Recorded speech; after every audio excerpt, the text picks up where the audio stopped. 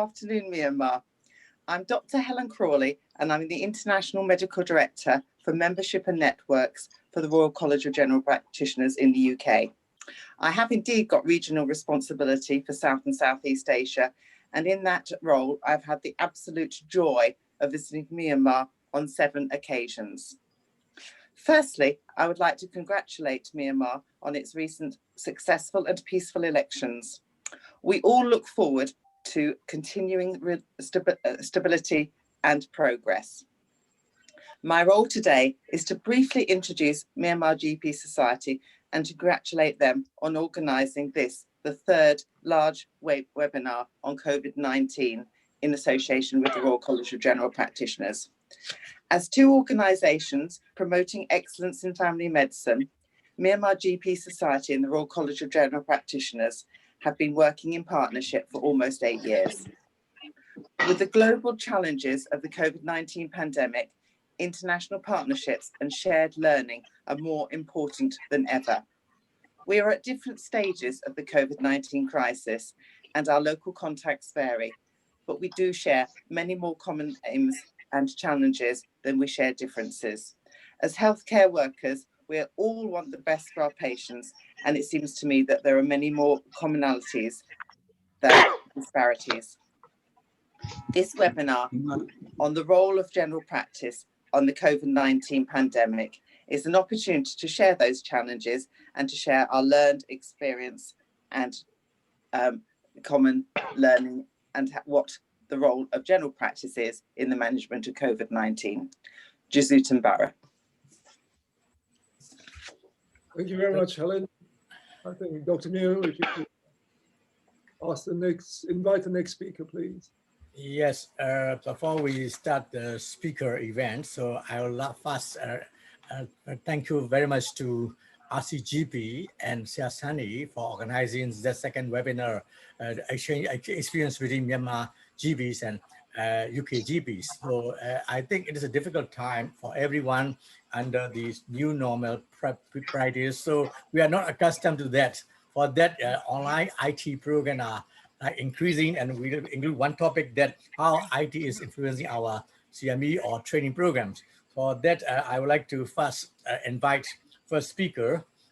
from UK side, Dr. Subir Ghosh, FRCGP, FRCOG. He will, I think, talk on the COVID and frontline general practice in the UK. So let's applause first before he talk. Dr. Subir Ghosh, warmly welcoming to our webinar. Thank you. Dr. Mentio. Thank you very much, Dr. Mentio and Dr. Sunny Young, for inviting me to talk in this exciting webinar. I am. Can I do the sharing? Can I do share screen, please? I think share. Yes. Yeah. Okay. No. Otherwise, Dr. Sunny Young, I have sent my presentation. Will you be able to do the screen share? Subir, or if you make me co-host, then I can do it. I've allowed screen share for everyone, so see if you can do that. Yeah.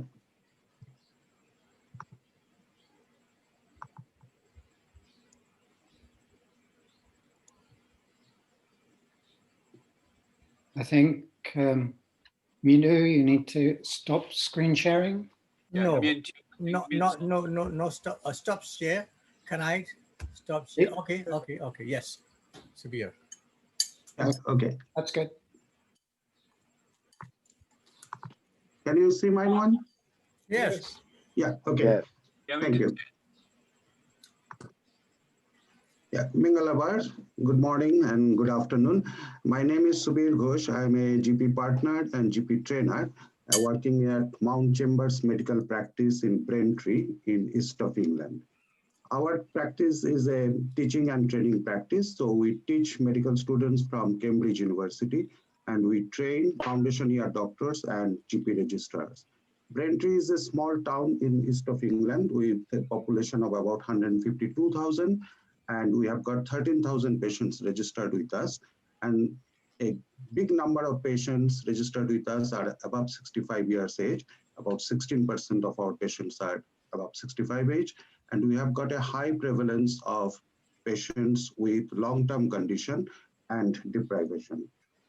Now, with COVID pandemic, as it affected all over the world, we have been affected as well as a frontline GP practice. But we started preparing to deal with the pandemic from the very beginning. So first, on 2nd March 2020, our clinical commissioning group sent us letter of preparedness and standard operating procedures and prioritization of work. We received some PPEs at the beginning, but it was not adequate, so we had to buy some of the PPEs. Following week, we developed home management team. This is for dealing with COVID-related illness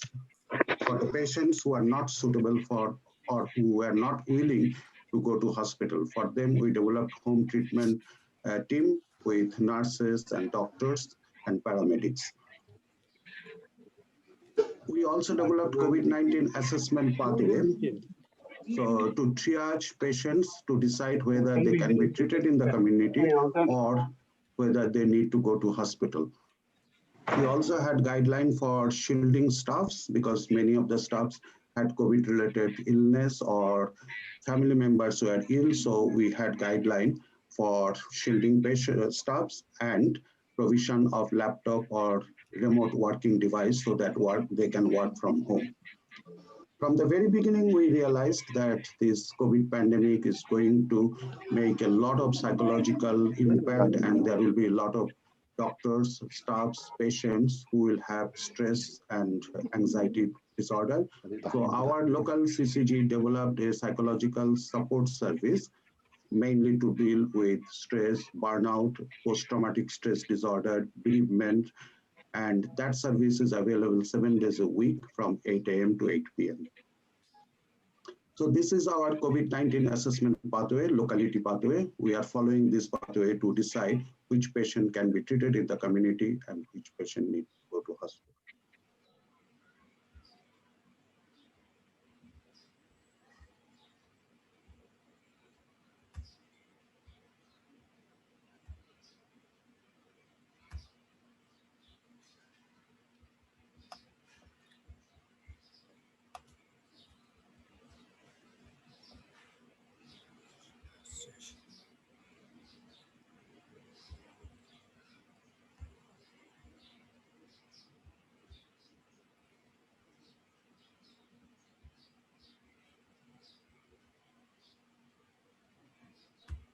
Subir, could you unmute, please? Because I think you are muted.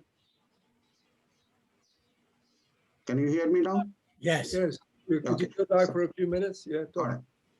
Okay. So respiratory hub was set up by our clinical commissioning group in 3rd week of March to deal with patients with suspected COVID symptoms. This is same as fever clinic you developed in Myanmar. So these patients go there directly, and there are doctor, nurses, and staffs there. And these centers are equipped with cleaning facilities, and they have got adequate PPE, including N95 masks. So we developed lots of changes in medicine management from the very beginning. We tried to reduce injectables to oral medication, which I'll come in details later, to reduce footfall in the practice. We are using more electronic prescribing, so we are sending prescription directly to the pharmacy so that the patients don't need to come to the surgery to collect the prescription. End-of-life care medicines, we are writing more in anticipation. So even before the end-of-life symptoms start, like drowsiness or pain or excess secretion, we are prescribing medicines in anticipation. In UK, once you prescribe medicine and it is collected, the pharmacies don't take the medicines back. But during this pandemic, we have got a guideline for reuse of medicines, which has not been opened. It's only for end-of-life care medicines, but these medicines are quarantined for 2 weeks before reusing. So that guideline, we have got that guideline and we follow that. Shared care medicine monitoring, this is also very important in UK. patients with rheumatoid arthritis or ulcerative colitis, or those who are on immune modulators,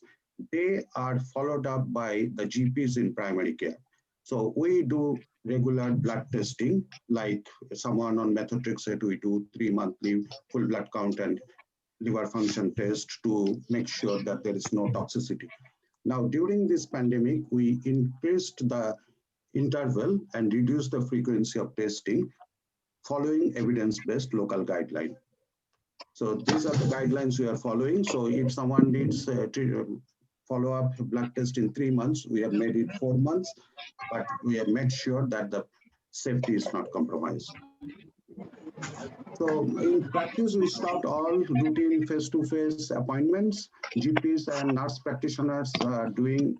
telephone consultation. Within 2 weeks, we developed the video consultation as well. So we use a software called AccuRx, through which we can see the patient, and also we can send message or leaflets or letters to the patient. The patients can send us photos as well, like photos of the rash or swelling. So in case of emergency, after triaging, we are directing patients to go to the hospital, and we are arranging the transport, i.e. ambulance. Only a few patients who need to come to the surgery, we are seeing them face to face after making sure they haven't got any COVID symptoms. This is the system we are using. It's the AccuRx. On this system, we can call the patient, and there is a split screen. So half is for the doctor, half is for the patient. So we can see the patient, we can do global assessment, we can check the rash, we can check swelling. I have looked at the throat of quite a few patients who are complaining of sore throat and diagnosed tonsillitis. I checked the joint movement, so it is really very useful. And it appears like this on our GP computer system. And if I click here, I can send any information like a text message, which goes to patient's phone. So I can upload any letter, any leaflet from my desktop and send it to the patient. So I usually send lots of leaflets on the musculoskeletal problem, like neck exercise or knee exercise, things like that. We have increased hand hygiene facilities in the practice. So we have provided lots of stations with gel. So whoever comes into the practice, they clean their hands and then come to the practice, and we encourage them to wear face masks. And we have created an isolation room, and we are maintaining 2-meter distance in every areas. So this is our surgery from outside. I took this picture last week at 8 o'clock in the morning. Normally, before pandemic, probably 20-30 people queues outside the surgery to get into the practice. But now, because we are doing everything remotely, there is no one is waiting. And there is a window at the end with a physical barrier and microphone. So whoever comes to collect prescription or to attend appointment, they go to that window and speak to the receptionist first. This is our isolation room. So this is one of the consultation room, which we have converted to isolation room. This is the inside of the room. So there is no loose paper, nothing on the desk. We are doing deep cleaning regularly and also after each patient contact. This is our waiting area. Normally the chairs are in rows. So probably 20-30 people sit at 8 o'clock in the morning. This also I took at 8 in the morning. There is no one waiting, and we have put only few chairs, keeping the social distance of more than 2 meters. And we have introduced one-way system. So the patients come through one door and goes out through other door to prevent chance of passing infection. We stopped initially all routine procedures like cervical smear, vitamin B12 injection, and long-acting reversible contraception, but they have been restarted since end of August. When we stopped B12 injection, we bridged with oral cyanocobalamin. Same thing when we stopped the long-acting contraceptives like implants and depot injection, we bridged the patients with progesterone-only pill after explaining it to the patient. Due to COVID pandemic, obviously, as I mentioned before, a lot of people are suffering from stress, anxiety, domestic violence has gone up, incidents of domestic violence, and alcohol-related problem. So we have set up text messaging. So when we are sending any information like appointment booking and things like that, text message goes with the helpline for domestic violence and alcohol support. Initially, we are having regular practice meetings to discuss various measures to take and clinical updates, maintaining social distance. But after 2 weeks, we stopped them all, and we are meeting. Our meetings are all virtual using MS Team. Our primary care MDT meeting, multidisciplinary team meeting, is also happening through MS Team. Teaching and training. So initially, medical students from Cambridge students, they were not coming till September 2020. Now they have started coming in group of 3 students, and we are teaching them maintaining social distance, and we are providing PPE, and the tutorials are done remotely using Zoom. Our trainees, we are doing most of the teaching online. But one of the trainees, she was 28 weeks pregnant, so we provided her laptop and supported her to work from home, and we supervised her from the practice. So we did remote supervision till she went into maternity leave. Our GP training scheme is also delivering all the lectures by using Zoom. I have done a small audit of our patients who were admitted to hospital from March to October 2020. I don't think I've got time to discuss the whole audit, but I'll just tell you about the salient findings. So I was looking at symptoms at presentation, complications, follow-up, and number died. So sorry, I'm talking a bit fast because of the time. I'm conscious about the time. So mainly what I found in between March to October, we had 17 patients who were admitted to hospital with severe COVID-related illness. 10 of them died, so the mortality was quite high. 59% of the patient died. I compared the figure with East of England. So in East of England, the population is 5 million. 12,000 patients were admitted and 5,000 died, so which is 43%. So our figure is more or less same as in East of England. So in conclusion, COVID-19 pandemic has affected frontline GP practice in all aspects with proper planning, developing and implementing guidelines. We are somehow managing to keep the service uninterrupted. Our challenges are now to deal with the second wave and implementation of the vaccination program.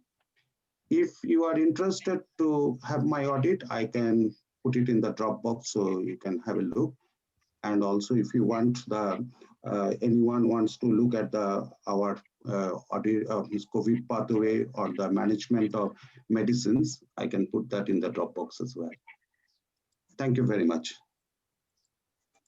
Okay, thank you, Dr. Subir. So very interesting, and how UKGBs are coping with the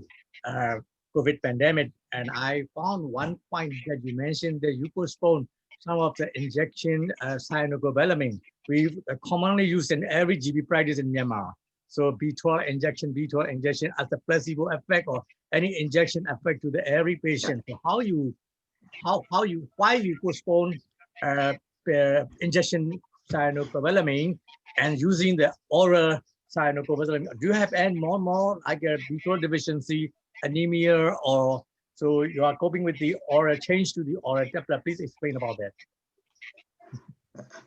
Thank you, Dr. It's a very good question. Actually, for pernicious anemia, we should continue the injections. But those who are vitamin B12 deficient due to dietary deficiency or poor absorption, we have seen that oral cyanocobalamin works, and it's evidence-based. So it's a very good question. We had a clear guideline. If someone's B12 level was below 145, for them, we tried to continue the injection. But those who are between 145 to 180, we changed them to oral cyanocobalamin. But now we are reverting back to injection who were already on injection. Great, thank you. Yeah. So we have 5 minutes for the Q&A. So anybody, and that's a webinar. So we are now participants 100. So that anybody can raise questions or comments within that 5 minutes. ဗမာလိုပြောလို့ရပါတယ်နော်ပြောချင် ဗမာလိုပြောလဲရတယ်ဗမာလိုပြောလဲရပါတယ်ဒါသူတို့ကတော့ပြီးရင်ကျွန်တော်တို့ဘက်ကနောက် next speaker တွေလည်းဗမာဘက်ကဟာတွေဗမာလိုပြောလဲအခုလည်းဗမာလိုလည်းမေးပါခင်ဗျ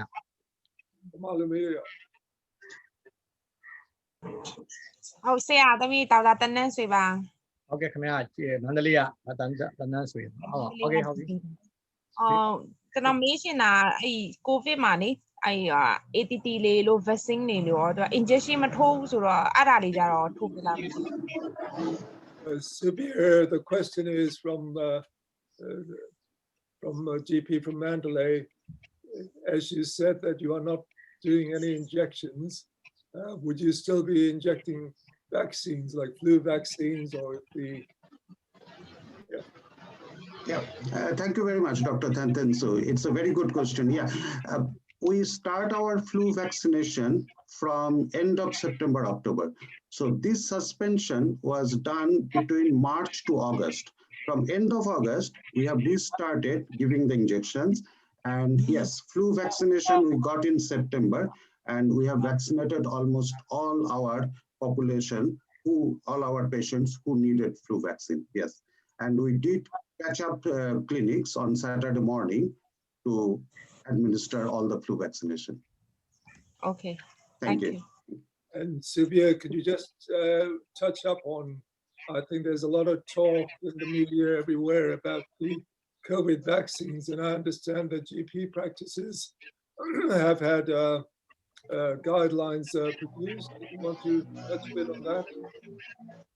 Yeah, thank you, Dr. Ong. It's a very good question. That's our challenge now. We are hoping to get the vaccine by end of December or January. Now, there are lots of logistic problems. So how to administer vaccine, because this will be a freeze-dried vaccine, which will come at -70°C. And once it is defrosted, it has to be used within 3 days. So and it's a multi-dose vial, so we have to draw the vaccine in the syringe and administer. So obviously, if we open one vial, that has to be used to a certain number of patients, a certain number of people. So it's a huge work, and to vaccinate the whole population, or at least half of the population, it will take lots of manpower and time and all. So from our local CCG, we have been asked to administer vaccines 7 days a week from 8 a.m. to 8 p.m. And obviously there will be a lot of people coming in, and because it's a new vaccine, we need to observe them for a few minutes. So we just can't, like flu vaccine, we just can't give them injection and tell them to go home. So we need to observe them as well. So what we are thinking in our primary care network, we are 4 big practices work together. So instead of administering vaccine from each site, we are trying to develop a central site where the vaccine will be kept and will be administered, and all the practices will work there by rotation to administer and the vaccine, and also will provide the administrative support. So we'll work 4 practices will work together and will work from one big site. So we are on the chat screen. So I found Dr. Nilin who asks, what about quarantine policy for GPs in UK? Yeah, a very good question. Thank you. So first of all, if someone gets unwell or someone has positive swab and has got COVID-related illness, that person needs to isolate for 10 days or till at least 10 days or till he recovers. For the family members or for the close contacts, they need to isolate for 14 days. So that's the reason quite a few of our doctors, nurses has to work from home, like my trainee who was 28 weeks pregnant because she was at risk, so she had to work from home. That's why we are providing them with remote work facilities. So they can work from home with a special laptop or with a special smart card reader. So they can talk to the patient directly, they can do video consultation from home, and we are supporting them from practice. So it's a two-way message goes on. So if they need any help, they message us. So they can work almost like they are working from surgery with a special laptop from home. So we have a Yeah, so definition it's- of the primary contact or close contact. That is when someone is talking or like close to within 3 feet distance for 50 minutes. They are defined as a primary contact. Those all who are in the consultation room without Yes. having any precaution or with having precautions that within 3 feet distance for 50 minutes, are they liable to be quarantined if their patient is found positive? If the patient is found positive, yes. And if they are symptomatic, then those who have come in contact need to be quarantined. And that's again 2 weeks. Yeah. Okay, Thank you. similar to Yeah. here. Okay. Yeah. So we have a 5 minutes Q&A session is now over. So thank you, Mr. Dr. Sovier, and I Thank you will very move much. to the. Sorry, I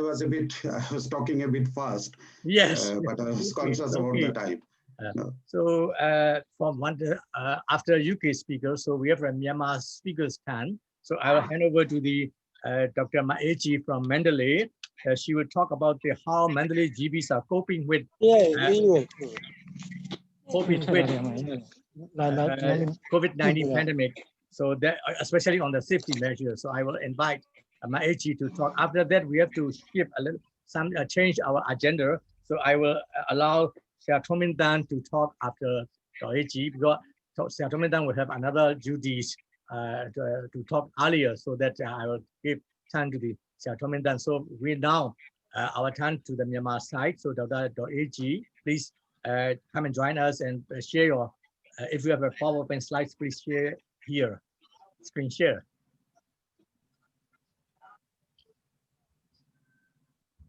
Good.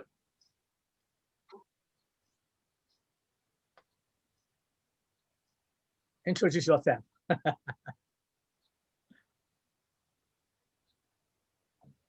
Can't hear anything. The microphone not working. I'm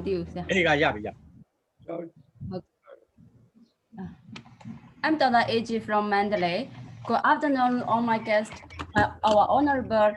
RCGP guider, our moderator, speakers, senior and junior colleagues. Thanks for your joining. I'm going to present about Mandalay GP clinic coping with COVID-19. In order to save time, I'm going to present bilingually. So please give understanding. So let's get on to business.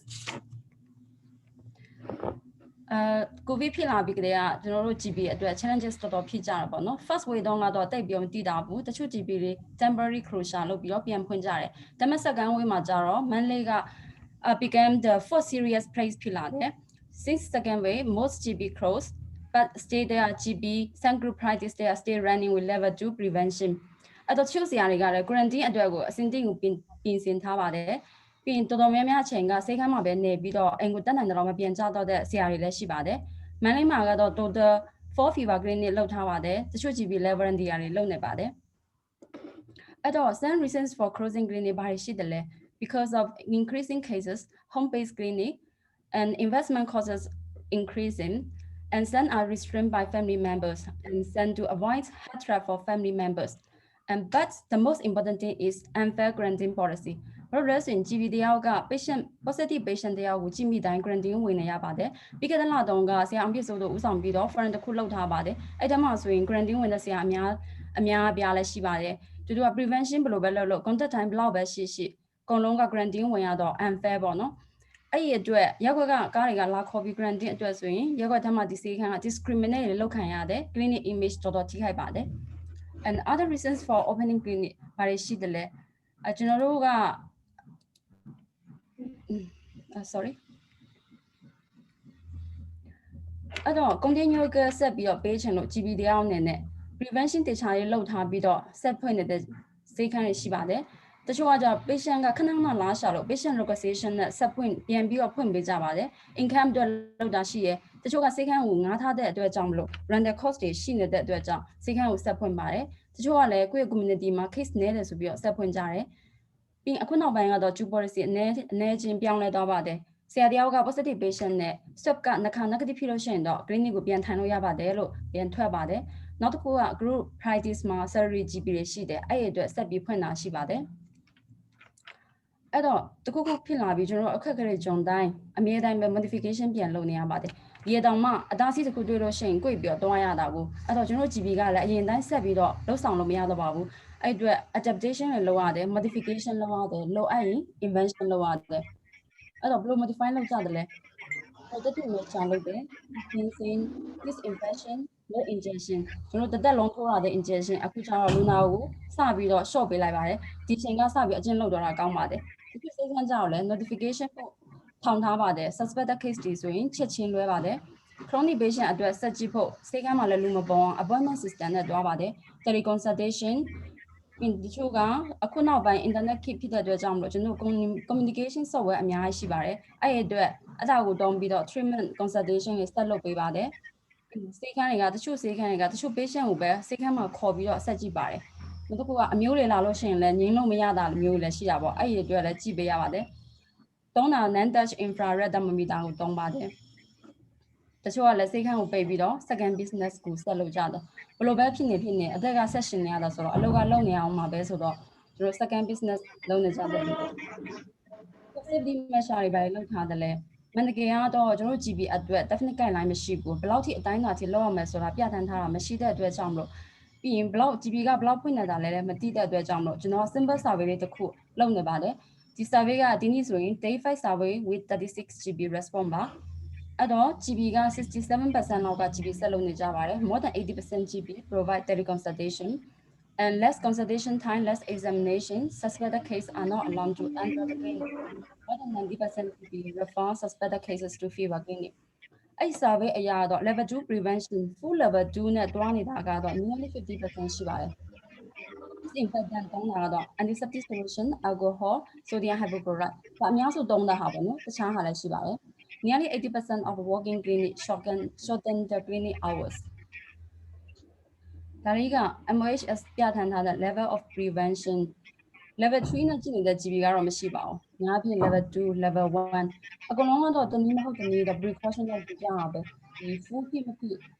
ဖြစ်တာတခုပဲရှိရပါတော့။ကိုယ်နည်းကိုယ်ဟန်နဲ့လုပ်နေကြတယ်။ဒါပေမဲ့တချို့ဆေးခန်းမှာလည်းကြားနေရတယ်။ဒီ surgical mask တစ်ခုထဲနဲ့ကြည့်နေတာတော်တော်လေး risky ဖြစ်နေပါ။ဒါလေးက junior GB clinic ဟာပုံလေးတွေပါ။ waiting area လေးကို distancing လုပ်ထားတယ် hand washing ဒီ non touch နဲ့ပေါ့နော်ခြေထောက်နင်းပြီးတော့လက်ဆေးကြတယ် history taking area examination area ဒီခြားလေးကိုအလုံးလုပ်ထားပါတယ် disinfect ပြန်လုပ်တယ် examination လုပ်ပြီးပြင်သုံးထားတဲ့ပစ္စည်းတွေကို disinfection လုပ်တယ် waste disposal တေချာလုပ်ပါတယ်ဒါတွေက senior GB ရဲ့ clinic ပါ senior GB ကတော့ပို့ပြီးတော့ standard ကြတယ်ကျွန်တော်ကျောင်းတုံးကလည်း GB တစ်ခုဖွင့်လို့ရှိရင်ဘယ်လောက်ထိ standard လောက်အောင်မှာလဲဘယ်လောက်အတိုင်းအတာထိပြင်ဆင်ရမလဲဆိုတာကတေချာမတင်ခဲ့ပါဘူးအဲကြောင့် senior GB ကတော့အတွေ့အကြုံအများကြီးရှိတော့ပို့ပြီးတော့ standard ကြပါတယ် sample တွေထောင်ထားတယ် second share မှာပြီး full level 2နဲ့ကြည့်နေပါတယ် room examination room ကိုတေချာလေးပြင်ထားပါတယ်ပြီး disinfection လဲ UV တို့ ozone တို့တေချာလေးလုပ်တယ်အဲ့အပြင်ကို waste disposal ပါ disinfect လုပ်တယ်ဘာလို့လဲဆိုရင်တော့ CPN ကပုံမှန်လာမသိတဲ့အတွက်ကြောင့်မလို့ဒီ waste disposal လဲနေ့တိုင်းပြန်သိနေရတယ်တဲ့ပြီးတော့ house call ကိုလည်းဆက်ကြည့်နေပါတယ်ဒါလေးကလည်းတချို့ GB စိတ်ခန့်ရဲ့ပုံလေးကိုပါတကယ်ချင်းက sharing လုပ်ထားတာဆေးပေးတဲ့ပုံစံလေးလေးပြီးရင်ဒါလေးက disposal လုပ်တဲ့ပုံစံ examination room ပြီးရင်လက်ဆေးတဲ့နေရာအဲ့တော့ fever clinic ကိုလွှဲကြတယ် monthly fever clinic ပုံလေးတွေပါဒါလေး Facebook page fever clinic mandatory ဆိုပြီးအဲ့ဒါလေးကျွန်တော်တို့ fever clinic အကြောင်းလေးတွေအကုန်လုံးတင်ထားပါတယ်ပြီးရင်လူနာတွေကို teleconsultation ပေးဖို့ call center ဖုန်းနံပါတ်လေးတွေလည်းတင်ထားပေးပါတယ်အဲ့တော့ software တွေမျိုးရှိကြတယ်ပို့ပြီးတော့အဆင်ပြေကြတယ် consultation and treatment through various communication software ဒါတွေကကျွန်မကြည့်ထားတဲ့ patient တွေပါတုံးထားတဲ့ software တွေက Facebook Messenger ရှိမယ် WeChat ရှိမယ် telephone နဲ့ patient ကို consultation ပေးတယ် Viber video call Messenger နဲ့ prescription လေးပေးတယ်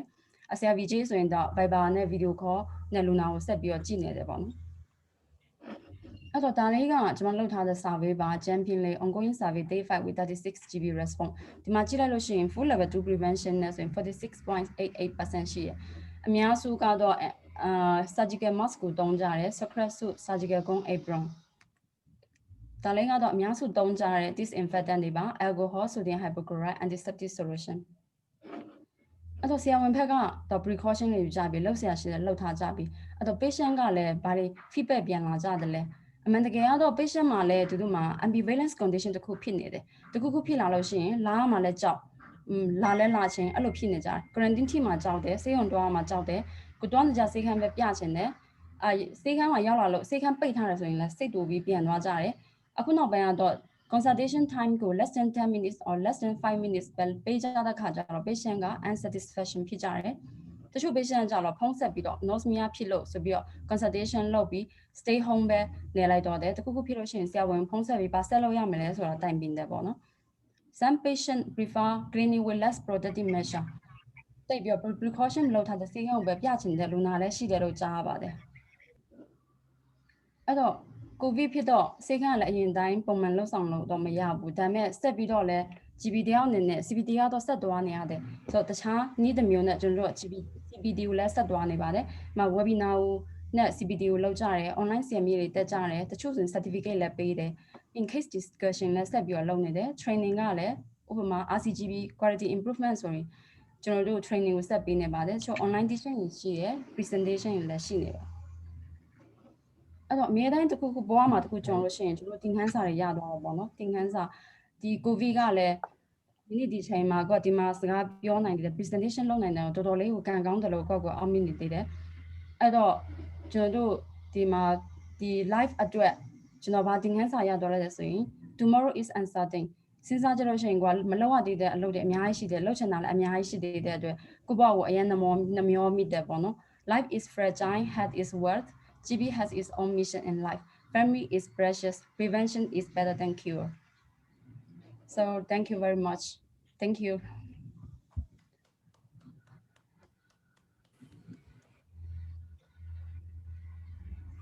Thank you မအေးကြီးအဲ့တော့မန္တလေးရဲ့ GB တွေရဲ့ဘဝတွေပေါ့နော်အဲ့တော့ we are confined into a cage or chamber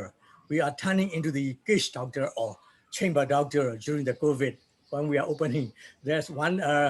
Dr. Myawinit raised his like a Facebook's link that some Myanmar GPs who have been quarantined isolated in some facilities their feelings they express that even Ms. AG explained that some of the GPs, when they are released from the cage, going back into their home, they have been discriminated by some of the people. So I want some of the UK GP, do you have any discrimination because of you are returning to your home, things like that? So any comment to Myanmar GP's life, cage life, chamber life, when we are released from that cage, we have been discriminated by this public opinion. Any comment from the UK GPs, please? Could somebody turn Sundar, can you, your experiences, can you comment on that? Yeah,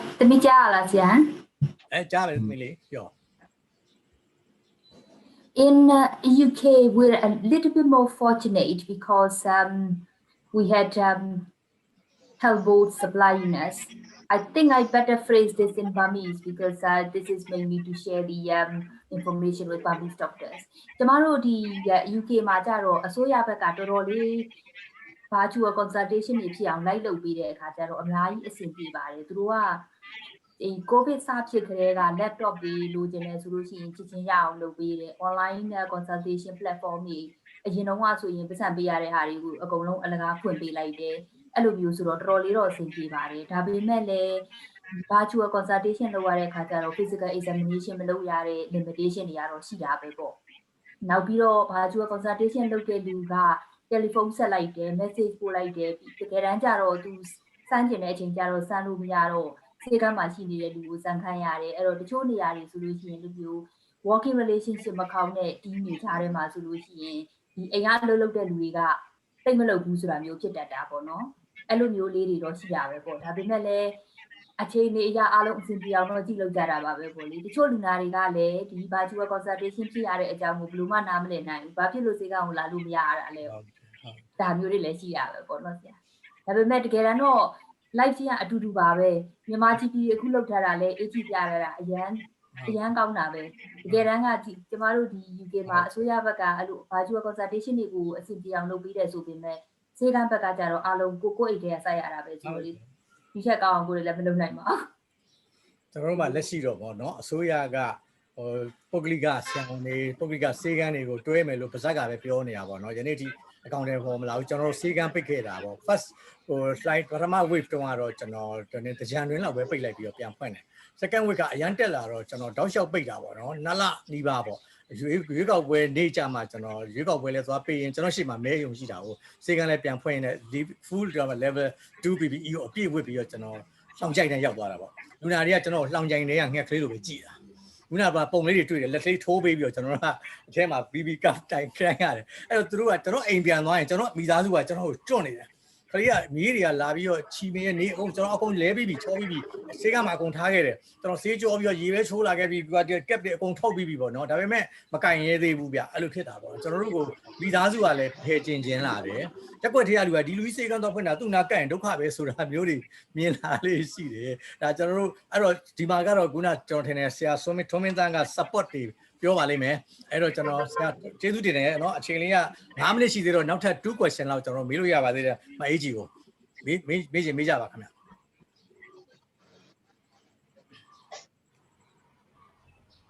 ရှိလားမရှိတော့မအေးကြီး presentation အင်မတန်မှကောင်းပါတယ်เนาะအဲ့တော့ဒီ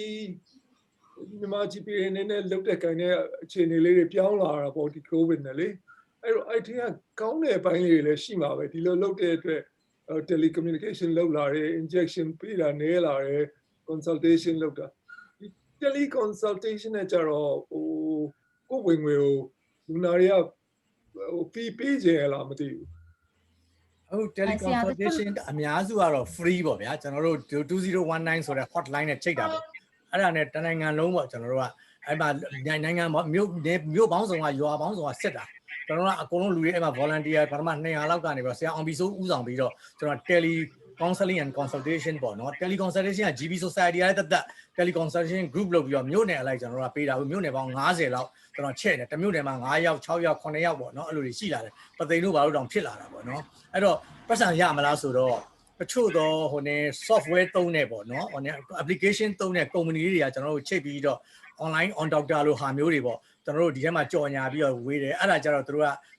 ကျွန်တော်တို့ပဲတတ်မှတ်ခိုင်းတယ် consultation ဘယ်လောက်လဲအချိန်ဘယ်လောက်ကိုဘယ်လောက်တတ်မှတ်မလဲဆိုပြီးတော့အဲ့ဒီပုံမှာဝင်လာတဲ့လောက်ကိုတို့ကလွှဲပေးတာလေးရှိတယ်ဒါတော့ပဲ important နဲတယ်အများစုက volunteer free လုပ်ပေးကြတာပေါ့နော်မကြီးကိုစေကမှာကြတော့ရလာလူနာတွေဆက်ရတယ်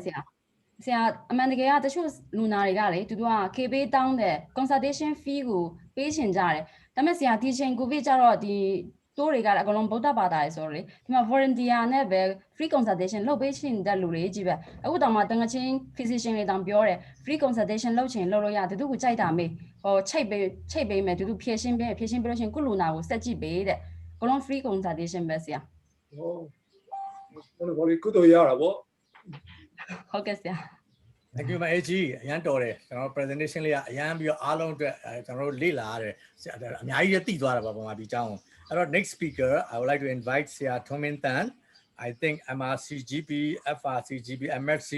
so Dr. Thuong Minh Tan has been like helping Myanmar GPs for years and years and he has been deeply involved with our QI project and then one of the great resource for the Myanmar GPs I think he will talk on the support to general practice in the UK Sir Thuong Minh Tan. Thank you, Sir Myung. Thank you, Sir Sonny, and everyone. Thank you. Sorry, John, didn't late to join. Didn't we have a last day to not look at the cases there. Young women was net and jealousy. Service did happy or restrict the arm as a meeting. Need to arm. I don't know. Not young kind of demand. And sorry for that inconvenience. So I'm just going to talk about the Sayasubi who Pyaware is the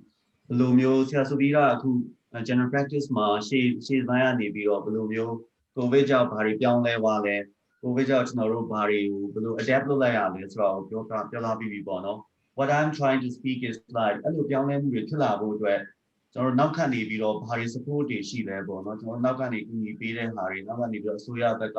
နောက် local commissioning unit လို့ခေါ်တဲ့ဟာပေါ့အဲ့ဒီဥစ္စာဘယ်လိုမျိုး support တွေကိုရလဲအဲ့လို support တွေရမှာပဲကျွန်တော်တို့ general practice ကိုဘယ်လိုပြောင်းလဲသွားနိုင်လဲပေါ့ခုန AG ပြောသွားတဲ့ presentation တိုင်းဆိုဗမာပြည်မှာ GP တွေက they are really doing very well ပါဟို adapting without much support is a big task to ask a big task to do and you've done really well and then to be honest အဲ့လိုမျိုး support မရှိဘဲနဲ့ဆိုရင်ကျွန်တော်တို့တော့မှအဲ့လောက် monthly ကခုန 80% လောက်တော့အဲ့လောက်တော့လုံးနိုင်မလားလို့ကျွန်တော်ပြောမသေးကြပါဘူး support မရဘဲနဲ့အဲ့တက်ကိုတော့အရန်ကို proud ဖြစ်ပါတယ်ဒီမှာ GP အတွက် So I'm going to talk about like this thing is not only as a GP role. I also work for the Leicester Commissioning Unit local area who about CCG product. It's commissioned the primary care, secondary care. I go along but non commission unit, commission unit and leadership unit. I go to a lot of area. And it just single male a clinical advisor in that local. I roll in much and all over Bologna. Young level level, I really want to below support lonely and practice for 8 of the pageant. So first of all is like as you know that I just want to share the experience of outbreak in my practice and what happened and I link that to the support I got during that time. So general practice outbreak လေးဖြစ်လိုက်ပါတယ်ကျွန်တော် practice မှာ staff က25ယောက်လောက်ရှိပါတယ် GP က4ယောက်5ယောက်လောက်ရှိတယ်GP က5ယောက်ရှိတယ် nurse 3ယောက်ရှိတယ်နောက် clinical pharmacist ပါလည်းရှိတယ်နောက် admin တွေရှိတယ်ပေါ့နော်အဲ့ခါကျတော့နောက် outbreak ဖြစ်တော့ admin staff မှာပါပေါ်တော့မှာတော့ admin staff တွေရှိတယ်အောက်မှာ clinical staff တွေရှိတာပေါ့ပေါ်တော့က admin staff 3ယောက်က call in sick ဖြစ်ပြီးတော့ suspected covid symptom တွေရတယ်အဲ့ဒီခါကျတော့တစ်ခုလုံးပေါ့နော် alert ဖြစ်သွားတာပေါ့သူတို့ covid symptom တွေရပြီဆိုတော့ဘာလုပ်ရမလဲဆိုတော့အဲ့ဒီတော့ weekend မှာတောက်ကြနေ့မှာတည်ရတော့စနေတွင်းနေ့မှာတို့အမြန်ဆုံးပဲ practice meeting တွေခေါ်ပြီးတော့စီစဉ်ရတာပေါ့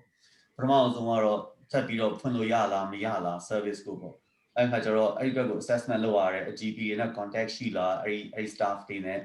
ကောင်းချင်တော့တို့အရင်ကတည်းကဒီ social distancing measure တွေလုပ်ထားတော့ဟိုအရင်ကတည်းက meeting တွေပါတယ်ဆိုလဲ practice meeting ကိုလည်း Zoom နဲ့ပဲလုပ်တယ် Microsoft Teams နဲ့လုပ်တယ်မတွေ့ကြဘူးပေါ်က staff နဲ့အောက်က staff ကိုမတွေ့အောင်လုပ်ထားတာပေါ့မတွေ့အောင်လုပ်ထားတဲ့အခါကျတော့နောက် team ကိုလည်းနှစ်ခုခွဲထားတယ် practice ထဲမှာဒီနေ့ကဒီ team on နောက်နေ့ကဒီ team on ဆိုတော့တယောက်မတွေ့ကြဘူးဒီကိုခန်းထဲမှာပဲကိုနေကြပြီးလုပ်ကြတာများတယ်ဒါမှမဟုတ်အိမ်ကနေလုပ်ကြတာများတော့ risk assessment မှာ clinical staff ကတော့ contact မရှိဘူးဆိုတော့သိရတာပေါ့အဲ့ခါကျတော့ service တွေကိုဆက်ပြီးတော့ပေးမယ်လို့တော့ဆုံးဖြတ်လိုက်တယ်ဒါပေမဲ့ admin staff မရှိတော့တကယ်ကိုခါရိုးပြတ်သွားတယ်လို့ပါပဲဟိုဘယ်လိုခေါ်မလဲဟိုအပေါ် prescription လုပ်ပေးမဲ့လူတို့ referral လုပ်ပေးမဲ့လူတို့အဲ့ဒီလို့ရှိရင် phlebotomy လုပ်ပေးမဲ့လူအကုန်လုံးဘယ်သူမှမရှိတဲ့ခါကျတော့ဒီ service တွေကိုဘယ်လိုမျိုးလုပ်ကြမလဲပေါ့နော်ဘယ်လိုဆက်ပြီးတော့တော်တော်လေးကို challenging ဖြစ်လိုက်ပါတယ်ကံကောင်းချင်တော့တို့စီမှာဒီ practice အချင်းချင်းဟို networking လေးရှိရ PCN လို့ခေါ်ပါတယ် primary care network ပေါ့သူကအချင်းချင်းတို့နားမှာရှိရ practice ချင်းချင်းက body practice လို့ခေါ်တဲ့ဟာကျတော့တို့တွေကကူညီပေးပါတယ်အဲ့တော့တို့တချို့လူနာတွေဥမာဖြစ် warfarin တောင်းနေတဲ့လူနာတွေ INR တိုင်းရမယ်ဒီ methotrexate လူနာတွေ blood test လုပ်ရမယ်အဲ့လိုမျိုးအရေးကြီးတဲ့ဟာတွေဖြတ်လို့မရတဲ့ဟာကျွန်တော် body practice ကတို့စီကိုသွားပြီးတော့လုပ်ပေးပါလုပ်လို့ရပါတယ်ဆိုတော့ကူညီပေးတဲ့ခါကျတော့တို့ patient တွေတော့မများဘူးတို့စီကိုသွားပြီးတော့ blood test လုပ်ခိုင်းရပါတယ်အဲ့လိုမျိုးပေါ့နော်အချင်းချင်းကူညီလိုက်တဲ့ခါကျတော့အဲ့ဒါလေးအဆင်ပြေသွားပါတယ်နောက် public health ကိုတို့ချက်ချင်းပဲဆက်သွယ်ရတယ် public health မှာကျွန်တော် almost 2 hours on the phone ပေါ့ဒီ public health ကဘာတွေဖြစ်သွားပြီးဒီတယောက်ချီရဲ့ history ဘယ်သူရဲ့ contact အကုန်လုံးပေါ့နော်တို့ကဆွေးနွေးပေးပြီးတော့ဒီ service တွေကိုဆက်ဖွင့်လို့ရလားမရလားသူတို့ဘက်က opinion ပေါ့ဖွင့်လို့ရတယ်ဆိုလည်းဘာလုပ်ရမလဲဆို opinion လေးကိုပေးပါတယ်ပြီးတဲ့အခါကျတော့ patient တွေကို communication လုပ်ရချက်ချင်းပဲဘာတွေဖြစ်နေတဲ့ practice မှာမလာပါနဲ့လောလောဆယ်တော့ဖုန်းနဲ့ပဲဆက်သွယ်ပါတို့ဒီ deep cleaning ပေါ့နော် practice premises တစ်ခုလုံးအကုန်လုံးကို cleaner တွေခေါ်ပြီးတော့ deep cleaning လုပ်ရပါတယ် antiseptic နဲ့ပေါ့ deep cleaning လုပ်နေတဲ့အချိန်မှာ practice ခဏပိတ်ထားမယ်ပိတ်ထားပြီးတော့အခုတော့ဆိုတော့မလာကြပါနဲ့ဖုန်းနဲ့ပဲဆက်သွယ်ပါဆိုပြီးတော့အားလုံးကို text message တွေပို့ website ကနေပြီးတော့ message တွေပို့ပြီးတော့ဆက်သွယ်ရပါတယ် patient ကလည်းအရန်ကိုကောင်းကြပါတယ်သူလက်ခံကြတယ်သူနားလည်ပါတယ်ဆရာကိုမြင့်ခုနဆရာမြင့်ခုနတော့ပြောသလိုမျိုးဒီမှာကကံကောင်းတာကအဲ့လိုမျိုးတက်ဘူးတော့မရှိပါဘူးကိုဗစ်ဖြစ်သွားတယ်ဆိုတော့တက်ဘူးတော့မရှိဘူးအားလုံးကဟိုနားလဲတယ်အဲ့ဒါကိုလည်းဟို ကူညီပေးကြပါတယ်တယောက်နဲ့တယောက် patient ကလည်းအဲ့ဒါမျိုးသိသွားတဲ့အခါကျတော့သူတို့ဘက်ကလည်းဟို message တွေတောင်ပြန်လာပါတယ် kindness message တွေလည်းပြန်လာတယ်ဟိုသူတို့အနေနဲ့နားလည်ကြောင်းတွေလည်းပြန်လာတယ်ဖုန်းနဲ့ပြောတဲ့အခါမှာလည်းသူနားလည်ကြတယ်နောက်ကျတော့ဒီ service တွေကို prioritize ဆိုလုပ်ရတာပေါ့နော် best service တွေကိုပေးမယ် best service တွေရရမယ်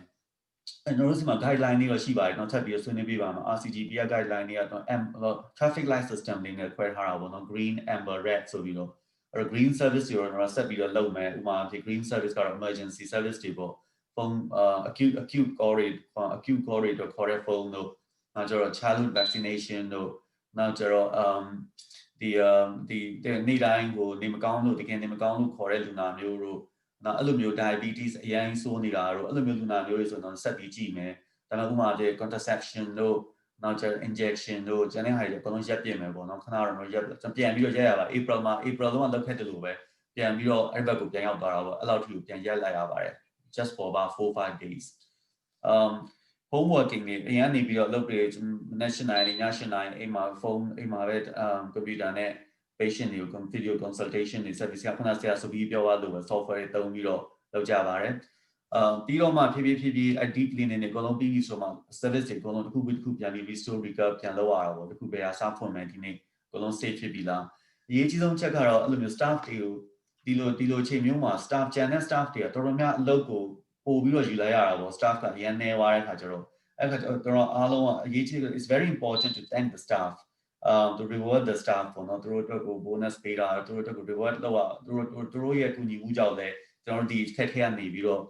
ထွက်လာနိုင်တာပေါ့ and then we learn and share what we like now I'm doing that what happened that time and how did we come out of this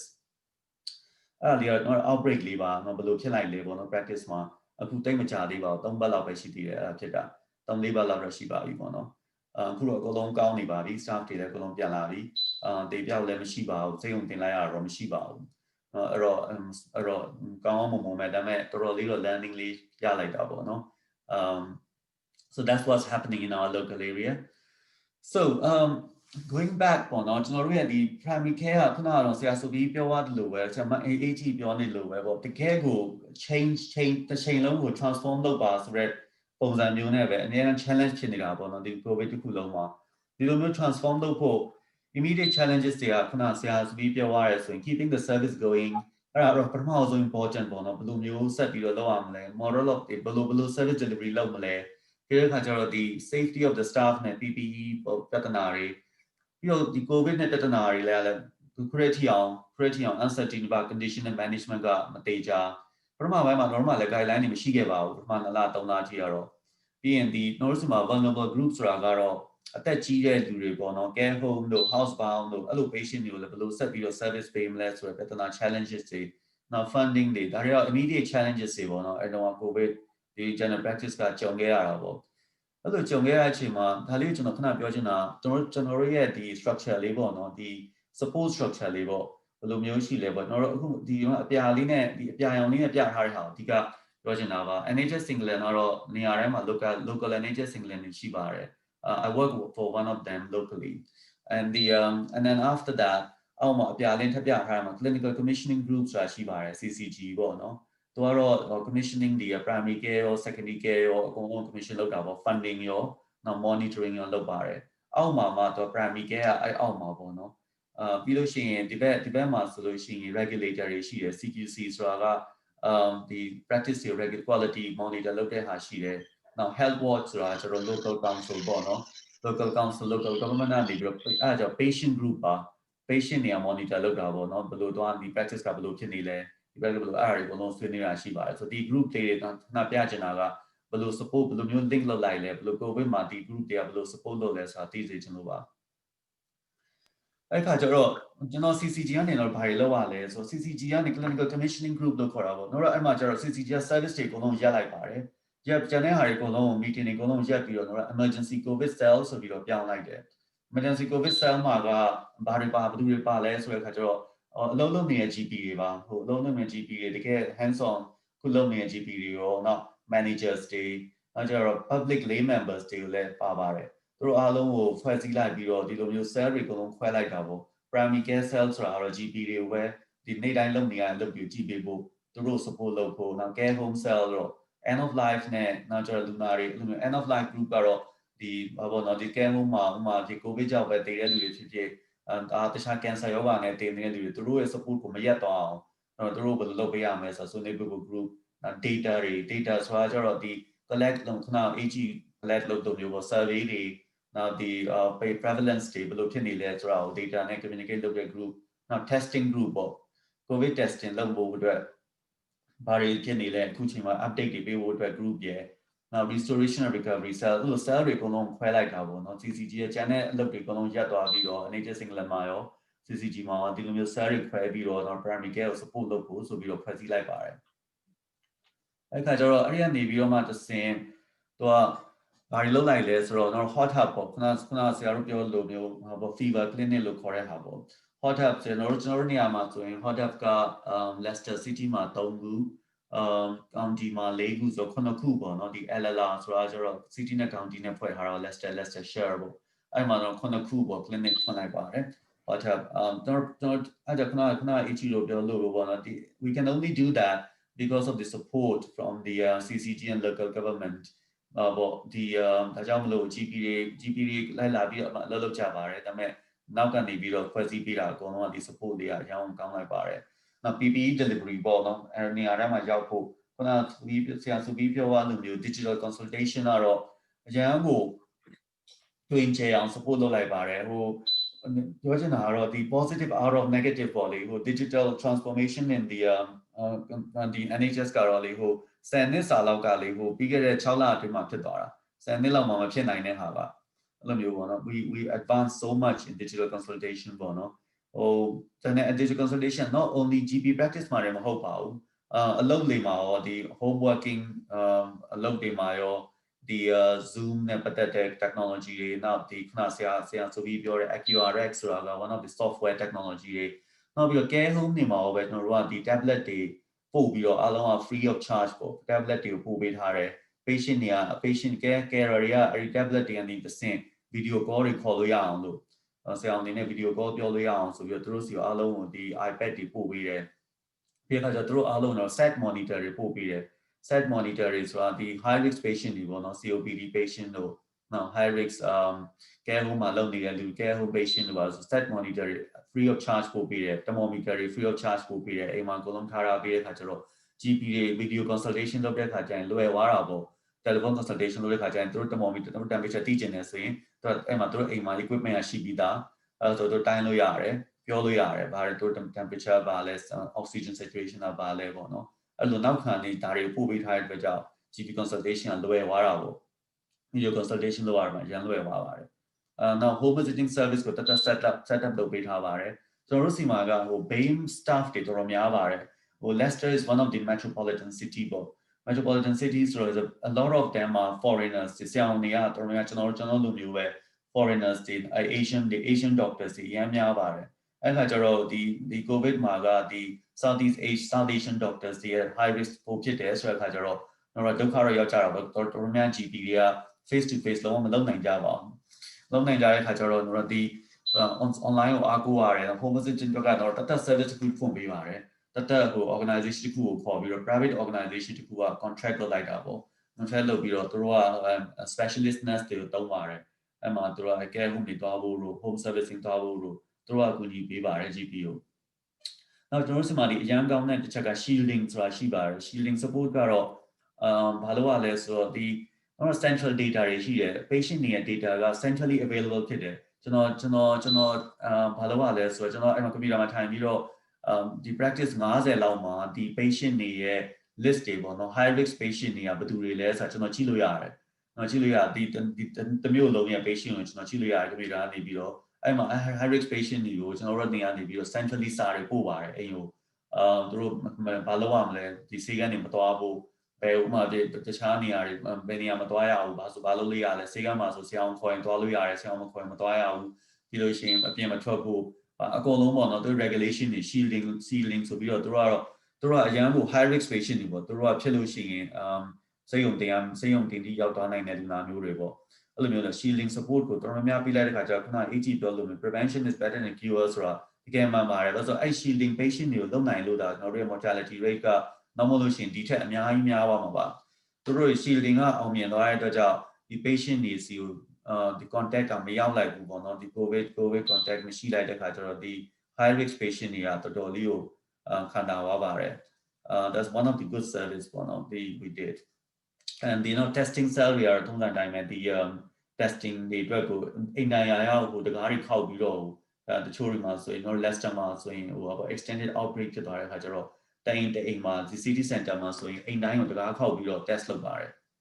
and Tobio allows you allow symptomatic or asymptomatic or along the arms of your test of bar. There now come a kin in a haribo, no primary gamma, and now can know the CCG and the same level hariba.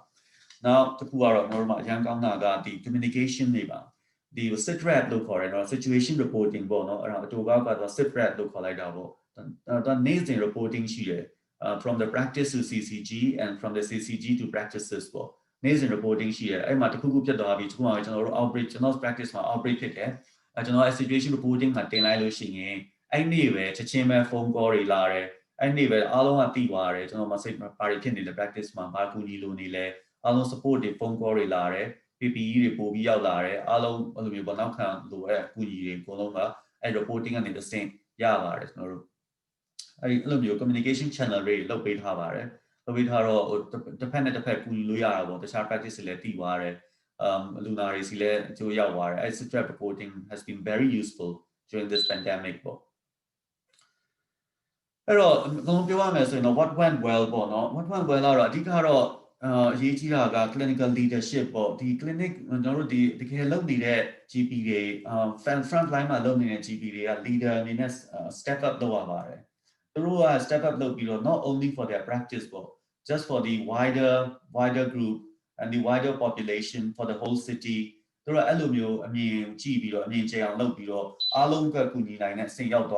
clinical leader step up step up already the now service they are probably strong to dollar primary care support them that's very true that agility of primary care or primary care now say as be will transform adapt within the 1 week 2 weeks of pandemic low you primary care brand new primary care service transform them that's a congratulation for them for their agility for that. Now, not to something that went really well is communication channel, or the effective channel of communication between the patient primary care, CCG, NHS England, the situation reporting, the communication channel, now the guideline development also UK guideline meeting meeting guideline guideline very useful guideline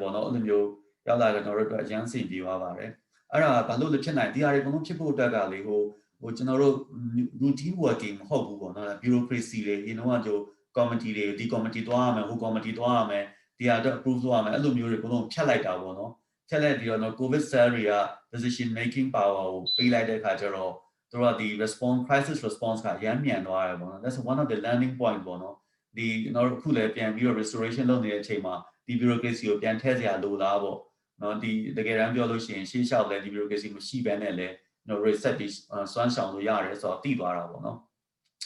now positive or negative digital transformation the transformation has been really this is one of the revolutionary service to digital coaching so face to face again COVID face to face local now some of the funding arrangement like COVID funding so we know that pay by practice deal PPE claim local now practice demand to screen it practice equipment down layer funding that pay like bar practice deal support the bar the transformation of the chain so those are the things that I think went really well. Then this is from the CCG now to RCGP RCGP the guideline recovery prioritization local prioritize standard operation procedures resources တွေကတော့ဟိုမနှဲပါဘူး is now we got I think more resources than we need လို့တော့ပြောလို့ရပါတယ်ဟိုပေါ့နော်ဘယ်နေရာသွား guideline တွေကိုပြည်နေတာပဲဟိုအကုန်လုံးကိုကြည့်လို့ဘယ် website သွားမြင်လို့ရပါတယ်အဲ့တော့ကျွန်တော်တို့ primary care အဆင်ဆင်ပြီးပါတယ် That's what I want to say actually so that's the backbone support of the primary care ပေါ့နော်ဒါတွေမရှိခဲ့ရင်ကျွန်တော်တို့ primary care အဲ့လောက်ကြီး transform လုပ်ဖို့လွယ်ခဲ့မှာမဟုတ်ပါဘူးဒီ support တွေကြောင့်ကျွန်တော်လုံးနိုင်ခဲ့တဲ့အတွက်ကြောင့်အခု patient တွေကိုဆက်ပြီးတော့ service ပေးနိုင်နေပါတယ်ဆိုတော့ပြပြချင်တာပါ Thank you ဒီပါဆရာကြီး thank you ပါကျေးဇူးအများကြီးတင်တယ်ဆရာကြီးဆရာရဲ့ presentation ကကျွန်တော်တို့အခုဗမာနိုင်ငံမှာလောလောဆယ်ဖြစ်ပေါ်နေတဲ့ဆိုတော့ MAMS ပေါ့နော်မြန်မာ Academy of Medical Science နဲ့ကျွန်တော်တို့ GP Society ရဲ့ private sector ရဲ့မနေ့ကတော့နောက်ကပါရမီ hospital ပေါ့ဆရာကြီးဦးသိန်းအောင်ဖွင့်ထားတဲ့ဆေးရုံရယ်မနေ့ကကျွန်တော်တို့တချို့ GP တွေကိုသူတို့ကစပြီးတွေ့တာပေါ့နော်တွေ့ရဆိုတာကအခု COVID ကာလမှာ fever clinic တွေမှာ GP အများစုက volunteer လုပ်နေတော့အဲ့ဒီ fever clinic model ကို group practice clinic ပြောင်းပြီးတော့ဆရာဝန်လူငယ်တို့အလုပ်ပေးမယ်သူတို့အတွက် opportunity တွေလည်းပေးမယ် training လည်းပေးမယ်ပေါ့နော်အဲ့ဒါကို government ကဘယ်လို support လုပ်မလဲဆိုတဲ့ plan လေးကိုကျွန်တော်ဆွဲတော့မယ်အဲ့တော့ဆရာရဲ့ presentation ကိုပြီးကျွန်တော် share လုပ်ပေးပါဆရာကြီးဒီထဲမှာကြည့်ရတဲ့ဆိုင်ပေါ့အဲ့ support တွေကကျွန်တော်တို့ဒီဗမာအစိုးရကိုဒိုဒီမို MAMS နဲ့ MOHS ကိုကျွန်တော် advocate လုပ်တဲ့နေရာမှာအရန်သုံးဝင်တယ်ဆရာကြီးသူတို့အဲ့လိုစဉ်းစားလာပြီဆရာရဲ့ private GP တွေနဲ့ကျွန်တော်တို့ဒီပြီးတော့ investment လုပ်မဲ့ဟို private ပါရမီဆေးရုံလိုဟာမျိုးတွေပေါ့ဆရာရဲ့အဲ့ဒါတွေရယ်နောက်က MOHS MOHS မှာလည်းကျွန်တော်တို့ကဒီ private healthcare division အဖွဲ့ကြီးက GP တွေနဲ့ engage လုပ်ပြီးတော့သူတို့က proposal တခုသူတို့နောက်ကနေ World Bank က support လုပ်ဖို့စောင့်နေတယ်ဆရာကြီးအဲ့တော့ဆရာရဲ့ presentation ကဒီGP UK GP တို့ဘယ်လို support system တွေလုပ်ထားတယ်ဆိုတာကျွန်တော်တို့အတွက်အရမ်းမှတ်သားရတယ်ကျွန်တော်တို့ GP Society က advocate လုပ်ရမယ့်နေရာတွေမှာအများကြီးသုံးဝင်တယ်ဆရာကျေးဇူးတင်တယ်ညီမလေးစန္ဒာလိုင်းကိုကျွန်တော်အလက်ကြော်လိုက်ရတာတောင်းပန်ပါရစေခင်ဗျာဘာလို့ဆရာကလည်းသူသွားတယ်ဆိုလို့အဲ့တော့ဒီကျွန်တော်တို့ time အားဖြင့်တော့73မိနစ် overshoot နေတယ်ဒါပေမဲ့ကိစ္စမရှိဘူးကျွန်တော်တို့အဲ့လောက်ကတော့ဒါဒီလိုမျိုး webinar တွေမှာဖြစ်လေဖြစ်တာရှိတာအများကြီး overshoot သွားတာမဟုတ်တော့ကျွန်တော်တို့3မိနစ်လောက် Q&A လုပ်ကြအောင်ကျန်တဲ့ဆရာများ comment လုပ်ပေးပါ question မေးပါကျွန်တော်တို့ emergency ဆရာထွန်းမင်းတိုင်းဟာကျွန်တော်တို့ GP Society တော့အရန်သုံးဝင်တယ်ဟို individual အနေနဲ့အမြင်ကဘယ်လိုအနေလဲပေါ့နော်ဆရာတို့မေးပါဆရာကျွန်တော်တခုပြောပြတယ်ကိုမျိုးပြောထားတဲ့ GP Society ဆိုကျွန်တော်တို့ RCGP ကလည်းမြန်မာ GP Society လို့ပါပဲGP member တွေနဲ့ဖွဲ့ထားတဲ့ organization ပါဒါပေမဲ့ RCGP ရဲ့ one of the main role ကတော့လေ advocacy ပေါ့သူအနေနဲ့ကဒီလို COVID crisis မှာအစိုးရနဲ့တွေ့တယ်ဝန်ကြီးဌာနနဲ့တွေ့တယ်ဆွေးနွေးတယ် GP တွေအတွက်ဘယ်လိုအလုပ်တွေကိုလုပ်เสียမလို့အောင်ဟောဒီမှာစောစောဆရာထုံးမင်းသားပြောသွားတဲ့ bureaucracy ကို cut လုပ်ဖို့အရေးကြီးတဲ့ဟာပဲလုပ်ဖို့ခဏလေးဂျင်ပြောမယ် appraisal system ကိုလည်းတချို့ GP တွေကမလုပ်သင့်ဘူးလို့ပြောတယ် we should stop the appraisal system but appraisal system will continue but it's in a much more less restrictive manner ပေါ့လေဟိုမှာ appraisal လုပ်မယ်ဒါပေမဲ့အရင်လောက်ဟိုလို restrictive မဖြစ်ဘူးပေါ့အဲ့ဒါလေး RCGP ရဲ့ role က advocacy role ကလည်းအများကြီးရှိပါတယ်ဆရာတို့ရဲ့ UI project ပေါ့နော်နောက်ဆုံးမသုံးရင်လေးမှာအဲ့ဒီခုနကတော့ support to GB ပေါ့နော်ဘယ်လိုမျိုး other stakeholder တွေကဘယ်လို support လုပ်မလဲဆိုရဲ component လေးတွေတက်ပေးပါဆရာဟုတ်ကဲ့ဒီ component အနေနဲ့ပေါ့နော်ကျွန်တော်တို့ဘယ်လိုမျိုး advocacy skill ပေါ့လေဆရာဘယ်လို resources တွေကကျွန်တော်တို့အရန်အသုံးဝင်နေဆိုတာမျိုးပေါ့ဆရာခက်တာဒီ UK မှာလွယ်တာတော့ဘာလို့လဲဆိုအစိုးရနဲ့ GP နဲ့ကအတူတူလုပ်တယ်ကျွန်တော်တို့များပြင်ဟာကျွန်တော် GP ဆိုမဲ့ကျွန်တော်တို့အစိုးရအမှုတန်းလည်းပဲကျွန်တော်တို့ပင်စင်ကအစားအစိုးရရှိမှာပဲအစိုးရပဲလာတာပင်စင်ယူသွားတဲ့ခါကျရင်ဆိုတော့အဲ့တော့ဘလို့ private contractor တော့ဖြစ်တယ်ဒါပေမဲ့အစိုးရအောက်မှာလုပ်တယ်လို့ဖြစ်တော့အစိုးရရှိရ supporter အများကြီးရပါတယ်ဒါပေမဲ့မြန်မာပြည်မှာလည်းတကယ်တော့ပေးနိုင်ပါတယ်နော် GP ဟာမြန်မာပြည်ရဲ့လူနာတွေအတွက်အရေးကြီးတဲ့ကဏ္ဍတစ်ခုဖြစ်တယ်ဆိုတာကိုအစိုးရအနေနဲ့ကဟိုသိပါတယ်လေအဲ့တော့မြန်မာ GP တွေဘယ်လိုထောက်ကူပြုအောင်လဲအရေးပါတဲ့ကဏ္ဍတစ်ခုပေါ့အဲ့တော့ what partnerships model က how important to include in the quality improvement program ပေါ့နော်အဲ့တော့ partnership ကဘယ်လောက်ထိအရေးကြီးတယ်လဲpublic and private and mix or partnership or whatever no investment primary care investment what kind of resources and support we need how we can explore these things to get into the general practice ပေါ့ဆရာရဲ့အဲ့ဒါလေးကို one of the quality component ပဲဖြစ်ဖြစ် RCGP ရဲ့ strategy ကျွန်တော်တို့နဲ့ engagement strategy မှာပဲဖြစ်ဖြစ်ထည့်ပြီးတော့ကျွန်တော်တို့ပို့ပြီးတော့ကျွန်တော်တို့အစိုးရကိုတွန်းအားပေးအောင်ဗာပဲပြောကျွန်တော်တို့လိုချင်တဲ့အစိုးရတွေကအခုရှေ့မှာပါလာပြီအများကြီးဆရာရဲ့ Federal Democratic Union of Myanmar ဖြစ်တော်မယ်ဆရာရဲ့ကျွန်တော်တို့အတွက်အရန်အားထားစရာတွေဖြစ်လာပြီဟုတ်ပါတယ်ဆရာကျွန်တော်တို့ဒီ component မှာပေါ့ဆရာဒီ local တကယ်တော့ what matters for the primary care ပေါ့နော်ကျွန်တော် GP အနေနဲ့တန်ကြည့်မယ်ဆိုလို့ရှိရင် CCG နဲ့မဟုတ်ဘူး GP နဲ့တန်ကြည့်မယ်ဆိုလို့ရှိရင်ကျွန်တော်အတွက်ဘာရေးကြည့်လဲဆိုရင်နိုင်ငံမှာဖြစ်နေတာတဲ့ဆိုင် locally ဘာဖြစ်နေလဲပေါ့နော် local support ဘာရှိလဲဆိုတာအရေးကြီးပါတယ်အဲ့တော့ဟိုပေါ့နော်အဲ့ဒီခါလေးကြလို့ရှိရင် everything is central ဖြစ်သွားလို့ရှိရင်လေ you feel like too far away from everything ပေါ့ too far away from ဘာ support မှမရှိလို့ခံစားရတယ်အဲ့လိုမျိုးပေါ့ central ဖြစ်နေတဲ့ဟာတွေကကိုယ်နဲ့မဆိုင်တယ်လို့မျိုးခံစားရတာပေါ့နော်အဲ့လိုမျိုးပေါ့အဲ့ဒါ local support ကအရင်ရေးကြည့်ပါတယ်ကျွန်တော်တို့စမှာတော့ what we call is place level လို့ခေါ်တယ် place level ဆိုတာဒီ place ဆိုတာက Leicester ပေါ့နော် Leicester ဆို place တစ်ခုပေါ့အဲ့ place level မှာ social နဲ့ကျွန်တော်တို့ကဒီ local အစိုးရနဲ့ GP တွေနဲ့တဲမှာဘာ support ပေးနေလဲပေါ့နော်အဲ့တဲမှာတော့ committee လေးဖွဲ့ committee group တွေရှိတယ် CCG is one of them so အရေးကြီးတာအဲ့မှာအလုပ်လုပ်နေတဲ့ GP တွေလောလောဆယ်လုပ်နေတဲ့ GP တွေပါရမယ်အဲ့မှာသူတို့တွေရဲ့ views တွေသူတို့ရဲ့ opinions တွေသူတို့ရဲ့ဟာတွေကအရင်ရေးကြီးပါတယ်ပြီးတဲ့အခါကျတော့ patient တွေလည်းပါတယ်အဲ့မှာ patient expert တွေပေါ့နော်အဲ့ educated တွေသူတို့အနေနဲ့သူတို့ opinion ပေးနိုင်တဲ့ဟာတွေကအရင်ရေးကြီးပါတယ်သူတို့ဆီက opinion တွေကလည်းအရင်ကိုတုံးကြခဲ့ပါတယ်ပြီးတော့မှ managers တွေကလည်း there are some of the managers so good to but so ကိုက GP တွေကလေ we are good at generating ideas တွေပေးမယ်လုပ်မယ်ဒါပေမဲ့အဲ့ဒါကို implement လုပ်ဖို့ကလည်းတော်တော်လေးကိုလိုအပ်တာပေါ့နော် implement လုပ်နိုင်တဲ့ managers တွေသူတို့ရဲ့ skill တွေနဲ့တရားလုပ်နေတယ်အဲ့လိုပေါင်းလိုက်တော့မှပဲဒီ support ကဖြစ်လာတာအဲ့တော့အဲ့ partnership working ကအဲ့ group တွေမှာ group တိုင်းမှာ clinician ရယ် manager ရယ် patient ရယ်ပေါ့နော် group တိုင်းမှာအဲ့လိုမျိုးလုပ်လိုက်မှပဲအဲ့ support တွေကပို့ပြီးတော့ကောင်းသွားတာပေါ့နော်ဆိုတော့အဲ့ဒီထိအောင် ground level ထိရောက်လာတာပေါ့ကျွန်တော်လိုချင်တာက governance and leadership model ပေါ့ဆရာတို့ကကျွန်တော်တို့သင်ပေးပါအဲ့ဒါကျွန်တော်လိုချင်တာ RCGP နဲ့ကျွန်တော်တို့ GP တွေမြန်မာ GP တွေ engage လုပ်တဲ့ခါမှာ governance and leadership model ပေါ့နော်အဲ့ဒါလေးဆို we did one ကျွန်တော်တို့ leader ကျွန်တော်တို့ RCGP QI program မှာတော့ Mandalay group နဲ့ HGO group နဲ့ Mandalay group မှာဆိုရင် leadership module တွေလုပ်ခဲ့ပါတယ်ဆရာleadership module သင်ရပါတယ်ကျွန်တော်တို့အဲ့မှာလေဆက်ပြီးတော့ဒီလိုမျိုးပေါ့နော်ဆက်ပြီးတော့ step up လုပ်နိုင်အောင် GP တွေသူတို့အနေနဲ့နောက်ဆက်ပြီးတော့လည်းပံ့ပိုးစင်တင်ပါတကယ်လို့အဲ့ leadership model နဲ့ပတ်သက်ပြီးတော့လည်း I think that's very important thank you ပါဆရာဒီမေးခွန်းလေးတစ်ခုမေးခွန်းပြုပါမေးပါဆရာဆရာထွန်းမင်းတန်အထူးကိုကျေးဇူးတင်ပါတယ်တကယ်ကိုစိတ်ဝင်စားစရာ presentation မှာကျွန်တော်တို့ဒီမြန်မာပြည်အတွက်တော်တော်လေးကိုလေ့လာစရာကောင်းတဲ့ presentation လို့ကျွန်တော်မြင်ပါတယ်မေးစရာရောအများကြီးပါဒါပေမဲ့ကျွန်တော်တစ်ခုပဲမေးပြရစေအဲ့ဒါဘာလဲဆိုတော့ကျွန်တော်တို့ကအခုကအပေါ်ကနေအောက်ကိုလမ်းကြောင်းသွားတော့ top down နဲ့ကျွန်တော်တို့လောလောဆယ်မြန်မာပြည်ရဲ့စီမံခန့်ခွဲမှုရှိသေးတယ်ဆရာကတော့bottom up ကနေပြီးတော့တကယ်လို့လုပ်လို့ရတယ်တကယ်ကို local level က localization ဆိုတာအကောင်းဆုံးဆိုတော့လည်းဟုတ်ပါတယ်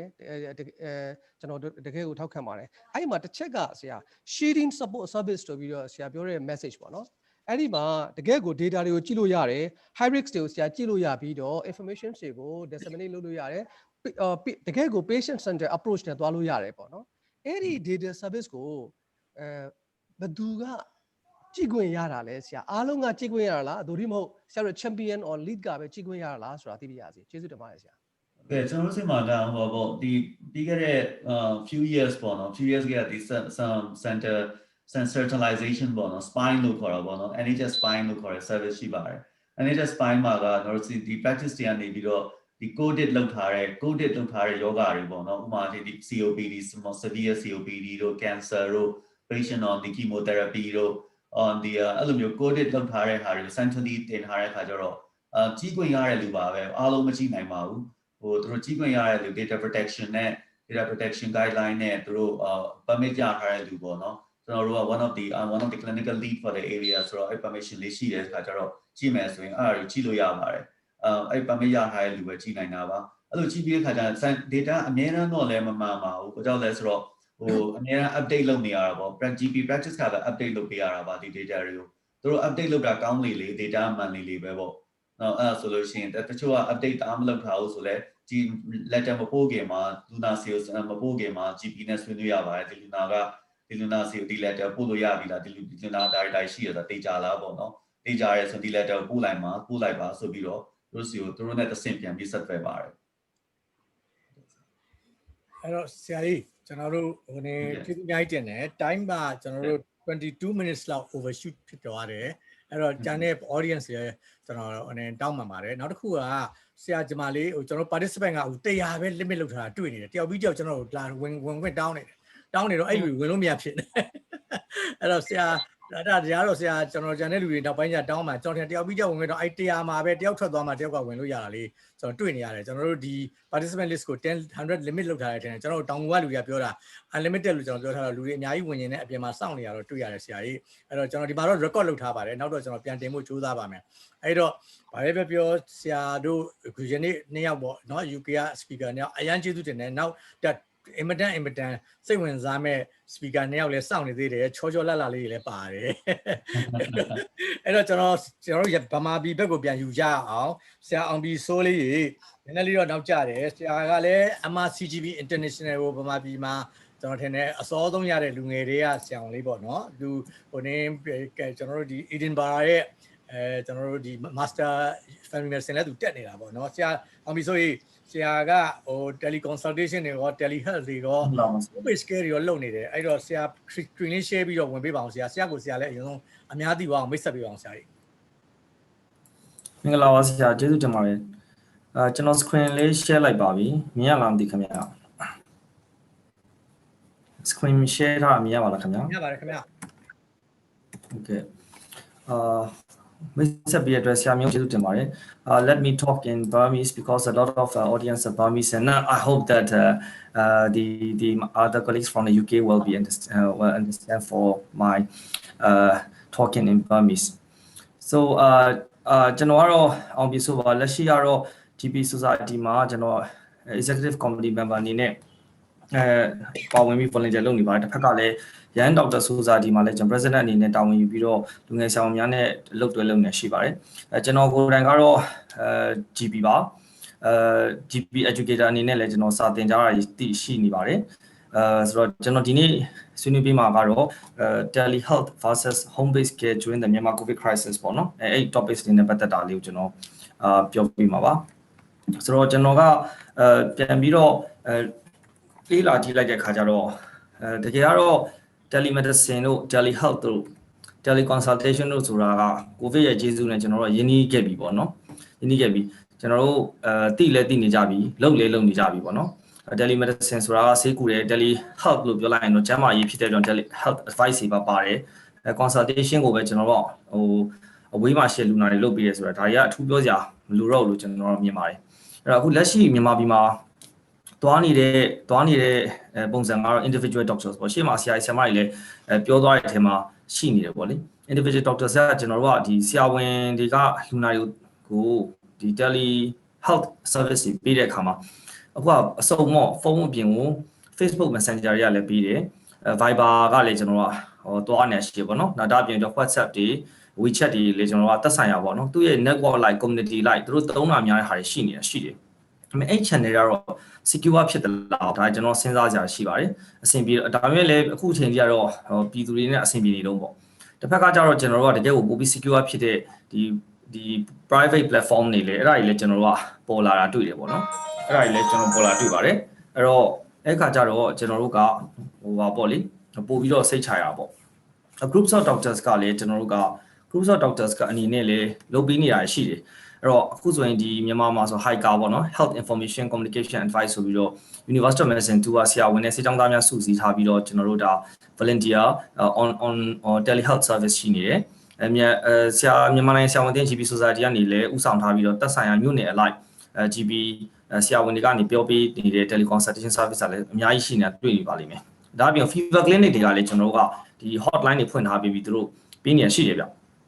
အဲ့ဒါအပြင်ကိုလက်ရှိမှာ boom ဖြစ်လာတဲ့ဒီ service ကတော့ corporate တွေပေါ့နော်အဲ့တော့ private sector ဘက်ကနေကျွန်တော်တို့က on doctor မြန်ကဲစီဝကစတဲ့ဒီ private health platform teleconsultation platform တွေလည်းတိုးတက်လာတယ်အဲ့ changes မှာ national covid call center ဆိုတာကိုကျွန်တော်တို့ဒီနိုင်ငံတော်ဆိုရကနေဦးဆောင်ပြီးတော့ကျွန်တော်တို့ဖွဲ့စည်းထားတာရှိတယ်ဒါလည်း volunteer base or call center ဖြစ်တယ်ပေါ့နော်ဒါလည်း first wave ပေါ့နော်ကျွန်တော် March လောက်ထဲကဒါကိုစပြီးတော့ set up လုပ်ခဲ့တယ်national covid call center ကကျွန်တော်တို့in service မှာရှိနေဆရာဝန်တွေကလည်း volunteer လုပ်ပါတယ်အပြင်က private doctors တွေကလည်း volunteer လုပ်ပါတယ်ဒေါက်တာတွေကိုယ်တိုင်ဖုန်းကင်ပြီးဖြေကြားပေးတဲ့ service တစ်ခုအနေနဲ့ရှိနေပထမတော့သူတို့ in house ပေါ့ဆရာဝန်တွေကသူတို့ရဲ့ operator room ကိုတွားပြီးတော့ထိုင်ပြီးဖြေပေးတဲ့အနေနဲ့ကျွန်တော်တို့ကပြည်သူတွေ service ပေးနေပြည်သူတွေလည်းရန်အားကိုပါတယ်2019ဆိုတဲ့နာမည်နဲ့နံပါတ်ကိုနှိပ်လိုက်ပြီးတော့ free call service ရတယ်ပေါ့နော် free call service ရတယ်ကျွန်တော်တို့ကအဲ့ဒါတွေကိုပြည်သူကနေပြီးတော့COVID နဲ့ပတ်သက်ပြီးတော့သိကျင်တဲ့ဟာအကုန်လုံးကိုသူတို့မေးလို့ရတယ်ကျွန်တော်ဒီဘက်ဆရာဝန်တွေဖြေပေးထားရပေါ့အခု second wave မှာဒါကိုထပ်ပြီး expand လုပ်လိုက်ပါတယ်အဲ့တော့သူတို့က extension 6ကိုချက်လိုက်တယ်ချက်လိုက်ပြီးတော့ကျွန်တော်တို့ကလူအင်အားထပ်ဖြစ်တဲ့အခါမှာဒီ COVID National Call Center ကိုဒီဥဆောင်မှုနဲ့ကျွန်တော်တို့ကဘယ်လိုလုပ်လိုက်လဲဆိုတော့ဒီ volunteer doctors တွေကို recruit လုပ်လိုက်တာမှာကျွန်တော် volunteer doctor အယောက်300ခန့်ရပါတယ်အဲ့ခါကျကျွန်တော်တို့က operator တွေကိုဒီ operator room မှာ base လုပ်ပြီးတော့ဖြည့်တာမဟုတ်ပဲကိုယ့်အိမ်ကနေကိုဖြည့်နိုင်အောင်လို့ကျွန်တော်တို့ဒီ season လိုက်တယ်ပေါ့နော်အဲ့ဒါလေးကဆရာဝန်တွေဘက်က volunteers လေးအများကြီးလည်းအဆင်ပြေတယ်လို့ပြည်သူတွေကလည်းအင်အားစုတွေအများကြီးရတယ်ပေါ့နော်အခု technical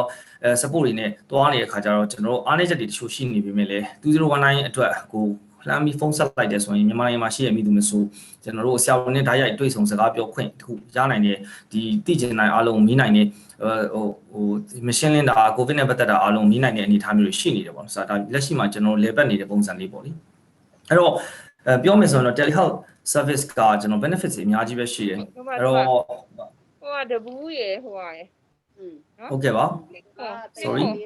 mic လေးပွင့်နေတယ်ထင်တယ်โอเคကျွန်တော်ဆက်ပြောပါမယ်เนาะ telehealth service ကကျွန်တော်တို့ကဒီ benefits တွေအများကြီးရှိတာတော့ကျွန်တော်အထူးပြောစရာမလိုတော့ထင်ပါအားလုံးကသိပြီးသားဖြစ်နေပါကျွန်တော်ကအမြဲတမ်းဘယ်လိုမြင်လဲဆိုတော့ကျွန်တော်ဒီ telehealth service ဆိုတကယ်တမ်းကျတော့လေချောင်းတက်လို့ပဲဗျာ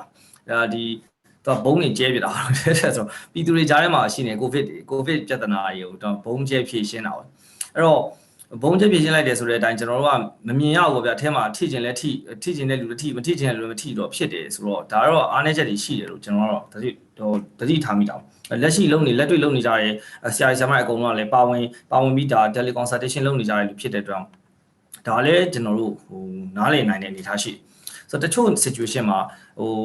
patient တွေကအိမ်မှာပဲတက်နေကြတယ်တခါဆရာဝန်တွေကလည်းအဝေးကနေကျွန်တော် advice ပေးတယ်ပေါ့နော်အဲ့တော့အားနည်းချက်တွေရှိလာတဲ့အခါမှာ complete service မဖြစ်နိုင်တော့မဖြစ်နိုင်တဲ့အခါကျတော့အားမလို့အားမရဘူးနှစ်ဦးနှစ်ဖက်ပြဿနာတက်တယ်ဆရာဝန်တွေလည်းပြဿနာဖြစ်တယ်လူနာတွေလည်းပြဿနာဖြစ်တယ်ဒါရှိတယ်ပေါ့နော်အဲ့တော့ကျွန်တော်တို့ဘယ်လိုမျိုးဖြည့်ရှင်းလဲဆိုတော့ဂျားထဲမှာကျတော့ဒီ clinic တွေဖွင့်ပြီးတော့လူနာတွေကလာကြတယ်ပေါ့အရင်တော့လာကြတယ်ဒါမှမဟုတ်လေဆရာဝန်တွေကလူနာရှိသွားမယ်ပေါ့ဘယ်လိုလုပ်ကြမလဲပေါ့နော်ဆိုတော့ကျွန်တော်တို့ကြည့်လိုက်တဲ့ခါမှာတကယ်နဲ့လူနာတယောက်ဖျားပြီပေါ့နော်ဖျားပြီဆိုအရင်တော့ကျွန်တော်ကဘာလုပ်လဲဆိုဆေးကန်းသွားတယ်ပေါ့ဆေးကန်းသွားတယ်ဇောင်းဆေးရုံသွားတယ်ပေါ့အခုလက်ရှိအနေထားကြတော့ကျွန်တော်ဖုန်းဆက်တယ်ဖုန်းဆက်တော့ဆရာဝန်နဲ့လူနာနဲ့စကားပြောလိုက်တော့ပြောလိုက်တဲ့ခါကျတော့အဲ့မှာပြဿနာစဖြစ်တာတော့သူကဆရာဝန်ဆန်းတက်ရမယ်ဒါမှမဟုတ်ရင်ကျွန်တော်တို့ဆေးရုံကြီးသွားရမယ်ဆိုဘယ်လိုလုပ်မလဲပေါ့လက်ရှိမှာပြဿနာကြီးမြန်မာပြည်မှာဖြစ်နေတာတွေကတော့ကျွန်တော်တို့ကဒီ current situation ရအခြေခံကြဆုံးအစိုးရဆေးရုံသွားမယ်ဆိုရင်အစိုးရဆေးရုံမှာဆရာတို့ဆရာမတို့အားလုံးသိတဲ့အတိုင်း overload ဖြစ်နေတယ်ပေါ့နော် overload ဖြစ်နေတယ်ခရီးကအများကြီးအပြည့်ပဲပေါ့နော်အဲ့တော့ကဲကောင်းလားဆိုရင် covid patient နဲ့ကဲတာအကောင်းတယ် non covid patient တွေကြတော့သူတို့အာယုံစိုက်ဖို့ကမလွယ်တော့ဘူးဖြစ်သွားအဲ့ကြောင့်ခက်ပေါ့ဆိုအဲ့ issue ရှိတယ်ကိုလူနာ covid လူနာလား non covid လူနာလားကိုယ့်ကိုအရင်ပြန်မှန်းစာရအဲ့တော့ဒါဆိုရင်မဟုတ်ဘူးဆိုရင်ကျွန်တော် private clinic ကိုလာမလားပေါ့ clinic ကိုလာမလားဆို clinic ကိုလူနာကလည်းမလာရဲဘူးဆရာဝန်ကလည်းမခေါ်ရဲဘူးဘာဖြစ်လို့လဲဆိုတော့ဘာမှမသိတဲ့ quarantine policy ကြားထဲမှာနှစ်ယောက်လုံးပျောက်ပြဿနာတက်ကုန်ပါဆိုတော့ဒီ GP clinic တွေရဲ့ပြဿနာအဲ့ဒါတခုပေါ့private hospital တွေကိုလွှဲပြန်ရော private hospital တွေမှာလည်းသူတို့ကဘာနဲ့ပဲသွားနေလဲဆိုတော့patient center care မဟုတ်ဘဲ hospital center care များဖြစ်သွားတာမသိကျွန်တော်အဲ့လိုဖြစ်တယ်အဲ့တော့ရောက်လာတဲ့သူတခါတည်းပဲ covid စစ်မယ်ဖုန်းဆက်ပြီးမေးတယ်ပြောပါတယ် covid စစ်မယ်ဓာတ်မှန်ရိုက်မယ်covid suspect လို့အဲ့မှာသက်ဆိုင်ရာ duty doctor ဒါ consultant တယောက်ဆုံးဖြတ်တယ်ဆိုသူတို့ဆက်မပို့ပေးဘူးဆိုတော့ဆေးရုံသွားမယ်အဲ့ကြဖမ်းပို့မှာမသွားချင်လည်းမရအောင်ဆေးရုံကားနဲ့ခါရဲပို့ပါမယ်ကုန်ကြစိတ်ကိုလူနာခံမယ်အဲ့တော့အဲ့ဒါအရင်ပြောတယ်အဲ့တော့အဲ့ဒီပြဿနာတွေဖြစ်တဲ့ခါကျတော့ကျွန်တော်တို့ကလူနာရဲ့တော်တော်စိတ်ပြက်တယ်တော်တော်ကိုစိတ်ပြက်ကြတယ်အဲ့တော့ကျွန်တော်လည်းဘာလုပ်ရမှန်းမသိဘူးအဲ့တော့လွှဲလိုက်တာကကဲလို့ချင်လို့ပဲဒါတော့အစိုးရဆေးရုံလည်းသူတို့မသွားချင်ဘူးဒီလိုရောက်တော့ဒီလိုဖြစ်တော့အဲ့တော့ အခုလေလူကြီးပိုင်းညှိနှိုင်းနေကြဆိုပိုကောင်းမွန်တဲ့ service တွေနောက်ပိုင်းပေးလာနိုင်မယ်ပေါ့နော်အဲ့ကျွန်တော်တို့အခက်ခဲကြရတော့ရုံးကန်တယ်ပေါ့အဲ့ alternative ကဘာရှိလဲပေါ့အဲ့ alternative ကကျွန်တော် home base care ပေါ့ home base care ရောဒါ solution တစ်ခုဖြစ်မလားဒါစဉ်းစားကြလေးဖြစ်လာဆိုတော့ home base care တော့option စီအနေနဲ့ဒါလေးကဒီဆေးရုံကနေဆရာဝန်တွေအောင်အိမ်ကိုသွားကြည့်ရောလွယ်မလားပေါ့ဆိုရိုးလေးစဉ်းစားလိုက်တော့ပူဆိုးတာပေါ့ယောဂါတွေကိုမှာပေါ့ဆိုတော့ဟာလေးနဲ့စပိုင်းမှာတည်းကကျွန်တော်ဆရာဝန်တွေကတော့မသွားရကြဘူးနော်မသွားရ home visit ကပူရော့သွားတကယ်တည်းလူနာတွေအဲ့တော့လူနာတက်ဆရာဝန်တက်ပေါ့နော်အားလုံးကဘယ်မှာတော့ပြုံနေလဲဆိုတော့ဆိုရဆေးရုံမှာလူနာရဲ့ပြုံကြအဲ့လိုလေးဖြစ်တော့ကျွန်တော်တို့အားလုံးကတက်စီကွဲထွက်တဲ့သဘောရှိကျွန်တော်မြင်လိုက်တာပေါ့နော်အဲ့တော့ home medical care ဘိုင်းကိုပြောတဲ့ခါကျရင်ကျွန်တော်တို့အစဉ်ဆက်မြင်လာတဲ့ home visit ကUK နိုင်ငံရဲ့ home visit service မတူဘူးပေါ့နော်မြန်မာပြည်ရဲ့ဒီအခြေခံ home visit service တွေကတော့အင်တာအာရရောက်အကျိုးစီးထိုးတဲ့ service တွေလည်းရှိတယ်အဲ့လိုမျိုးလေးပေါ့အပတ်စဉ်တစ်ပတ်တစ်ခါလာထိုးမယ်အဲ့လို service တွေလည်းရှိဆိုတော့တကယ်တော့ကျွန်တော်တို့နောက်ပိုင်းလေးလာမိတဲ့အခါမှာ home medical care ကပို့ပြီးတော့ဖွံ့ဖြိုးတိုးတက်လာတဲ့ညပေါ့လေကျွန်တော်တို့ဒီပို့ပေးနိုင်တဲ့အချက်လက်တွေရှိလာဒါပေမဲ့ primary care မှာဒီအချက်ကိုကျွန်တော်တို့ကဘယ်လိုခေါ်လဲဆိုတော့နည်းနည်းလေးလေးလူရှုမိရတဲ့ဘောပေါ့နော်အဲ့လိုလေးတော့တွေ့ရတာပေါ့အဲ့တော့ home physical ပတ်သက်ရင်ကျွန်တော်ကအရင်တော့လို့အိတ်ဆွဲပြီးတော့ဆရာဝန်ကအိမ်နိုင်ရောက်စိတ်ကူရလို့ပဲကျွန်တော်တို့ကမြင်နေတဲ့ခါကျတော့ဘယ်လိုခေါ်လဲဆိုတော့သူ့ရဲ့ value တစ်ခုကပျောက်တာပေါ့တစ်ဖက်ကကျတော့လူနာကဈေးကြီးရလို့ထင်တယ်ဆရာဝန်တော့ပြရင်charges ကြတယ်အိမ်ပင်ခွန်ရင် charges ကပို့ပြီးတော့အများများတယ်ဒါကြောင့်မသုံးချင်ဘူးဆိုတဲ့အယူဆလည်းကျွန်တော်ကမြင်တာပေါ့နော်ဒါပေမဲ့တကယ်ကမဖြစ်မနေကျွန်တော်တို့ကလူနာကမလာခြင်းလို့ဇိမ်ခံတဲ့population ကဖယ်လိုက်တယ်ဆိုရင်တော့ကျွန်တော်တို့ကhome bound patient တွေပေါ့နော်အိမ်ကနေအိမ်ပြင်မထားနိုင်တဲ့ elderly အသက်90 80 90ဒါမှမဟုတ်ရင်fracture neck of femur လူနာတွေဒါမှမဟုတ်ရင် paraplegia stroke patient တွေအတွက်ဆိုဒါက essential care လို့ဖြစ်တယ်တစ်ဖက်ကကြွကြည့်ကြတော့လေအဲ့လောက်ဖြစ်တဲ့ complex ဖြစ်တဲ့ case တွေကို handle လုပ်နိုင်ဖို့အတွက် family doctor ကလည်း efficient family doctor တွေဖြစ်နေမှာဒီ care ကတကယ်ကိုပဲလူနာအတွက်အကျိုးရှိမယ်လို့မြင်တော့ဆိုတော့ဒီနှစ်ခုမှာကျွန်တော် match လုပ်ဖို့အတွက် match လုပ်မိနိုင်ဖို့အတွက်prepare လုပ်အောင်လိုတယ်လို့ကျွန်တော်မြင်တယ်ဆရာဝန်တွေ GGP ဆရာဝန်တွေပေါ့အချို့ clinic တွေကကြတော့ကိုယ့်ရဲ့လက်ရှိအခြေအနေရဒီလိုအပ်တဲ့ patient needs နဲ့ဆရာဝန်ကပေးနိုင်တဲ့ capacity နဲ့မမျှနိုင်တဲ့ခါကြတော့ home care service ကိုကျွန်တော်ကအရင်အားမဆိုင်နိုင်ဘူးဒီကြားထဲမှာမှ covid ကာလဆိုတော့ပိုခက်ခဲတာပေါ့သူများအိမ်သွားမယ်ဆိုဒီအိမ်မှာကအရင်အားတက်ဆိုင်ကျွန်တော် assessment တွေအများကြီးလုပ်ရပါပေါ့အရင်ကတော့ဒီတိုင်းပဲလူနာတယောက် home visit ခေါ်ရဲဆိုရင်ကျွန်တော်က အိတ်ဆွဲပြီးထားလိုက်သွားတဲ့အခက်ကကုန်ပါပြီရုပ်ရှင်တွေမှာပဲရှိတော့တယ်ကျွန်တော်ရောက်လာပြီဆိုတော့ကျွန်တော်တို့ assessment လုပ်တယ်ပေါ့နော်အခုကတော့မြန်မာပြည်ရဲ့ home visit ကတော့ register patient လည်းရှိတယ်လို့walk in တဘောမျိုးပေါ့နော် ad hoc ပေါ့သူ့အတူကြုံချက်ရှင်းပဲလာခေါ်တဲ့လူနာတွေလည်းရှိတယ်ဆိုတော့ဘယ်လိုဖြစ်ဖြစ်ကျွန်တော်တို့ protocol တွေချထား clinic မှာရောက်လာရင်ကျွန်တော်ကမေးတာပေါ့နော်မေးပြီးတော့patient ရဲ့ situation assessment လုပ်ပြီးတော့မှနံပါတ်1ကတော့ကိုယ့်ရဲ့ safety ပေါ့အဲ့နေရာကိုသွားရင် safety ဖြစ်မလားအရင် covid မတိုင် pre covid မှာပေါ့နော်ပြီးရင် patient ရဲ့ situation ရကျွန်တော်တို့လိုအပ်တဲ့ပစ္စည်းတွေပါရှိနိုင်လေအဲ့ဒါ prepare လုပ်တယ် urgent လားဒါမှမဟုတ် elective တပုံမျိုးလား urgent ဆို urgent service ကိုကျွန်တော်တို့ကပေးဖို့အတွက်ပြင်ဆင်တယ် elective ဆိုလဲကျွန်တော်တို့ဒါ appointment call နေကျွန်တော်စီစဉ်ပြီးတော့ပြင်ဆင်ပြီးလုပ်ပေးတာအခု covid ကာလကြာတော့အဲ့ဒီပုံမှန်လုပ်နေကြprocedure တွေအပြင်ကိုကျွန်တော်တို့ကဘာတွေမရလဲဆိုတော့သူတို့ဖုန်းဆက်ပြီးဆိုတာနဲ့ home visit အတွက်ကိုတခု prepare လုပ်တော့မယ်ဆိုတော့ကျွန်တော်က triage question အများကြီးမေးရကျွန်တော်စပြောတာပေါ့အခု covid ကာလဖြစ်တဲ့အတွက်ကြောင့်ဒါလည်းပြပါကျွန်တော် triage question အများကြီးမေးရပါမယ်မေးပြီးတော့မှဒါကိုစိတ်ချရတော့မှကျွန်တော်လိုက်ပါမယ်လိုအပ်ရင်လေလိုအပ်တဲ့ပစ္စည်းတွေတည်လာပါမယ်အဲ့အတွက်ကိုကြားစီတစ်ခုလည်းရှိပါမယ်ဒါကိုသူတို့နားလည်ပြီးနိုင်ဖို့လိုပါတယ်ပေါ့ဆိုတော့ဒါကိုဒီဖြစ်တော့မှကျွန်တော်ကနောက်ပိုင်း triage ကိုဆက်တယ်မဟုတ်ဘူးဆိုရင်တော့ဘာမှဆက်ပြီးတော့သူတို့ကမဟုတ်ဘူးဒီကိုချက်ချင်းလာလို့မရဘူးလားဆိုတော့အဲ့လိုကြတော့မရတော့ဘူးကျွန်တော်အဲ့ဒါရောနည်းနည်းလေးညှိနှိုင်းမှုလို့ပါအများစုကကျွန်တော်က downtown မှာ practice လုပ်တဲ့အတွက်ကြောင့်သိကြတာရှိပါတယ်အဲ့တော့ triage question တွေမှာကျွန်တော်က patient အကြောင်းယောဂအကြောင်းမေးတယ် patient covid symptom ကိုမေးပါတယ်ပြီးရင်ကျွန်တော် family ဘက်ကိုပါလိုက်မေးပါတယ်သူတို့အတူနေပေါ့ one household member အကုန်လုံးပါလိုက်မေးရပါတယ်အဲ့တော့အဲ့မေးခွန်းတွေအကုန်မေးပြီးဒီသွားမယ်ကျွန်တော်တို့ home care service တွေမှာဆိုရင်တော့တာဝန်ခံဆရာဝန်အနေနဲ့ကျွန်တော်ကဒီသွားဖို့ decision ကိုတော့သွားမယ်ဆရာဝန်ကိုယ်တိုင်ချပေါ့နော်ကိုကသူ့စိတ်ထဲမှာမသွားရရင်မသွားနဲ့ကျွန်တော်ကindividual risk ကိုပဲယူဖို့ပေါ့သတ်မှတ်ထားပေါ့safety risk ပေါ့နော် safety risk ကိုယူဖို့သတ်မှတ်ထားတာဆိုတော့တကယ်လို့သွားဖို့လိုရဆိုရင်လည်းကျွန်တော်တို့ကသွားမယ်လို့ဆုံးဖြတ်တယ်ဆိုရင်တော့လေ risk ကလည်းကိုယ့်ကိုပဲတက်ရောက်မှုရှိမယ်ပေါ့အဲ့တော့အခုထိသွားကြတဲ့အခါမှာ preparation ပေါ့ level 2ပေါ့နော် level 2 PP နဲ့သွားကြတဲ့အခါမှာအားလုံးကတော့ safe ဖြစ်ပါတယ်အစင်လည်းပြေကြရှိပါတယ်ကျွန်တော်က covid တွေကုနေရလားဆိုတော့မဟုတ်ပါ covid တွေကျွန်တော်မကုပါဘူး အဲ့တော့ COVID ဟို confirm ဖြစ်တယ်ဆိုရင်ကျွန်တော်တခါလေးဟိုဖုန်းထဲမှာတခါလေးဖြတ်ပါတယ်ဒါ COVID ဆိုရင်တော့ကျွန်တော်တို့ကကုလို့မရဘူးကုခွင့်လည်းမရှိပါဘူးအဲ့တော့ဆိုရစေုံသွားဖို့လိုပါတယ်ပေါ့အဲ့ပဲတခါတည်းကျတော့ COVID ကိုဟို assessment လုပ်အောင် COVID suspect လူနာတွေကျွန်တော်တို့တွေ့လာတဲ့အခါကျရင်တော့ဟိုတွေ့လာတဲ့အခါကျရင်တော့ကျွန်တော်တို့ကဟို assessment သွားလုပ်ပြရတဲ့ situation တွေရှိတယ်ပေါ့နော်အဲ့တော့ကျွန်တော်ရဲ့ topic မှာ versus လို့ပြောထားတော့ဘာတွေကွာခြားမှုရှိနေလဲပေါ့ teleconsultation အနေနဲ့ကတော့များသောအားဖြင့်ကတော့ဟို inquiry symptom inquiry များတာပေါ့နော်ဒါတွေအားလုံးကိုသိပြီးသားပဲဒါပေမဲ့ကျွန်တော်တို့ဘက်မှာဘာတွေမေးကြလဲဆိုဆရာဝန်အရန်အားကိုတယ်ဗျဘာဖြစ်လို့လဲဆိုတဲ့အခါကျတော့ဆရာဝန်အကုန်လုံးသိရင်သူတို့ထင်တော့ကျွန်တော်တို့ကိုပြီးရင် quarantine procedure တွေလည်းမေးတယ် referral pathway တွေလည်းမေးတယ်အဲ့တော့ဒီ GP တယောက်ကဒီတိုင်းဆေးကမ်းမှာ symptomatic ကုယုံနေဖျားရ paracetamol တောက်ချောင်းဆိုရင်တော့ဒါကတော့ dextromethorphan တောက်ဆိုတာမပြီးတော့ဘဲနဲ့ GP တယောက် COVID-19 ကာလမှာတကယ် survive လုပ်နိုင်ဖို့အတွက်ကဒီ public health issue တွေကိုလည်းအထိုက်လျောက်သိထားတင်တယ်လို့ကျွန်တော်တို့မြင်မိတယ်ပေါ့နော်အဲ့တော့ NCD continuing care တွေအတွက် diabetes hypertension နဲ့ teleconsultation ကျွန်တော်ရှင်းပြရတယ်ဒီလိုပဲတခါ acute presentation ကိုဖုန်းထဲမှာလည်း triage လုပ်ကြရတယ် assessment လုပ်ကြရတယ် consult လုပ်ကြရတယ်လူအများကြီးရှိတယ်အများစုကတော့ psychosomatic presentation တွေကိုရင်ဆိုင်ရတာဒါတွေအားလုံးကလူချင်းတွေ့ကြလည်းမလို့ဘူး face to face လည်းမလို့ဘူးတခါတည်းကြာရင်လူကြီးတွေအသိကြီးကြရင်ကျွန်တော်ကဟို patient တွေကကျွန်တော်နေရာ demand နဲ့တိတ်ဖြစ်တဲ့ခါကြာရင်ကျွန်တော်တို့ face video call လေးနဲ့ assessment လုပ်ပြတ်တယ်တို့တော့မဖြစ်မနေ home care သွားမယ်လူနိုင်မရှိဘူးလားအဲ့တော့တချို့အခြေအနေမျိုးမှာကျွန်တော် assessment လုပ်ရမယ့်အခြေအနေရှိလာတတ်တယ်ပေါ့နော်ရှိလာတယ် patient ကိုယ်တိုင်ကဒါကြီးက AMI လားဒါမှမဟုတ်ရင်ဟို duodenal gastritis လားဒါမှမဟုတ်ဒါ appendicitis လား perforation လားဒါလိုခွဲခြားဖို့အတွက်ခါကြရင်တော့သွားမယ်အခြေအနေလူနာလည်းမလာရဘူးဒါမှမဟုတ် sick သိပ်ဖြစ်တယ်ဆိုရင်ကျွန်တော်သွားမလားစဉ်းစားပါတယ်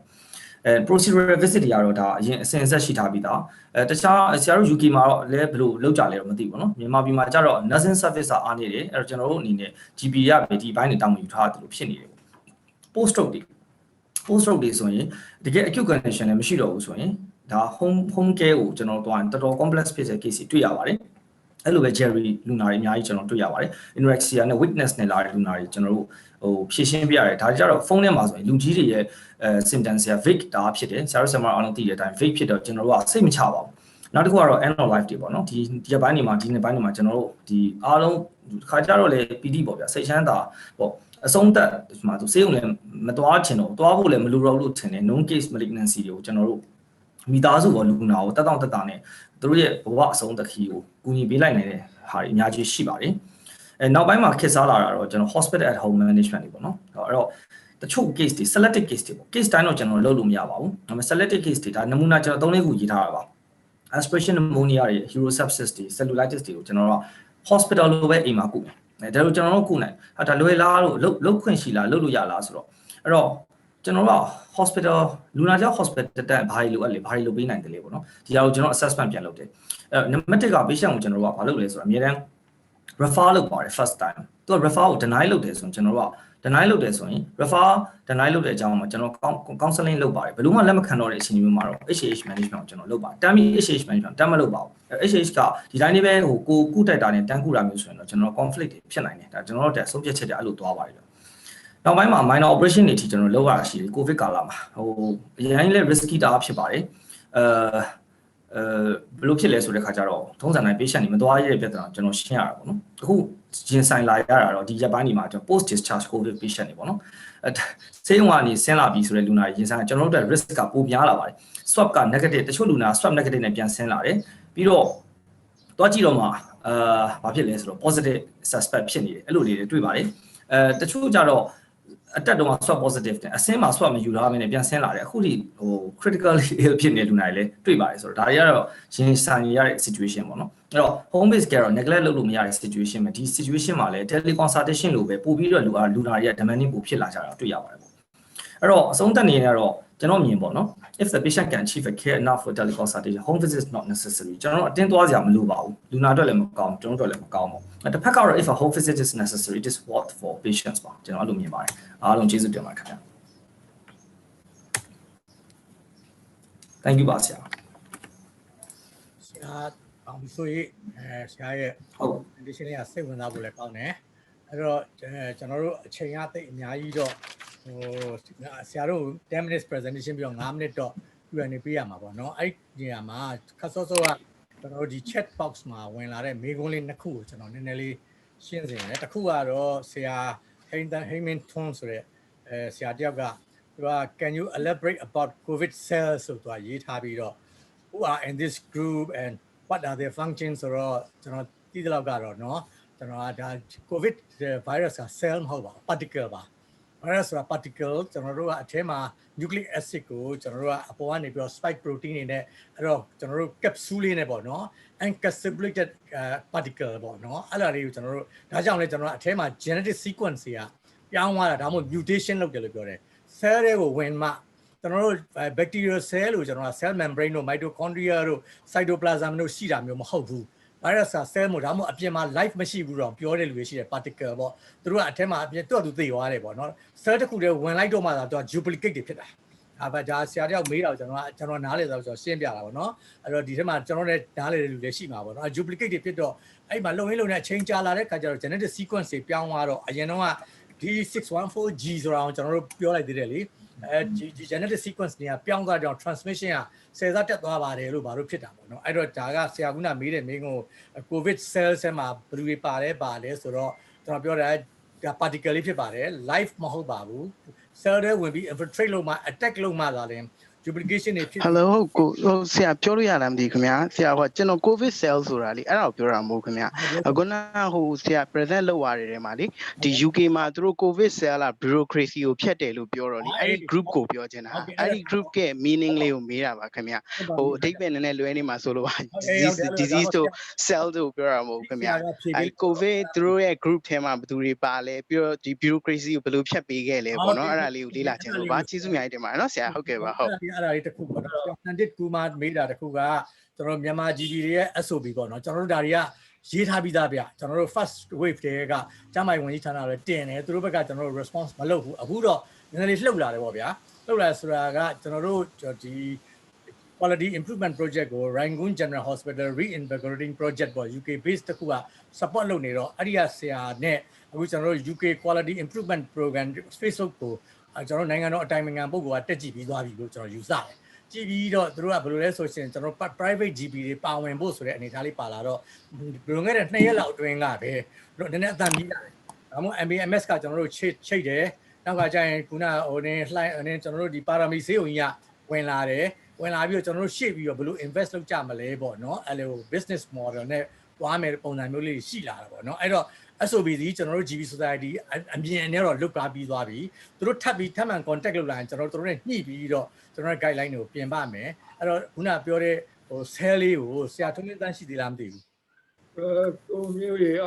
Sir Tuminta is not there, but okay. Severe or Sanda, could you elaborate on the COVID cell in your locality? Yes. Can you all hear me okay? Yes. Okay, ဟိုကျမထင်တယ်ဆရာထုံးမင်းတန်းပြောတဲ့ COVID cell ဆိုတာကကျမနဲ့ဆရာထုံးမင်းတန်းနဲ့ကြားထဲမှာ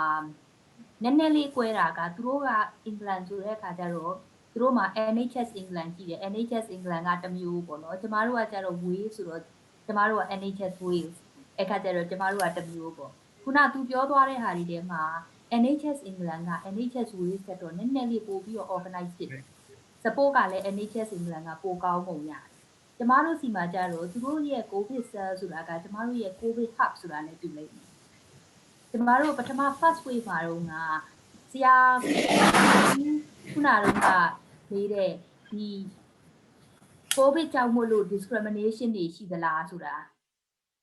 ကျမတို့စီမှာလည်း first wave မှာတော့နည်းနည်းရှိတယ်လူနာတွေကလည်းဒီ COVID လူနာတွေကိုစေကန်းကိုမလာစေခြင်းဘူး staff တွေကလည်း COVID လူနာတွေကိုစေကန်းကိုမလာစေခြင်းဘူးဟိုနာစမတွေဆရာဝန်တွေကို၌ကလည်း COVID လူနာတွေကိုနေတိုင်းကြည့်ရမယ်ဆိုရင်မကြိုက်ဘူးအဲ့ဒီမှာဒီ COVID cell COVID hub ဆိုတဲ့ concept လေးပေါ်လာတာကျမတို့ဆိုလို့ရှိရင်အဲ့လိုကားပါတစ်ခုကိုငှားပြီးတော့ကားပါထဲမှာအဲ့လိုမျိုး porter cabin တစ်ခုနဲ့ COVID လူနာတွေကြီးပဲကြည့်တဲ့နေရာလေးတစ်ခုလုပ်လိုက်တယ်အဲ့လိုမျိုး COVID cell လေးတွေနေရာတကာမှာအများကြီးပေါ်လာတယ် GP surgery 5ခု6ခုကစုပြီးတော့လုပ်လိုက်တာပေါ့ GP surgery 5ခု6ခုကစုပြီးတော့အဲ့ဒီ COVID hub COVID cell ကို staff လုပ်တာပေါ့နော်ဆရာဝန်တယောက် nurse မတယောက် paramedic တယောက်အဲ့လိုမျိုးနဲ့ staff လုပ်ပြီးတော့လုပ်တယ်နောက်ပြီးတော့ဒီ COVID cell ဆိုတဲ့ concept လေးထဲမှာတခြားဟာလေးတွေလည်းပါလာတာပေါ့ဒီ COVID cell တစ်ခုကိုအတူတူလောက်ကြတဲ့ GP surgery တွေကြားထဲမှာ WhatsApp group လေးတွေပေါ်လာတယ် email group လေးတွေပေါ်လာတယ်တယောက်နဲ့တယောက်လမ်းပြီးတော့ ဟိုငါကတော့ဒါလိုနေတယ်ဟေးဘယ်သူမှဘာရှိလဲဟေးဆိုမျိုးလမ်းမေးကြတယ်အဲ့ဒီ group တွေကနေနောက်ပြီးတော့သူတို့စီမှာက CCG ရှိတယ်ကျမတို့စီမှာ primary care network လို့ရှိတယ်အဲ့ဒီလိုမျိုးကို network ကိုလှမ်းပြီးတော့ဒီမှာတော့ဒီလိုမျိုးဒုက္ခရောက်နေပြီပေါ့လူနာတွေအရန်များတယ်ပေါ့စေယုံကလည်းလက်မခံတော့ဘူးပေါ့PPE ရမလောက်တော့ဘူးအဲ့ဒါမျိုးတွေဆိုရင်လှမ်းပြီးတော့ပြောလို့ရတယ်အဲ့တော့ local arrangement တွေပေါ့ကိုနေရာနဲ့ကိုပို့ပြီးတော့ response လုပ်လို့ကောင်းတဲ့ cell လေးတွေပေါ်လာတာပေါ့အခုကျမတို့ဒီ second wave ပြန်စနေပြီဆိုတဲ့အခါကျတော့ဒီ local arrangement တွေကိုကျမတို့ပြန်စဖို့ရည်ရွယ်တယ်ဒါပေမဲ့အခုကဒီဘက်မှာအစိုးရကနေတိုင်းလုပ်နေတဲ့ routine work ကိုလည်းသူကမရပ်လိုက်ဘူးအဲ့ခါကျတော့အရင်တစ်ခေါက်တုန်းကလိုမျိုး covid cell ကိုသွားပြီးတော့အားလုံးက rota ကြီးနဲ့ function လုပ်ဖို့ကြတော့လည်းမလွယ်တော့ဘူးဖြစ်နေအဲ့ဒါကြောင့်ကျမတို့အခုဒီမှာနောက်အသစ်တစ်မျိုးပါလုပ်ရင်ကောင်းမလဲဆိုတာကိုစီစဉ်နေကြတာပေါ့နော် covid အစိုးရကနောက်တစ်ခုစီစဉ်ပေးတာကတော့စေကန်းတစ်ခုချင်းစီမှာcovid hub စီအထိမသွားနိုင်ဘူးဆိုရင်လူနာကြည့်ဖို့နေရာတက်လေးတွေရလာအောင်နည်းနည်းဒီကြားထဲမှာအချိန်ရလိုက်တော့စီစဉ်ပေးထားတယ်ဒါပေမဲ့လည်းကျမတို့အရင်တုန်းကဒီ covid hub concept ကိုတော့ဆက်ပြီးထားသေးတယ် surgery တွေကြားထဲကတယောက်နဲ့တယောက်ဆက်သွယ်တဲ့ email group တွေ WhatsApp group တွေထပ်ဖို့နဲ့လှမ်းပြီးဆက်သွယ်တဲ့ group တွေရရှိတော့မယ်ဒီဒီမှာလည်းမဆန္ဒလိုင်းအဲ့တော့ကျွန်တော်တို့ဒီ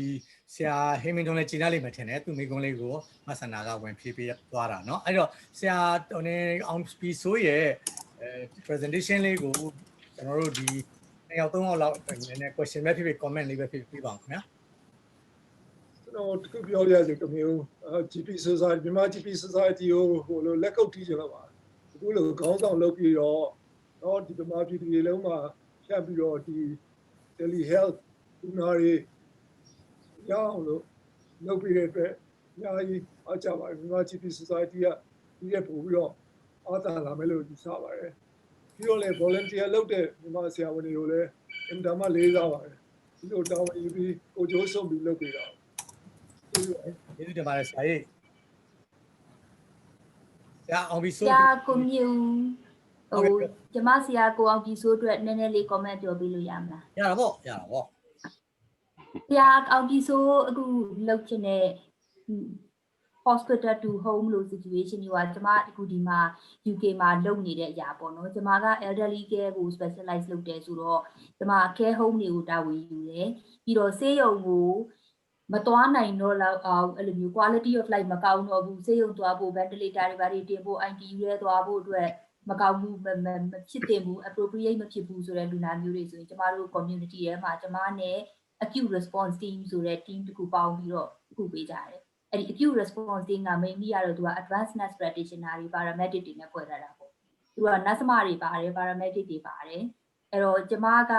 ဆရာဝန်အနေနဲ့video consultation ကြည့်ပေးလို့ရတယ် home visit သွားပေးလို့ရတယ်ဒီ nurse မတွေ paramedic တွေကကြတော့ဟိုမှာသွားပြီးတော့ IV line တွေ set up လုပ်ပေးလို့ရတယ် cannula ထိုးပေးလို့ရတယ် catheter တွေထည့်ပေးလို့ရတယ်ဟိုကျမကကြတော့ GP with specialist interest ဆိုတော့ကျမဘက်ကလှမ်းပြီးတော့အကြံဉာဏ်တောင်းလို့ရအောင်မေးလို့ရအောင်ဆေးရုံနဲ့လှမ်းပြီးတော့ဆက်ထားတဲ့ consultant တွေရှိတယ်အဲ့လိုမျိုးဆိုတော့ specialist consultant အနေနဲ့ဆက်လို့ရတယ် COVID consultant အနေနဲ့ဆက်လို့ရတယ်ကျမတို့ဖွဲ့ထားတဲ့အဲ့လို home cell လေးကအဲ့လိုမျိုးလေးပေါ့အဲ့ဒါကကျမအခု mainly လုပ်နေရတာအခု second wave စဖြစ်ကြတဲ့ကကျမလုပ်နေရတဲ့ mainly လုပ်ရတာပေါ့နောက်တစ်ခုကတော့ကျမတို့ကဒီမှာက resuscitation လုပ်မယ်မလုပ်ဘူးကလည်းအများရန် question ဖြစ်တယ်ဆိုတော့အဲ့ဒါလေးတစ်ခုလည်းအများရန်ကြိုပြီးတော့အကယ်၍သာ heart က stop ဖြစ်သွားမယ်ဆိုလို့ရှိရင် resuscitation လုပ်ချင်လားပေါ့နော်ဟိုကိုယ့်ဘက်ကတော့ professional တယောက်အနေနဲ့တော့ရှင်းပြရတာပေါ့လုပ်မယ်ဆိုလို့ရှိရင်လည်းဒါအောင်မြင်ဖို့ chance အရန်နေတယ်လုပ်လိုက်ရင်အဓိကကတော့ risk တွေကျိုးဖို့လောက်က main ဖြစ်ဖို့ပဲများတယ်ဆိုတာမျိုးရှင်းပြပြီးတော့အဲ့ဒါမျိုးလေးတွေလည်းကြိုပြီးလက်မှတ်ထိုးထားရတာပေါ့ကျေးဇူးတင်ပါတယ်အမကျွန်တော်နည်းနည်းလေးပြန်ပြီးဆွေးနွေးရမယ်ဆိုတော့အမရဲ့ဒီဟိုဘာပေါ့ဒီ hospital to home service မျိုးကျွန်တော်တို့ဒီဘက်မှာ set up လုပ်ထားနေရတော့ဆင်ပါတယ်တခုပေါ့နော်ကျွန်တော်တို့က private ဆိုတော့ small group လေးနဲ့ကျွန်တော် run နေရပါကျွန်တော်တို့ထဲမှာ specialist doctor စီလည်းပါတယ်ကျွန်တော်တို့ဒီ GP doctor စီလည်းပါတယ် nurse ကတော့ကျွန်တော်မြန်မာပြည်မှာ shortage ဖြစ်နေတော့ခက်တယ်ဗျအဲ့ဒီပြဿနာလေးတော်တော်လေးကြီးပါတယ်အဲ့တော့ကျွန်တော် nurse တွေကိုအားကိုးရတယ်ပေါ့အဲ့တော့ဟိုအဲ့ပုံစံလေးနဲ့ကျွန်တော်က run ရတယ်လူနာတွေကိုပထမ hospitalization referral လုပ်တဲ့အခါသူတို့ကမသွားတော့ဘူးဘာဖြစ်လို့ကျွန်တော်တို့ပထမ referral တန်းသွားရလဲဆိုတော့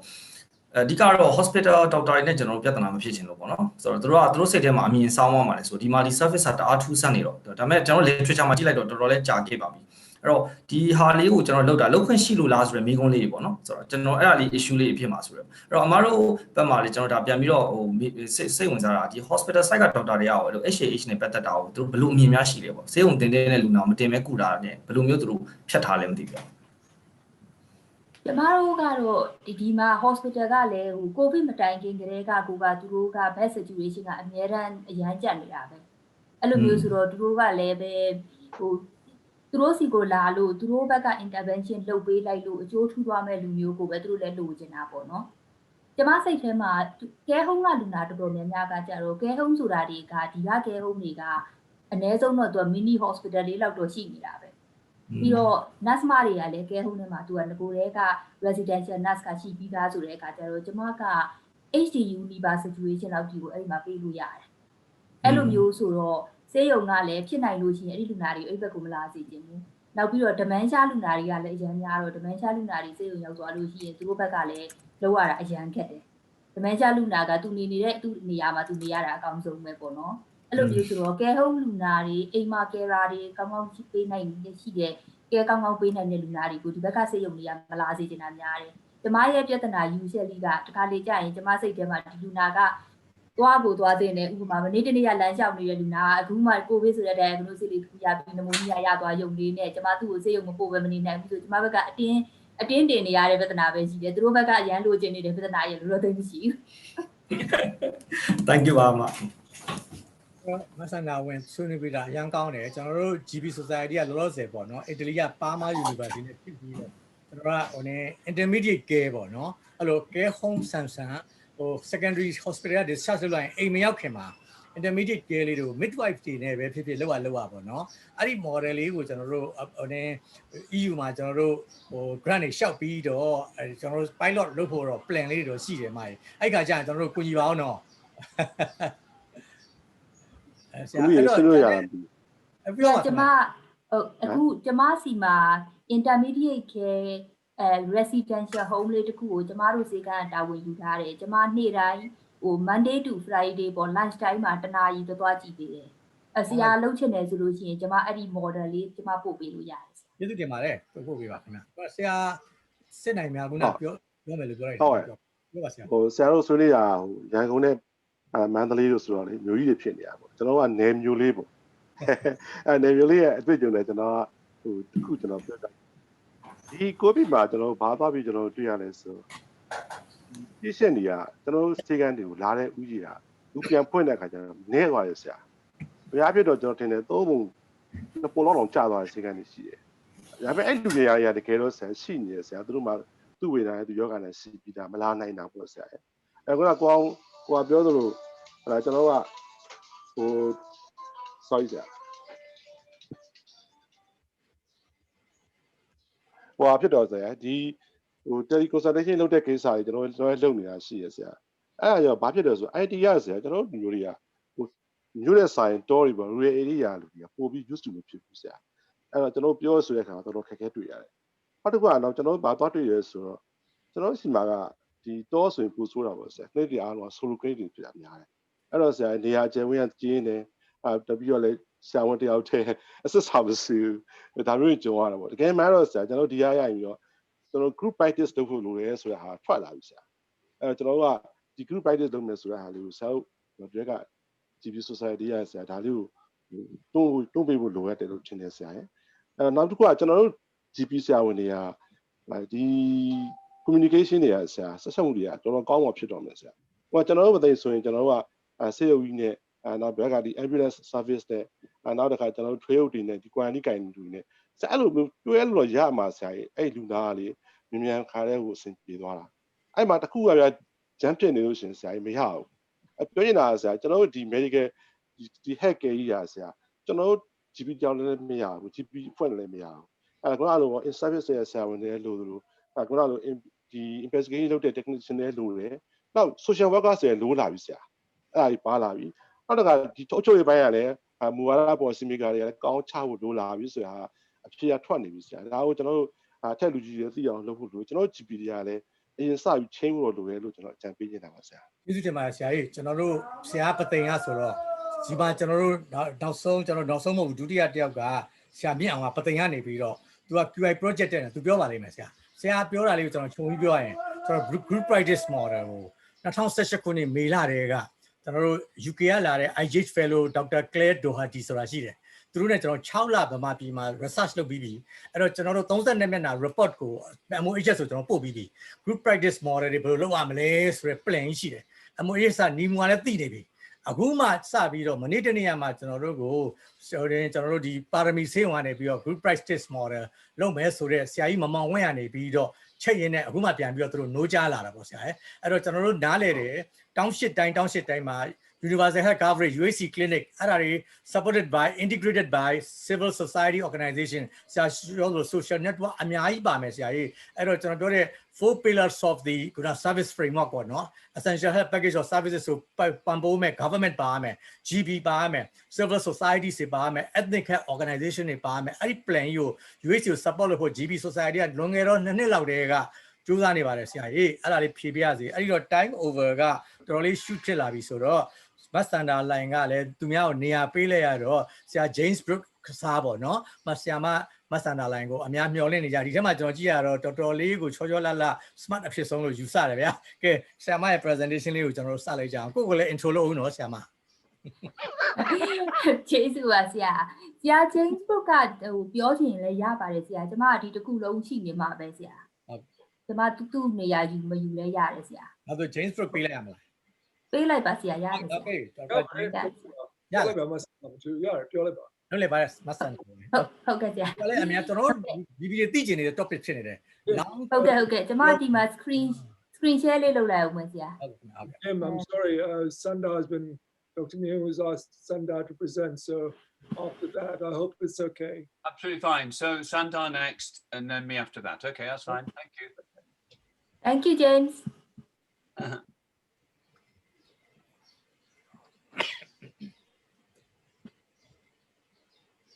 မိတ်ဆက်ပေးလိုက်အောင်နော်ဟုတ်ကဲ့ဆရာကျမဒီ screen share ဘာကြောင့်မဖြစ်နေလဲဆိုတာမသိဘူးဖြစ်နေလို့ရပြီမြင်ကြကျမ screen လေးမြင်ရပြီလားမသိဘူးရပါပြီဟုတ်ကျမဒီ GP မှာ UK GP စလုပ်တာ2009ကစလုပ်တာပေါ့နော်ကျမရဲ့စေကန်းက Swansea ဆိုတဲ့မြို့ကလေးမှာရှိပါတယ် Swansea ကWales ရဲ့ second မြို့ပေါ့နော် Wales ရဲ့ပထမမြို့ရန်ကုန်လိုမြို့က Cardiff ပေါ့ကျမတို့မျိုးကတော့ Wales ရဲ့ Mandalay ပေါ့ Wales ကတကယ်တမ်းကUK ရဲ့English အောက်ကကိုလိုနီမျိုးပေါ့နော်အဲ့လိုမျိုးဆိုတော့အင်္ဂလန်လောက်တော့ health care မကောင်းဘူးဒါပေမဲ့လည်းတော်တော်လေးတော့ကောင်းပါတယ်ကျမတို့မျိုးဆိုလို့ရှိရင် तू ကအင်္ဂလန်ရဲ့အောက်ကကိုလိုနီနိုင်ငံကမှ second မျိုးဆိုတဲ့အခါကျတော့တကယ်တမ်းကကျမတို့မျိုးရဲ့ situation ကမြန်မာနိုင်ငံနဲ့ရှင်လို့ရှိရင်ပသိမ်လောက်မှာပဲရှိပါတယ်အဲ့လိုမျိုးဆိုတော့ကျမတို့ဒီ local GP တွေကတော်တော်ကလေးလူနာတွေအတွက်အများကြီး advocate လုပ်ရတယ်ကိုယ့်ဘက်မှာလိုတာကိုယ့်ဘက်ကတန်းပြီးတော့လှမ်းပြီးတော့ပြောမှာပဲခက်ကသိတယ်ကျမကဒီ Royal College နဲ့ fellowship ချိတ်ထားတယ် Royal College အတွက်ကျမ represent လုပ်လို့ရတဲ့နေရာတွေမှာ represent လုပ်ပေးတယ်နောက်ပြီးတော့ကျမဒီက Swansea University ကနေပြီးတော့ Medical Education Master တခုယူထားပြီးတော့ Swansea University ကကျောင်းသားတွေကိုသင်ပေးတယ်နောက်ပြီးတော့ဒီ Swansea က GP တွေကို train လုပ်ပေးတယ်ပေါ့နော်ဒါပေမဲ့ကျမရဲ့တကယ် area of interest ကကျမ elderly care ကိုအရန်ဝါသနာပါတယ်အဲ့လိုမျိုးဆိုတော့ဒီမှာကျမတို့မြို့မှာရှိတဲ့ care home နဲ့ elderly အိမ်မှာနေတဲ့ elderly တွေရဲ့နောက်ပြီးတော့ဆရာကိုမြင့်ဦးကိုပြောသလိုကျမ intermediate care residential home တွေရဲ့အဲ့ဒါတွေအားလုံးအတွက်ကျမတာဝန်ယူပြီးတော့လုပ်ပေးတယ်အဲ့ဒီအတွက်ကကျမ local health board တွေနဲ့ချိန်ရတယ်စေယုံက consultant တွေနဲ့ချိန်ရတယ်ကျမကဂျားတွေက intermediate နေပြီးတော့လုပ်ပေးတာပေါ့အခုဒီ covid ကာလမှာဒါတော်တော်လေးအရေးပါလာတယ်ဒီ covid ကာလမှာကျမ palliative care လည်းအများကြီးလုပ်ရလာတယ်ဘာလို့လဲဆိုဒီလူတွေကစေယုံမသွားဘူးဆိုတော့လေနောက်တစ်ခုကတော့ကျမကဒီက local medical committee GP တွေရဲ့ committee ကိုကျမ chair လုပ်ပေးတယ်အဲ့ဒါကလည်းနောက်ထပ် channel တစ်ခုအနေနဲ့အစိုးရကိုလှမ်းပြီးတော့ feedback လုပ်ပေးလို့ရတယ်ပေါ့နော်အခုကျမပြောနေတာကဒီ long covid ကိုအခုနောက်ပိုင်းမှာဒီဟာကခစ်စားလာတာပေါ့နော်။ဘာဖြစ်လို့လဲဆိုတော့ first wave for covid တုန်းကအားလုံးကအခုလက်ရှိဖြစ်နေတဲ့ covid ကိုပဲစိတ်ဝင်စားကြတာ။အဲ့တော့နောက်ကြတော့မှတဖြည်းဖြည်းနဲ့ကျမတို့သိလာတာက covid ဖြစ်ပြီးတော့3လလောက်ကျော်လာတဲ့အချိန်ကျတော့ဆေးရုံကဆင်းလာတဲ့လူနာတွေရှိတယ်။ဆ စေယုံကိုရောက်ကိုမရောက်လိုက်တဲ့လူနာတွေလည်းရှိတယ်အဲ့ဒီလူနာတွေစီမှာဒီ symptom တွေရှိနေတော့လူနာတွေကအဓိကကြောက်တာကတော့မပြောက်သေးဘူးလားပေါ့နော်မပြောက်သေးဘူးလားသူတို့စီကနေတခြားလူတွေကိုကူအောင်မှာလားပြီးတော့မပြောက်သေးဘူးလို့ထင်ရလို့သူတို့မှမသွားရတဲ့အလုပ်တွေလည်းရှိတယ်မသွားရတဲ့နေရာတွေလည်းရှိတယ်ဒါတွေအားလုံးကလည်းစိတ်ပူစရာဖြစ်တယ်ပြီးတော့ဒီယောဂကြီးကဘယ်တော့ပြောက်မှလဲကိုဘွားအရင်လိုပြန်ဖြစ်အောင်မှာလားဆိုတာကြီးကလည်းစိတ်ဆင်းရဲစရာဖြစ်တယ်အဲ့ဒီမှာဒီလူတွေကလည်းပထမပိုင်းတော့ကတော့ကိုဗစ်ကိုဖြစ်ရင်ဘယ်လို diagnosis လုပ်ရမလဲဖြစ်ပြီးသွားရင်ဘယ်လိုကုရမလဲဆိုတဲ့နာမှာပဲအယုံစိုက်နေရတာဒီတဖြည်းဖြည်းနဲ့ပြန်ကောင်းလာတဲ့လူတွေစီကိုဒီမှာ COVID-19 study ဆိုတာရှိတယ်အဲ့ COVID-19 study ကသူကလူတိုင်းကဒီ app လေးကို download လုပ်လို့ရတယ်ပြီးတော့သူတို့ရဲ့ symptom တွေကိုနေ့တိုင်းအဲ့ဒီ COVID-19 study ထဲမှာ login လုပ်နေလို့ရတယ်အဲ့ဒီ COVID-19 study ကနေပြီးတော့နောက်ပိုင်းကျတော့လေကောင်းသွားတဲ့လူတွေလည်းသူတို့ဆက်ပြီးတော့ follow လုပ်တယ်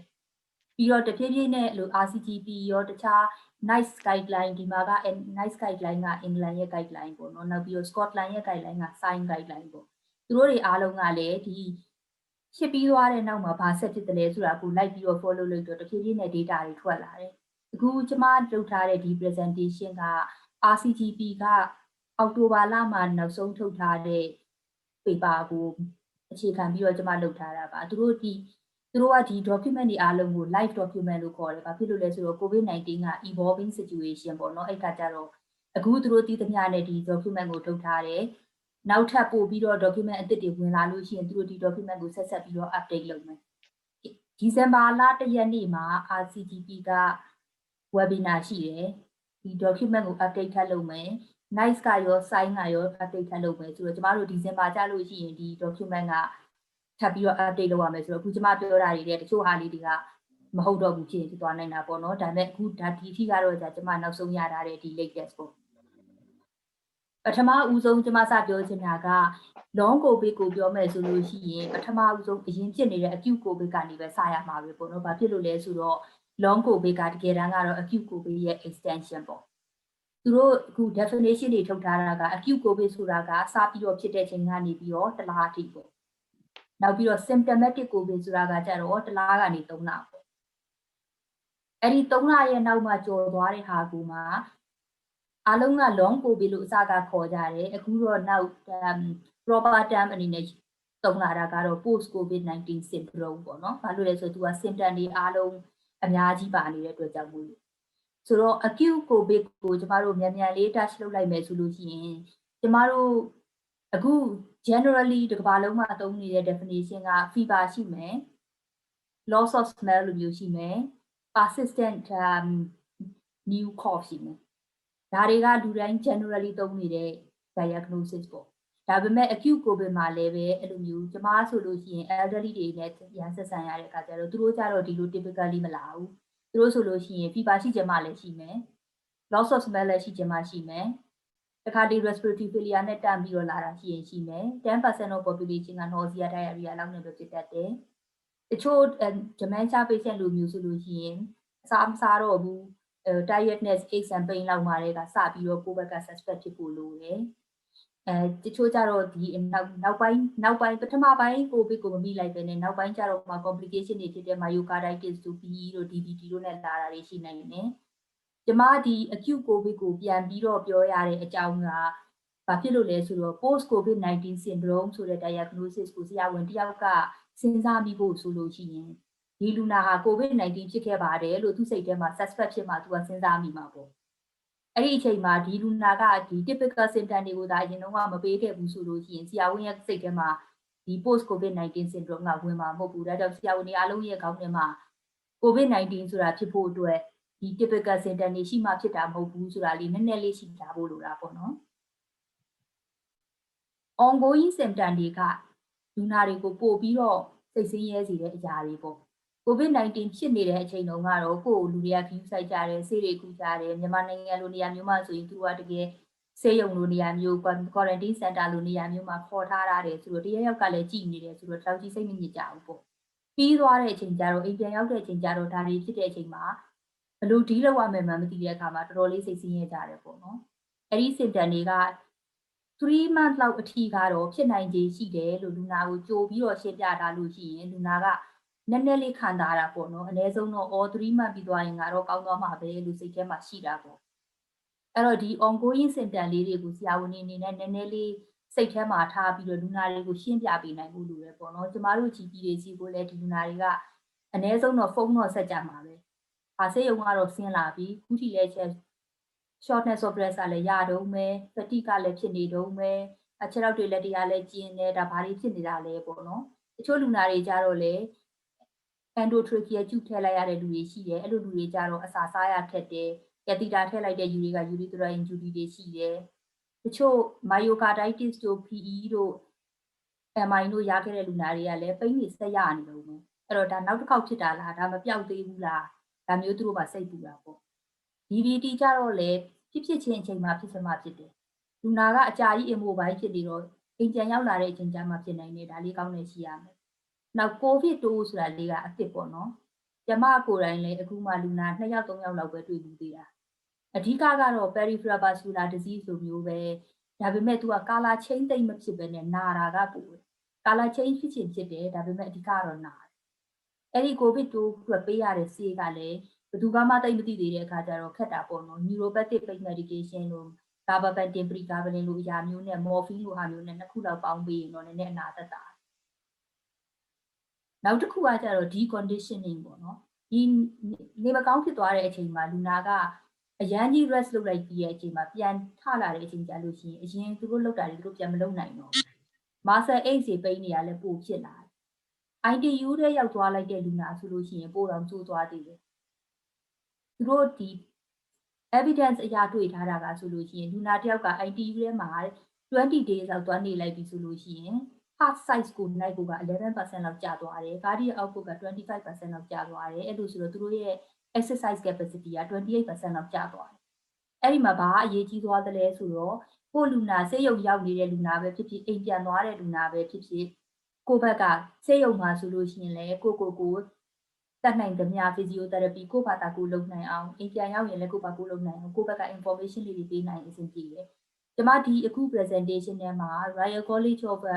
Occupational Therapists ကထုတ်ထားတဲ့ paper လေးတွေကိုကျမဓာတ်ပုံလေးတွေလည်းထည့်ထားပေးတယ်နောက်မှလည်း reference resources တွေထဲမှာကျမ link လေးတွေထည့်ထားပေးတယ်နောက်ဒီ presentation ကျမဆရာမျိုးကနေ share လုပ်ရပါတယ်နောက်တစ်ခုကတော့ mental health ပေါ့နော်ဒီယောဂကြီးဖြစ်တယ်ဆိုလို့ရှိရင်ဘာမှသိမဖြစ်တဲ့လူနာတော်မှပဲအရန်ကြောက်ပြီးတော့ anxiety တွေ depression တွေရပြီးတငုံမှုတွေဖြစ်သွားနိုင်တယ် ITU ရဲ့ရောက်သွားတဲ့လူမျိုးဆိုလို့ရှိရင် ventilator လိုမျိုး machine တွေနဲ့ဆက်လိုက်ရတဲ့လူမျိုးဆိုရင်ဒါတစ်သက်လုံးလောက်ကို post traumatic disorder ရသွားနိုင်တယ်နောက်တစ်ခုက neurocognitive problems ပေါ့နော် ITU ထဲမှာလူနာတွေကို prone position တွေပါဒါ lung cell ကိုposterior lung cell ကို virus မရောက်အောင်ဆိုပြီးတော့ထားကြတယ်အဲ့ဒီ prone position မှာ brachial plexus injury ရတတ်တယ်သူကဒီလိုမျိုး prone လုပ်နေရတဲ့အခါကျတော့ brachial plexus injury ရတတ်တယ်နောက်တစ်ခုကလူနာ6ရောက်ကိုလည်းအဲ့လိုမျိုးခေါင်းအုံးလေးပေါ်မှာတင်ထားရတဲ့အခါကျတော့ peroneal nerve ကိုပေါ်စီရပြီးတော့ foot drop ရတတ်တယ်ဒါလေးတွေကကိုယ့်ဘက်ကကြိုပြီးတော့သိမထားလို့ရှိရင်လူနာကိုဒါမျိုးတွေလာပြောနေလို့ရှိရင်ရုပ်တရက်ကြီးဆိုဘာတွေများဖြစ်ပါလိမ့်လို့မသိနိုင်ဘူးပေါ့နော်အဲ့တော့ဒီလိုမျိုးလေးတွေသိထားတော့နည်းနည်းကောင်းတာပေါ့နောက်တစ်ခုကတော့ဒီ COVID-19 က virus ဆိုတဲ့အခါကျတော့ post viral Guillain-Barré syndrome လိုမျိုးတွေလည်းရှိနိုင်တယ်နောက်ပြီးတော့ COVID-19 လူနာတွေမှာတဲ့အခုသူတို့တွေ့ထားတာက1 in 5 လောက်က depression ရတယ် sleep disturbance ရတယ်အဲ့ဒါက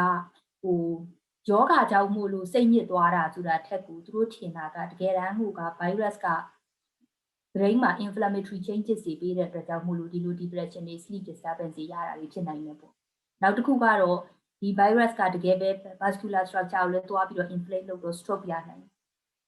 ဒါလေးတွေက ongoing symptom 4 to 12 week မှာဖြစ်တဲ့ဟာဒါပေမဲ့ဒါတွေအားလုံးက beyond 12 week ကိုရောက်သွားနိုင်တဲ့အတွက်ကြောင့်မို့လို့ဒါလေးတွေသိထားတာအကျိုးရှိတယ်ပေါ့နော်အဲ့တော့ post COVID-19 syndrome ဆိုတာရဲ့ definition က basically ကတော့ symptoms တွေက more than 12 weeks မှာမပြောက်သွားဘူးတခြားပဲ diagnosis နဲ့မှလည်း explain လုပ်လို့မရဘူးနောက်တစ်ခုကတော့သူ့မှာ definition အတိအကျရဲ့လို့မရှိဘူးဒီ symptom တွေပဲဖြစ်ရမယ်ရဲ့လို့လည်းမဟုတ်ဘူး symptom တွေ overlap ဖြစ်နိုင်တယ်ပြီးတော့ဒီ symptom တွေက fluctuate လည်းဖြစ်နိုင်တယ်ဒီ muscle ache ရှိတဲ့လူနာကဘက်က shortness of breath မရဘူးလို့ဘာလို့မဖြစ်နိုင်ဘူးလည်းမဖြစ်နိုင်ဘူး တချို့ symptom တွေက duration ပိုကြပြီးတော့တချို့ symptom တွေကပေါ်လိုက်ပြောက်လိုက်ဖြစ်နေလည်းဖြစ်နိုင်တယ်နောက်ပြီးတော့နောက်တစ်ခုအရေးကြီးတာကတော့ဒါကျမဒီ symptom တွေအားလုံးကို visualization လုပ်လို့ရအောင် graph လေးနဲ့ထည့်ထားတာပေါ့နော်အဲ့ဒီထဲမှာအဓိကအများဆုံး symptom 90% လောက်ရှိတဲ့ symptom ကတော့ fatigue ပေါ့ fatigue ကအကြာကြီးကြာနေတယ်နောက်ပြီးတော့အရေးကြီးတာဒီ RCGP ကအခုကျမဒီ base ဒီ presentation ကို base လုပ်ထားတဲ့ document ကသူက RCGP ကဘာပေးချင်တာလဲဆိုတော့သူက management of post COVID-19 patient ဆိုတော့ top tick လေးပေးချင်တာပေါ့နော်အဲ့ဒီ top tick ရဲ့ထိပ်ဆုံးက top ကတော့ post COVID-19 syndrome ဆိုတာဟာ real condition ပါပေါ့နော် COVID-19 ဖြစ်ထားတဲ့လူနာတွေကသူ့ဘာသာသူစိတ်တစားဖြစ်နေတာမဟုတ်ပါဘူးပေါ့အဲ့တော့COVID-19 ဖြစ်ထားတဲ့လူနာတွေကိုဒီဒါဟာ psychological problem မှာဆိုပြီးတော့ dismiss မလုပ်ပါနဲ့အဲ့တော့ပထမအဆုံးအရေးအကြီးဆုံးအချက်ကတော့လူနာကိုနားလည်ပေးပါလူနာကိုယုံပေးပါသူပြောတာကိုအဓိကကတော့နားထောင်ပေးပါသူတို့မှာနားထောင်မဲ့လူမရှိတာလေးတခုနဲ့တင်ကိုစိတ်ဆင်းရဲနေကြရပါတယ်ပေါ့နော်နောက်ပြီးတော့နားထောင်တဲ့အခါမှာလည်းသူ့ကိုနားလည်ပြီးတော့နားထောင်ပေးပါပေါ့နော်။အော်ဒီလောက်တောင်နေမကောင်းတာဒီလောက်တော့ရှိမှာပေါ့ဆိုတာမျိုးမဟုတ်ပဲနဲ့အော်ဒီလိုမျိုးဖြစ်တဲ့အခါကျတော့တော်တော်စိတ်ညစ်မှာပေါ့နော်။ပေါ့ဒါဒီလိုဖြစ်တဲ့အခါကျတော့အခုအိမ်မှာဘာတွေဒုက္ခရောက်တယ်လဲဘာတွေဘလို့လုပ်မယ်ဆိုရင်အဆင်ပြေမယ်ထင်တယ်လဲဆိုပြီးတော့သူဖြစ်နေတာလေးကို acknowledge လုပ်ပေးပါ။သူဖြစ်နေတာလေးကိုကိုယ့်ဘက်ကဘလို့ကူညီပေးလို့ရမလဲဆိုတာလေးလုပ်ပေးပါပေါ့။အခုကျမဒီမှာreference လုပ်ထားတဲ့ study လေးကဒါ post COVID-19 လူနာတွေကိုတော်တော်များများလူနာတွေကိုအများကြီးကိုလိုက်ပြီးတော့ study လုပ်ပြီးတော့သဘောတူတဲ့လူနာကတော့24လောက်ပဲရှိတဲ့အတွက်ကြောင့်မို့လဲအဲ့ဒီ24လူနာတွေကို interview လုပ်ထားတာပေါ့အဲ့ဒီလူတွေအဓိကပြောတဲ့ main thing ကဘာလဲဆိုတော့ဒီယောဂဖြစ်ပြီးသွားတဲ့အချိန်မှာသူတို့မှာအရန်ကို hard and heavy work နေကောင်းအောင်ပြန်လုပ်ယူနေရတယ်အဲ့ဒီလိုဖြစ်နေတဲ့အချိန်မှာ uncertainty အဓိကတော့ဘလို့ပြန်ကောင်းပါလဲတစ်သက်လုံးရောပြန်ကောင်းအောင်ပါလားကြောက်လဲကြောက်တယ်ကူမဲ့လူလည်းမရှိဘူးအဲ့ဒီအချိန်မှာကိုနားထောင်ပေးမဲ့ GP finding the right GP ကအရေးအကြီးဆုံးပါပဲလို့သူတို့ပြောတယ်တကယ်တမ်းကသူတို့ကလည်းအဲ့လိုမျိုးရုပ်တရက်ကြီး magic wand နဲ့ကောင်းသွားအောင်လုပ်ပေးစေချင်တာမျိုးမဟုတ်ဘူးဒါပေမဲ့သူတို့မှာအဓိကတော့ဘသူကိုဘာလေးများအကြံပေးနိုင်မလဲတကယ်တမ်း medical professional တယောက်ကနားထောင်ပေးပြီးတော့သူခံစားနေရတာကို validate လုပ်ပေးလိုက်နိုင်တယ်ဆိုသူတို့ကျေနပ်တာပေါ့နော်နောက်ထပ်အရေးကြီးတာတစ်ချက်ကတော့ positive test ရှိထားမှ COVID-19 ဖြစ်တာမဟုတ်ဘူးဆေးရုံရောက်ဘူးမှ COVID-19 ဖြစ်တာမဟုတ်ဘူး positive test မရလိုက်ပဲနဲ့ဆေးရုံကိုမရောက်လိုက်ပဲနဲ့ COVID-19 ဖြစ်ထားတဲ့လူနာတွေအများကြီးပဲအဲ့ဒါကြောင့်မို့လို့ကျမတို့ကဒီလို atypical COVID-19 symptom လေးတွေကိုသိထားဖို့လဲလိုတယ်တချို့ test တွေကလည်း false positive ဖြစ်နိုင်တယ်အဲ့တော့နောက်ဆုံးကျတော့သူတို့တွေ့လိုက်တဲ့ data က 50% of the COVID-19 လူနာတွေဟာအလွန်မိုင်းဖြစ်တဲ့အတွက်ကြောင့်မို့လို့ဆေးရုံကိုရောက်လဲမရောက်လိုက်ဘူး test လည်းမလုပ်လိုက်ဘူးတချို့လူနာတွေကလည်း test လုပ်ရင် negative ဖြစ်တယ် only 4% of the population ကပဲ hospitalized ဖြစ်တယ်အဲ့ဒီတဲကမှ 1/3 of the population လောက်ပဲ ventilation ထိတယ်ဒါပေမဲ့ ventilation ထိတဲ့လူနာတွေမှာတော့အဝက်လောက်ကတကယ်ပဲ die ဖြစ်တယ်ပေါ့နော် mortality rate ကလည်းကွာတာက COVID-19 လူနာရဲ့ mortality rate general ကတော့ 1% ဒါပေမဲ့ elderly မှာတော့ 7.88% လောက်ထိဖြစ်သွားနိုင်တယ်ပေါ့အဓိကပေးခြင်းတဲ့ message ကတော့ COVID-19 syndrome post COVID-19 syndrome ဆိုတာကလူနာတိုင်းမှာဖြစ်နိုင်တယ်အဲ့ဒီလူနာဟာယောဂကြီးကြီးမားမားဖြစ်ထားဖို့လည်းမလိုဘူးဆေးရုံရောက်ထားဖို့လည်းမလိုဘူး COVID-19 ဖြစ်တဲ့လူနာတိုင်းမှာဒီယောဂတွေဒီ symptom တွေရှိနိုင်တယ်ပေါ့သူက multi symptom disease ဖြစ်တယ်သူမှာ main သူတို့တွေ့ထားတဲ့ within 2 months အတွင်းမှာအဓိကဖြစ်တဲ့ symptom တွေကတော့ fatigue မောမယ် joint pain muscle pain တွေရှိမယ် chest pain ရှိမယ် dry cough က sufficient နေမယ်နောက်အနံ့မရတာက sufficient နေမယ်ဒါတွေကတကယ်တမ်းကျတော့လူတစ်ယောက်အတွက်နေတိုင်းနေတဲ့ day to day life အတွက်အရန်ကိုဒုက္ခရောက်တဲ့ຢာတွေပေါ့နော် fatigue က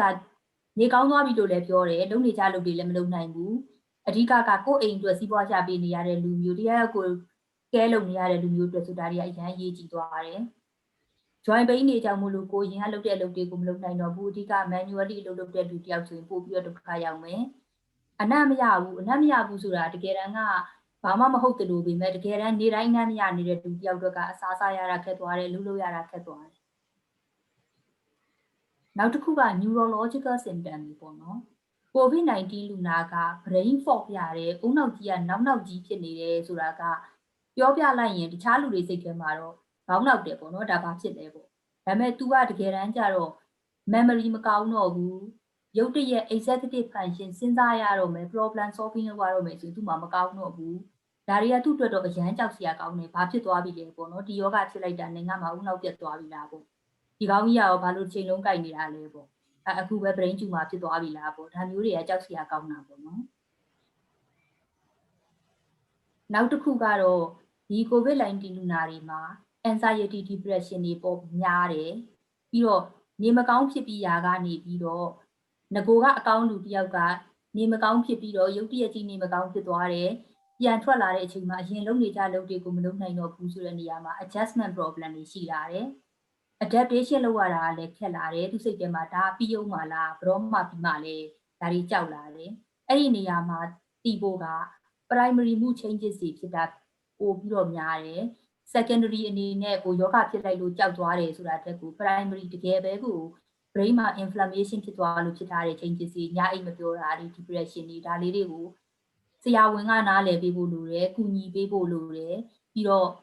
မိသားစုတွေကိုလည်းရှင်းပြပေးဖို့လိုတယ်နောက်ထပ်ဆရာဝန်တယောက်အနေနဲ့အရေးကြီးတာကဒီ COVID-19 ဖြစ်တဲ့အချိန်မှာရောဖြစ်ပြီးသွားတဲ့အချိန်မှာရော metabolic disease တွေပိုဆိုးသွားနိုင်တယ်ခုနကျွန်မပြောသလိုမျိုး cardiac size ကိုကကျသွားတယ် cardiac output ကိုကကျသွားတယ်အဲ့တော့ heart failure လူနာဆိုရင်ပိုဆိုးသွားမယ် COPD ရဲ့ small လူနာတွေဆိုလို့ရှိရင် every exacerbation COVID-19 မှာမဟုတ်ဘူး every exacerbation မှာသူက lung function ကျသွားတယ်အဲ့တော့သူ့ရဲ့ငကိုယောဂ control ပိုဆိုးသွားမယ် diabetes လူနာဆိုလို့ရှိရင် COVID ဖြစ်နေတုန်းမှာ diabetes control အရန်ခက်တယ်ပြီးသွားရင်လည်း control အရန်လောက်ကောင်းမြင်မှာကောင်းလို့ဒါလေးတွေကိုဆရာဝန်တယောက်အနေနဲ့ကောင်းမြင်မှာထည့်ထားဖို့လိုတယ်နော်ဒါကလူနာတွေအရန်သိချင်တဲ့မိကုံးပေါ့ဘရောပြန်ကောင်းပါလေအဲ့တော့ဒါလေးကသူတို့အကြမ်းချင်းသိထားတာပေါ့နော်4 weeks လောက်မှာဆိုလို့ရှိရင်တော့ muscle ache တွေ chest pain တွေ sputum production တွေတက်တာလာလိမ့်မယ်6 weeks လောက်မှာဒီ cough နဲ့ shortness of breath တက်တာလာလိမ့်မယ်12 week လောက်မှာ mainly symptom အားလုံးနှိပါပျောက်သွားပြီးတော့ fatigue လောက်ပဲကြံတော့တင်တယ်ဒါကြောင့်မို့လို့ post covid-19 syndrome ကိုသူတို့က12 week ချက်ကျော်သွားရင်မှ post covid-19 syndrome လို့ခေါ်မယ်လို့သဘောထားတာပေါ့ဒါပေမဲ့တော်တော်များများလူတွေဟာ12 week ကျော်သွားရင်တခြား symptom တွေကြံနေနိုင်သေးတယ် mainly fatigue ကတော့ကြံနေနိုင်သေးတယ် ITU လူနာတွေဆိုလို့ရှိရင်အနည်းဆုံးတော့ဒီအပေါ်ကပြောထားတဲ့ symptom တွေက3-4ခုကြံနေအောင်မယ် ventilator ပေါ်မှာနေခဲ့တဲ့လူနာတွေဆိုလို့ရှိရင်တစ်နှစ်လောက်နေမှကိုကောင်းသွားနိုင်တဲ့အခြေအနေမျိုးရှိတယ်ဒါလေးတွေကကျွန်မခုနပြောတဲ့ Royal College of Occupational Therapy ကထုတ်ထားပြီးတဲ့ document လေးတွေဒါလေးတွေကဆေးရုံမှာရှိနေတဲ့လူနာဆေးရုံမှာဆိုရင်ဘယ်လိုလေးနေရင်ကောင်းမလဲပေါ့နော်ကိုယ့်ရဲ့ recovery ကိုပို့ပြီးတော့ optimum ဖြစ်အောင်လုပ်လို့ရအောင်ပေါ့နောက်တစ်ခုကကြတော့အိမ်မှာ recover ဖြစ်တဲ့လူနာအတွက်ဒါဆိုရင်ဘယ်လိုနေရမလဲ self isolate ဘယ်လိုလုပ်မလဲ rest ဘယ်လိုလုပ်မလဲ sleep ဘယ်လိုလုပ်မလဲ nourishment ဘယ်လိုလုပ်မလဲအဓိကကတော့ exercise လေးတွေနည်းနည်းနေ့တိုင်းထည့်ပေါ့ဒါမှ muscle တွေကလည်းပဲ deconditioning မဖြစ်ဘူး organ တွေကလည်း deconditioning မဖြစ်ဘူးပေါ့နောက်တစ်ခုကကြတော့ all the COVID-19 လူနာ patient တွေပေါ့နော်ဆေးရုံတက်ခဲ့တဲ့လူပဲဖြစ်ဖြစ် ITU ရောက်ခဲ့တဲ့လူပဲဖြစ်ဖြစ်အိမ်မှာပဲလုပ်ခဲ့တဲ့လူပဲဖြစ်ဖြစ်ဒီ energy ကိုဘယ်လို conserve လုပ်မလဲဆိုတာသူတို့ပြောတဲ့ pace plan and prioritize pace လုပ်ပြီးတော့နည်းနည်းချင်းအခြေတိုးပြီးတော့လုပ်ပါ exercise ကိုပဲဖြစ်ဖြစ် breathing ကိုပဲဖြစ်ဖြစ် activity ကိုပဲဖြစ်ဖြစ်ပြီးတော့ plan လုပ်ပါ plan လုပ်တယ်ဆိုတဲ့နေရာမှာလည်းဘာကို prioritize လုပ်ပြီး plan လုပ်မလဲကိုယ့်အတွက်ရေးကြီးတာကပါလေအဲ့ဒီရေးကြီးတာကိုလုပ်လို့ရအောင်ဘယ်လိုလုပ်ပြီးတော့ step လေးတွေနဲ့တစ်ဖြည်းဖြည်းချင်း pace လုပ်သွားမလဲနောက်ထပ်အရေးကြီးတာတစ်ခုကတော့ဟုတ်တယ်ဒီလူနာက COVID-19 ဖြစ်ခဲ့တယ်ဒါပေမဲ့အဲ့ဒီ COVID-19 ဖြစ်ခဲ့တဲ့လူနာချောင်းဆိုးနေတာနောက်ထပ်12 week ကျော်တဲ့အထိချောင်းဆိုးနေတော့ပဲ shortness of breath ဖြစ်နေတော့ပဲကိုအဲ့ဒါကတော့ COVID-19 ဖြစ်ခဲ့လို့ပဲဖြစ်မှာပေါ့ဆိုပြီးတော့မပေါ်လိုက်ပဲနဲ့အရင်တုန်းကကိုစဉ်းစားနေကြ reflex especially cancer လို့ reflex တွေကိုဆက်ပြီးတော့စဉ်းစားပါလိုအပ်တဲ့ investigation ကိုလုပ်ပါ blood test လောက်တော့အနည်းဆုံးကိုလုပ်ဆရာရှိရလုပ်ရမယ် shortness of breath ဆိုလဲ anemia များဖြစ်နေသလားပေါ့နောက်တစ်ခုကတော့ chest x-ray changes ရှိခဲ့တဲ့ COVID-19 လူနာတိုင်းကို12 week မှာနောက်ထပ် chest x-ray တစ်ခုလောက်ပြန်လုပ်တင်တယ်။ဘာဖြစ်လို့လဲဆိုတော့ pneumonia ဖြစ်နေတဲ့အချိန်မှာ အရင်တုန်းကငကိုကရှိတဲ့ cancer လိုရာမျိုးကအနောက်မှာကွယ်နေနိုင်တယ်နောက် heart failure မရှိခဲ့တဲ့ ischemic heart disease လူနာမျိုးက heart failure ဖြစ်သွားနိုင်တယ်ရှိခဲ့ဘူးသားလူနာက heart failure ပို့ဆိုးသွားနိုင်တယ်ကိုယ့်ဘက်က medical management ကို optimal လုပ်ဖို့လိုလာနိုင်တယ်ဘလို့ treat လုပ်မှလဲဒါတွေအားလုံးကိုဆိုတော့ COVID-19 ဖြစ်ခဲ့လို့သူ့ကိုဘာမှ differently treat လုပ်ရမလို့ပါဘူးကိုတွေ့ရတဲ့ symptom အတိုင်းလိုက်ပြီးတော့ treat လုပ်ရုံပဲနောက်တစ်ခုကတော့ psychological help ကအများကြီးလိုမယ် social support အများကြီးလိုမယ်ခုနဆရာတွေပြောသွားသလိုမျိုးမြန်မာနိုင်ငံမှာ social service social care တွေလိုလာပြီဆိုတာကဟုတ်ပါတယ်ဘာလို့လဲဆိုတော့ဒီကယောဂကြီးပြီးသွားတဲ့အချိန်မှာလူတွေက financial problem အများကြီးဖြစ်သွားမယ် physical disability အများကြီးရှိသွားမယ်ဒီလို social care လိုမျိုး social support လိုမျိုးလေးကြီးဖို့လိုလာမယ်နောက်ပြီးတော့ psychological help အနည်းဆုံးတော့လူတွေစကားပြောလို့ရဖို့အတွက် advice line လေးတွေလိုလာမယ်ဒီမှာအခုသူတို့အကြံပြုနေတာကတော့ post covid clinic ဆိုတဲ့ຢာလေးတွေလုပ်ပါပေါ့နော်အဲ့တော့ကျမပြောချင်တဲ့ take home point ကတော့ COVID-19 က evolving disease ဖြစ်တဲ့အတွက်ကြောင့်မို့လို့ဒီရှေ့ဆက်ပြီးတော့ continuing medical education ကိုဆက်ပြီးတော့လေ့လာနေပါ multi system disease ဖြစ်တယ်ဆိုတာကို recognize လုပ်ပေးပါ major psychosocial impact ရှိတယ်ဆိုတာကို recognize လုပ်ပေးပါကိုယ့်ဘက်ကဘာမှမလုပ်တတ်ဘူးဆိုရင်တော့အနည်းဆုံးတော့နားထောင်ပြီးတော့ empathize လုပ်ပေးပါ post covid clinic လေးတွေကြည့်လုပ်နိုင်မယ်ဆိုလို့ရှိရင် organize လုပ်ကြပါနောက်အရေးကြီးတာတစ်ခုကတော့ within 12 week မှာ chest x-ray echo စဉ်းစားပေးပါ cancer နဲ့ other serious medical condition တွေကိုကောင်းတဲ့ထည့်ပေးပါဒီနောက်ကျမ resources တွေထည့်ထားပေးတာက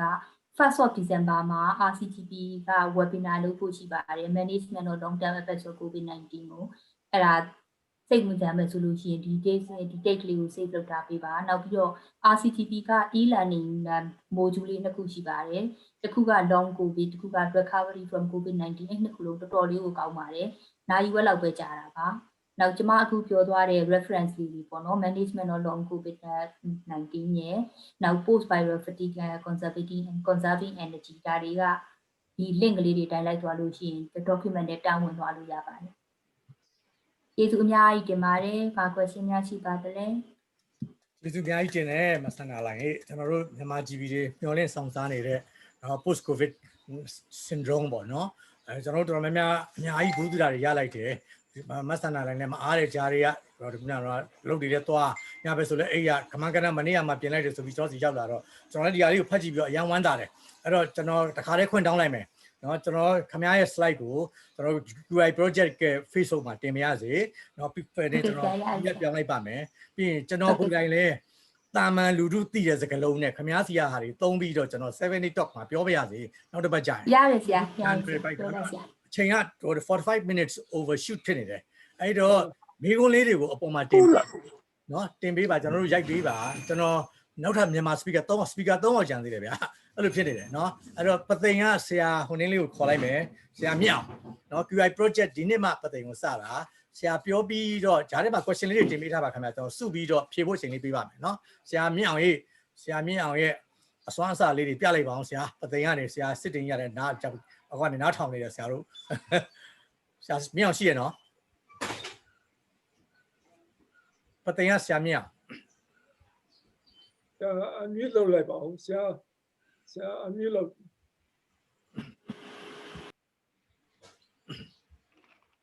ကျွန်တော်ဒီ presentation ကိုအင်္ဂလန်ဆရာတွေအတွက်ပြုစုထားတာဆိုတော့ကျွန်တော်အင်္ဂလိပ်လိုပဲပြောပါမယ် Okay I'm Dr. Myanmar I'm one of the participants of RCGP quality improvement training program being implemented in Pathé. Pathé is the capital of ARE division. I would like to present very briefly about introductions and progress of quality improvement program in Pathé. It's no doubt that COVID-19 outbreak is one of the greatest public health challenges of our time. Before COVID-19 crisis, we acquire our knowledge mainly from our weekly held CME meetings, workshop and special training courses. As COVID-19 hit Pathé, all CME stopped. So we were finding a way to continue our CME as part of CPD. Now a lot of online CMEs are emerging. Most of them are sponsored by pharmaceutical companies. Majority of them are aimed for knowledge providing. Some are for ethical reasons. Only very few proportion is aimed for quality improvement. So there is a huge demand for quality improvement needs. Luckily, Myanmar, one of the RCGP volunteers, introduced quality improvement training program to us. With the kind permission and support from Patay, Myanmar Medical Association GP Society President, Dr. Nunu Lai and secretaries, Dr. Min Tao and Dr. Teng Pemie, we joined RCGP Quality Improvement Training Program in May 2020. That is a second wave of COVID, during second wave of COVID in Myanmar. Without the kind support of Patay MMA GP Society, without the active participations of attending GPs, and without the relentless effort of RCGP Quality Improvement Team, especially Dr. Miu, Dr. Saya Sony Ao, Dr. Susan Helen Crawley, Dr. Peter Sonder, Dr. N. Smaldridge, Dr. Graham Rowlandson, and Dr. Amy Aso, the successful implementations of quality improvement training program will not be possible. Thanks to all of them, RCGP Quality Improvement Program has already covered Yangon, Mandalay, Meitila, and some city in Shan State,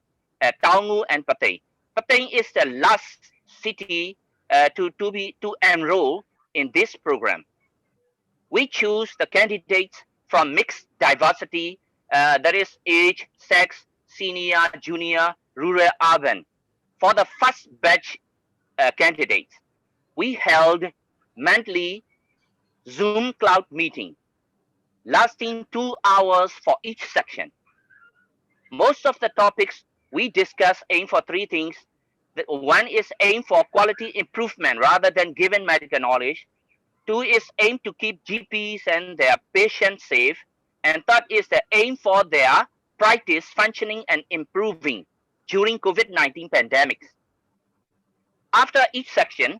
all participants need to answer feedback questionnaire like, what did I learn from this section? How will I change my practice? What do I still need to learn? What did I like about tutorials, and any suggestions for how tutorials can be improved? RCGP Quality Improvement Team modified next session based on these feedback inputs. We had to make our own audit, personal development plan, and significant event analysis as assignment. With the guide of our mentors, we formed quality cycle discussion group. In monthly health quality cycle group meeting, we shared our knowledge concerning difficulty in dealing with own audit, difficulties and challenges in daily GP practice during COVID-19 crisis. We practice facilitation skills, case review, and significant event analysis. I got a great deal of emotional support from this quality cycle, which braced me up a lot to cope with COVID-19. Concerning with my daily GP practice, honestly, I was sleeping in my comfort zone before joining with quality improvement training program. RCGP Quality Improvement Team shake me and wake me up, and I found out that my practice standards were relatively lagging behind.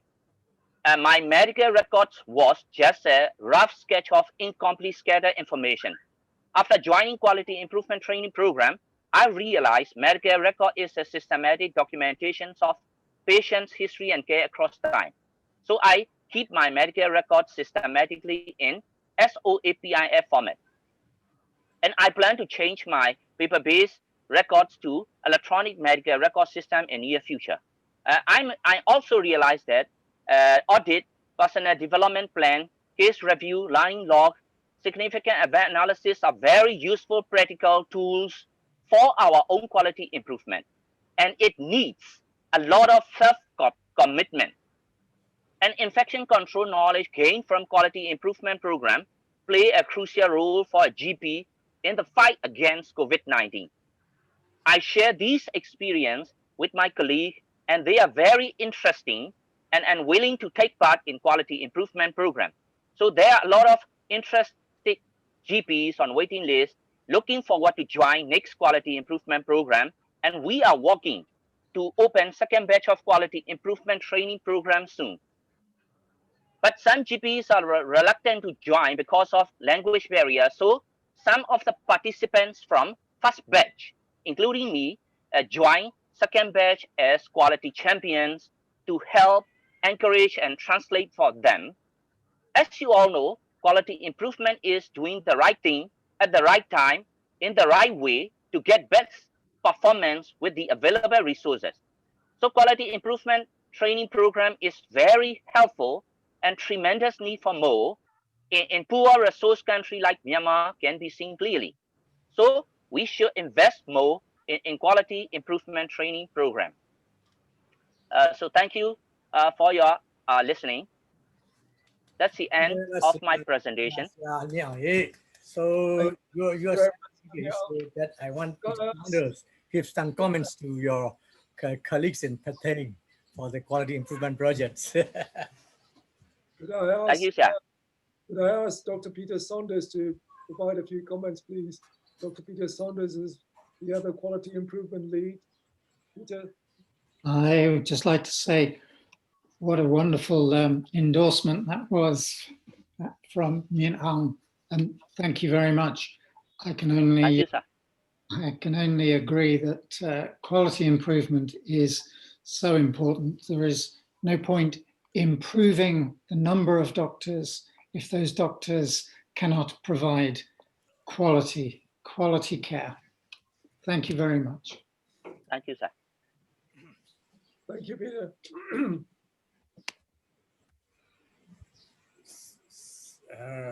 So Samuel, the next. To answer some questions raised now or after all the speakers? Yes, I think we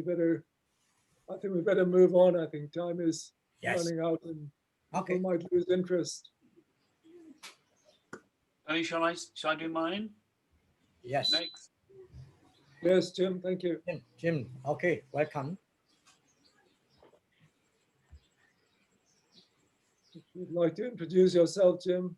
Yeah, can you see that okay? Okay. I'm Jim Brockbank. I've been involved with the project in Myanmar since 2008. First, I'd like to say Mingalabar and good afternoon to you in Myanmar and good morning to you in the UK.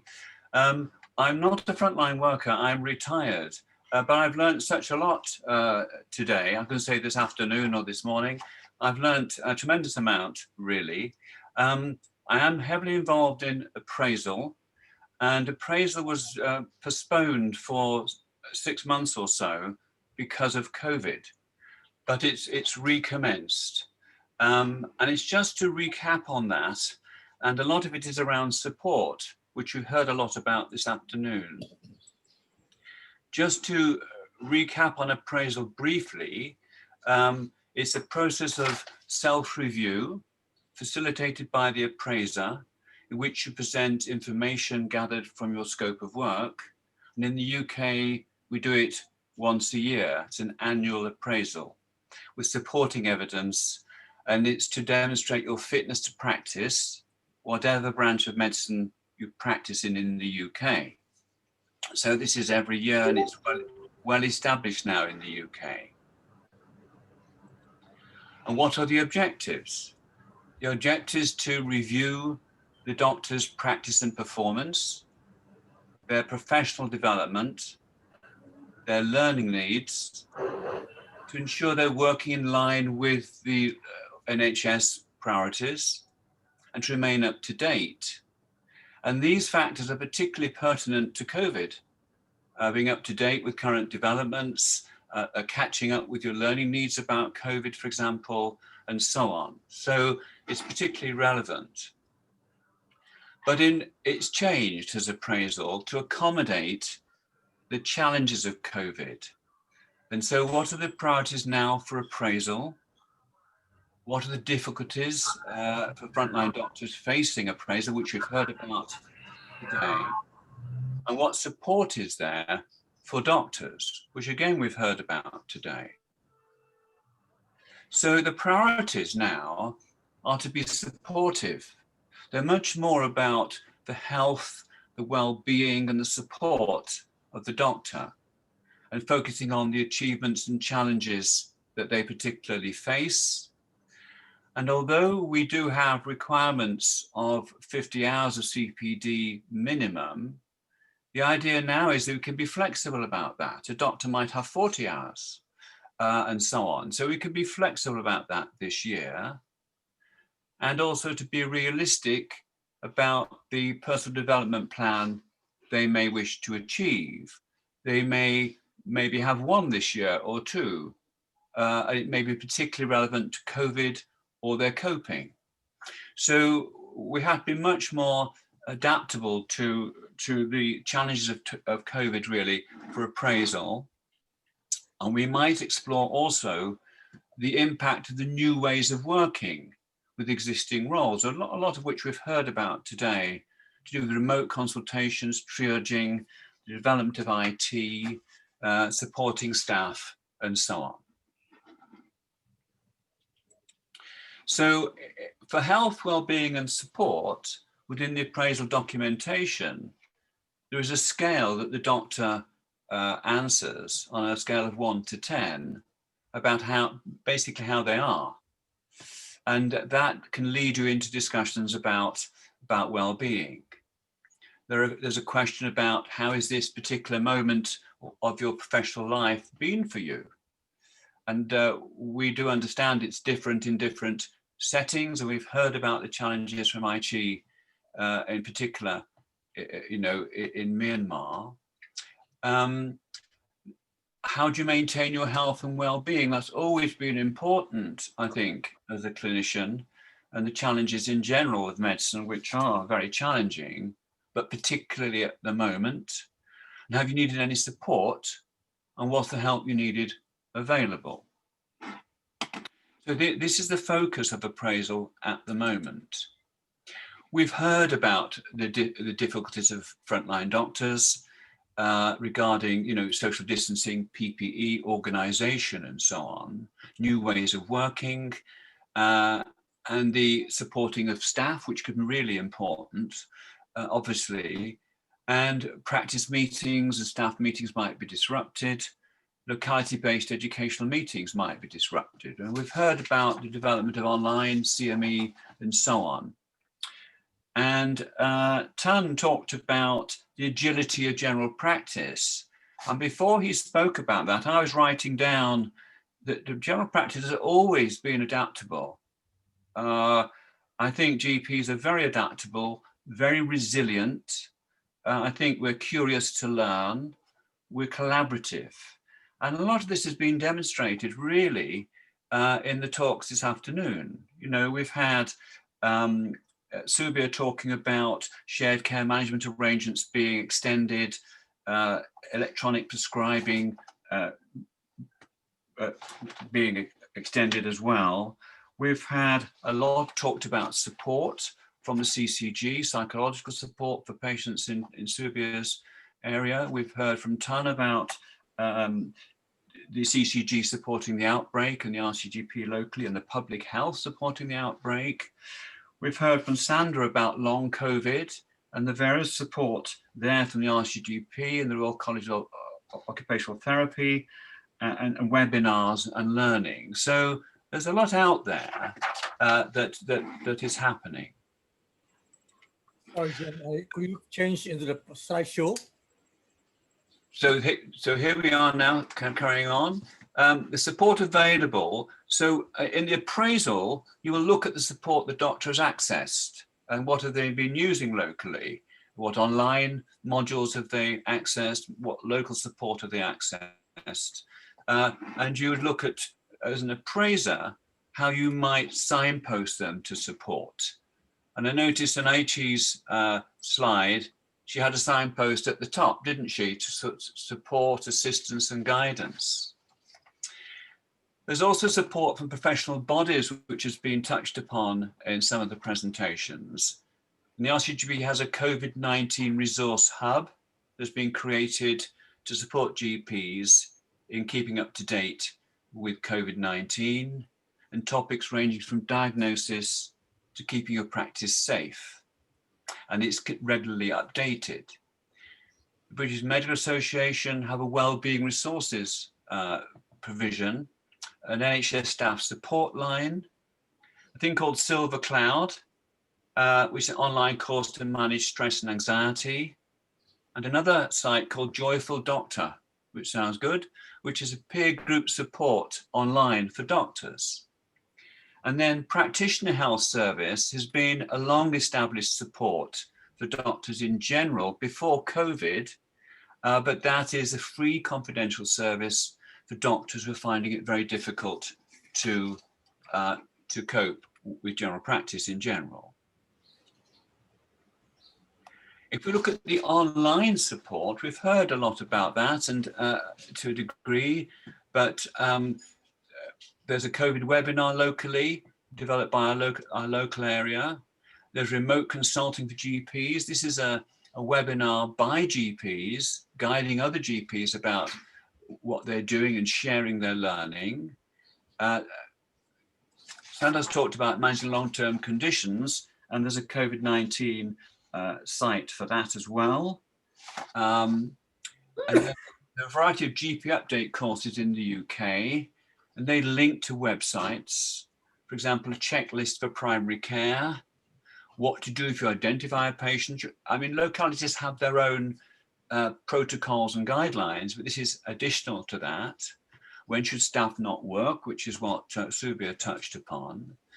And there's a psychological first aid site as well by Public Health England, a short module on managing psychological health. And there are local supports as well. London School of Tropical Hygiene, Tropical Medicine have done a module, and the NICE guidelines have developed a rapid guideline on critical care. So there's a lot out there, and it can be pretty confusing, I think. And so as an appraiser, it would be taking the appraisee through their experience, looking at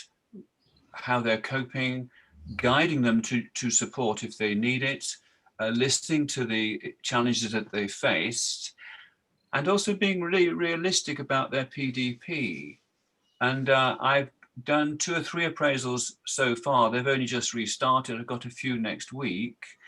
And the PDP so far has, for example, one doctor wanted to get back to practice meetings online and really establish them. Another doctor wanted to look at issues around maintaining their well-being. These are very relevant to these times. And we just come back to the objectives of the appraisal during COVID. It's the appraisee needs to demonstrate engagement with the process, but there's flexibility and adaptability about how fixed we might be about it. And as I say, focusing on health and well-being, flexibility about the CPD hours achieved, to facilitate the discussion on challenges and achievements, and to act as a resource for support. Okay, so I've just kept that reasonably short because I know you're very tight on time. And I mean, thank you to the speakers so far, because I've certainly learned a lot myself. And that's the end of my talk, and thank you very much. Thank you very much, Jim. You can see UK မှာအခုဆရာတို့တွေ့မှာပေါ့ GP တွေဘယ်လောက် support ပေးတာအဖက်ဖက်ကပဲဆိုတော့ support ပေးတယ်အခု appraisal system ကိုဆိုလဲအရင်တော့ဆိုလို့ရှိရင်တော့စစ်ဆေးရဲ့စနစ်လိုဟာမျိုးကနေအခု support လုပ်တဲ့စနစ်လိုဖြစ်သွားတာပေါ့လေအရင်တော့ CPD လောက်ရလားလူနာ complaint တွေဘယ်လောက်ရှိတယ်ဘာပြဿနာတွေရှိတယ် check လုပ်တာနေပြီးတော့အခုဆရာတို့နေကောင်းရဲ့လားအဆင်ပြေရဲ့လား COVID နဲ့ cope လုပ်နေရဲ့လားဆိုတဲ့ဟာမျိုး focus ပြောင်းသွားတာပေါ့So okay, thank you, James. We have a last speaker from Mithila, Dr. Pisong Ao. So he will be presenting on the impact of online CME and training for Myanmar GPs during COVID pandemic. There are some questions I found on the chat box that I think Sandra Lang has already answered, but I will give some minutes to answer all of the, to clarify the questions and answers. So that I would like to invite Dr. Pisong Ao. share လိုက်တော့မယ်နော်ဆရာ slide show တင်လိုက် okay share လိုက် Good evening to everyone.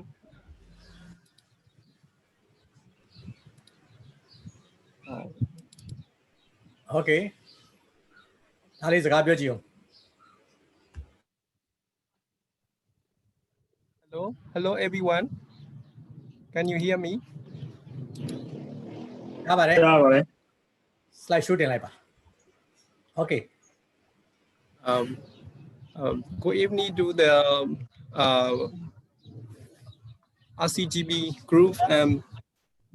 our colleagues. And I am Jason from Maitila Group. I work as a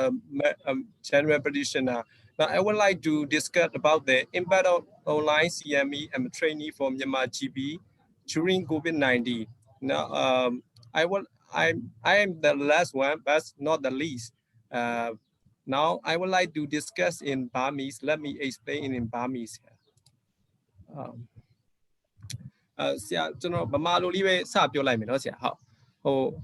အခုကျွန်တော်တို့ဒီကိုဗစ်မတိုင်ခင်တော့ကျွန်တော်တို့မြန်မာ GP တွေကတော့များသောအားဖြင့်ဒီ CME activity တွေကိုတော်တော်များများကျွန်တော်တို့သွားကြတယ်ပေါ့နော်သွားကြတဲ့အခါမှာကျွန်တော်တို့အဲ့မှာတော့ကျွန်တော်တငယ်ချင်းတွေနဲ့ဆွေးနွေးပြတာတော့ဘာလို့ CME GBC ကျွန်တော် CME တွေလာတဲ့အခါမှာဆိုရင်ကျွန်တော်တို့ဝမ်းသာစရာအကောင်းဆုံးကဘာလဲဆိုတော့တယောက်နဲ့တယောက်စကားပြောခွင့်ရတယ်ပေါ့နော်ကျွန်တော်တို့ဆရာဦးမြင့်ဦးပြောသလိုဒီလောက်အိမ်ထဲမှာမဟုတ်ဘဲနဲ့ကျွန်တော်တို့ကခဏလွတ်လပ်ခွင့်ရပြီးတော့ကိုအချင်းချင်းဒါတယောက်နဲ့တယောက် social contact နဲ့ရပြီးတော့ပြောကြဆိုကြအဲ့ဒါလေးနဲ့ကျွန်တော်တို့တကယ်ကို CME ကိုလာဖို့အတွက်တကယ် motivation လေးပေါ့နော်အဲ့ဒါလေးရတာပေါ့အခုကျွန်တော်တို့ဒီဟိုမှာဆိုရင်လည်းဒီလိုအချိန်မှာဆိုရင် CME အပြင်မှာတကယ်တက်နေရမယ်ဆိုရင်တော့ဒါအချင်းချင်းပြောနေကြပါဘောနော်ဟိုအစိမ့်ပါတီတော့သွားပြီးပါညာအဲ့လိုမျိုးလေးတွေကျွန်တော်တို့နေ့စဉ်ကြုံရတဲ့အကြောင်းလေးတွေနဲ့ပြောရင်းနဲ့ကျွန်တော်တို့ GB CME လေးတွေဖြတ်တန်းလာတာပေါ့နော်အဲ့ချိန်မှာပဲကျွန်တော်တို့မထင်မှတ်ဖဲနဲ့ဘုံကနေဆိုပြီးတော့ကျွန်တော်တို့ကိုဗစ်ကြီးရောက်လာတယ်ပေါ့ကိုဗစ်ကြီးရောက်လာတော့ကျွန်တော်တို့အဲ့မှာတယောက်နဲ့တယောက်လည်းတွေ့ခွင့်ရမရတော့ဘူးပေါ့နော်မရတဲ့အခါကျတော့ကျွန်တော်တို့ကဒီ virtual CME တွေကိုပဲအဲ့မှာအားကိုးလာရတာပေါ့နော်အဲ့အရင်တော့လည်း virtual CME ကကျွန်တော်တို့ရှိတော့ရှိနေတာပဲဒါပေမဲ့ကျွန်တော်တို့ကအဲ့လောက်ကြီးအားမရဘူးပေါ့နော်တယောက်နဲ့တယောက်ပြောရဆိုရတာလဲဟို interaction လဲနည်းတယ်ဆိုပြီးတော့တိတ်မသုံးပြဘူးပေါ့နော်ဒါပေမဲ့ကိုဗစ်ကာလမှာတော့ကျွန်တော်တို့က mandatory ဖြစ်သွားတာပေါ့နော်ဒီ CME ကိုအဲ့မှာတကယ်သုံးကြည့်လိုက်တော့မှကျွန်တော်တို့တကယ်ခံစားရတာက virtual CME ရဲ့တကယ် positive impact တွေကလည်းအရန်ကိုကောင်းတယ်ပေါ့ဆရာဦးမြင့်ဦးပြောသူ့ရဲ့ strength ပေါ့နော်ကျွန်တော်တို့ strength ကဘာလဲဆိုတော့ကျွန်တော်တို့ဘယ် CME ကျွန်တော်တို့နယ်တွေက CME ဟို GB တွေနေနဲ့လေတကယ်ဟိုကျွန်တော်တို့ conference တွေလည်းတက်လို့ရတယ်တကယ်ဟို CME တွေကိုလည်းဟိုတကယ် professor မြို့ကြီးတွေမှာပြောတဲ့ CME တွေကိုလည်းကျွန်တော်အလွယ်တကူ accessible ဖြစ်လာပါတော့ကျွန်တော်နောက်ပြီးတော့ RCGP ရဲ့ဟို QI project တခု2အနေနဲ့ပေါ့နော်ကျွန်တော်တို့ CBD တွေ PDB တွေကိုကျွန်တော်တို့ဒါဆိုရင်CME တွေကိုကြည့်ပြီးတော့ကျွန်တော်တို့ကအလွယ်တကူဟိုဖြည့်ဆည်းနိုင်တာပေါ့နော်ကျွန်တော်ဆေးကမ်းမှာဆိုရင်ကျွန်တော်တို့AMI နဲ့ပတ်သက်တဲ့ case အလားများတယ်နောက်ပြီးတော့ ischemic disease management လောက်ရတာများတယ်အဲ့တော့ကျွန်တော်ဆိုရင်ဒီ CBS နဲ့ပတ်သက်တဲ့ CME virtual CME တွေကိုပို့ပြီးတော့တက်လိုက်တာဆိုရင်လည်းလွယ်လွယ်ကူကူပဲဟိုဟာဖြစ်တော့လွယ်လွယ်ကူကူတက်လို့လွယ်သွားတယ်ဆိုတော့ကျွန်တော် PDB ကတော့လောက်ရတာလွယ်သွားတာပေါ့နော်နောက်တစ်ခုကကျွန်တော်တို့သွားတဲ့လာတဲ့အချိန်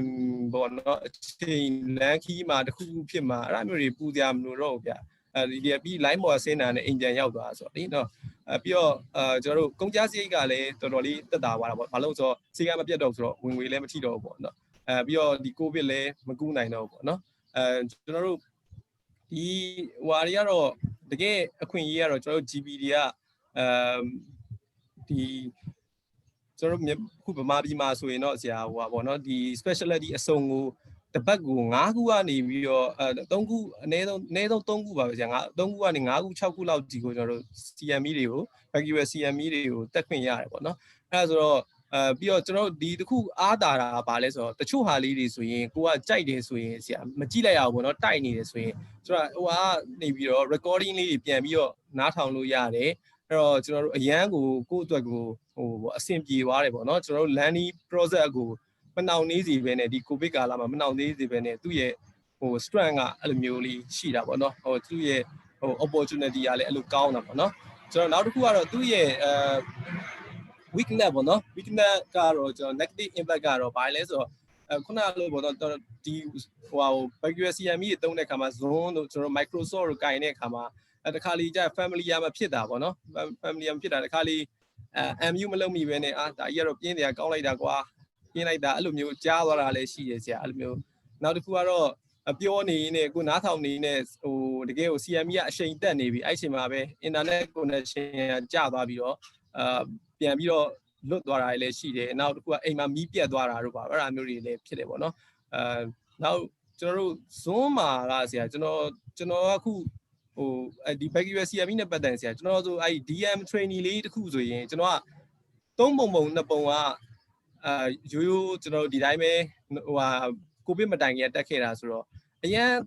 ဟိုပါပေါ့နော်သင်ရတာကောင်းတယ်ဆရာဒါပေမဲ့နောက်တဲ့ကျန်တဲ့3ပုံ1ပုံကကျွန်တော်ဒီ bacteria CME နဲ့ zone နဲ့ပဲတက်ရတဲ့ခါကျတော့ဆရာအရင်လောက်တိတ်ပြီးတော့ဟို interaction မရတော့တိတ်နားမလည်လိုက်တာလေးဖြစ်လိုက်တယ်ဆရာအဲ့ဒါဆိုကျွန်တော် concentrate လုပ်ဖို့နည်းနည်းခက်တယ်တခါလေးဟိုပါပေါ့နော်ဆရာဟိုဘယ်လိုပြောမလဲကျွန်တော်တို့ကို zoom နားထောင်နေတော့အိမ်မှာဧည့်သည်ရောက်လာတာတို့ဘာတို့နောက်ကလေးတွေဝင်လာတာအဲ့ဒါမျိုးတွေကလည်းတော်တော်လေးဒီ zoom မှာကျွန်တော်တို့ကြုံရတဲ့အခက်အခဲလေးတွေပေါ့နောက်ပြီးကျွန်တော်တယောက်နဲ့တယောက်လည်းမတွေ့ရတော့ဆိုတော့ကျွန်တော်ဒီ bacteria CME နည်းနည်းလေးဟိုအရင်တော့ဟာလေးတို့လွမ်းစရာဖြစ်စီတာပေါ့နော်ဆရာနောက်ကျွန်တော်မြင်တာပေါ့နော်ဆရာ threat အနေနဲ့ကတော့ဒီ bacteria CME တွေနောက်ကိုဗစ်ကာလပြီးသွားရင်ရောဒီလိုမျိုးအင်းနဲ့အားနဲ့လောက်ကြပါဦးမလားပေါ့နော်ဒီတိုင်းဆက်ပြီးတော့ကျွန်တော်တို့သွားရင်တော့ကျွန်တော်တို့ဒီ learning process အတွက်ကတော့အရန်ကိုကောင်းပါတယ်ဒါပေမဲ့ဒီရှေ့မှာထပ်ပြီးတော့ကျွန်တော်ဒီထက်လေးဆက်ပြီး run နိုင်မလားဆိုတာလေးတော့ကျွန်တော် threat အနေနဲ့ထည့်စဉ်းစားရမှာပေါ့နော်ဆရာဒါကတော့ကျွန်တော်တို့ဒီ2020ကိုဗစ်ကာလမှာကျွန်တော်တို့မြန်မာ GB တွေမှာဒီ bacteria CME နဲ့ပတ်သက်ပြီးလောက်ထားတဲ့ခေါင်းစဉ်တွေပေါ့တက်ခွင့်ရတဲ့ခေါင်းစဉ်တွေတော်တော်များများအစုံနေမှာပဲဆရာအဲ့ဆိုဒါကျွန်တော်တို့ဟိုလေးဒီ bacteria CME အတွက်ဖိတ်စာလေးတွေပေါ့ဆရာကျွန်တော်အခုဒီ bacteria CME နဲ့ပတ်သက်ပြီးတော့ဆရာ bacteria CME နဲ့ပတ်သက်ပြီးတော့ကျွန်တော်တို့ဒီနေ့ဆိုရင်ဘာတွေလုပ်ဖြစ်လဲဆိုတော့ကျွန်တော် DM certificate training လေးတစ်ခုတက်ရတယ်ဆရာကျွန်တော်တော့ဒီ champion UI project အနေနဲ့ကျွန်တော်တို့မိတ်ချီလာအနေနဲ့တက်ခွင့်ရတယ်ပေါ့နော်အဲ့တော့ဒီ UI project မှာကျွန်တော်တို့ volunteer အနေနဲ့ပသိမ်နဲ့တောင်ကူအတွက်လည်းဝင်ပြီးတော့ပါဝင်ခွင့်ရခဲ့တယ်ဆရာနောက်တော့ဒီပြင်ဒီ macro education ကလုပ်တဲ့ basic science refreshment course လေးလည်းတက်ခွင့်ရခဲ့တယ်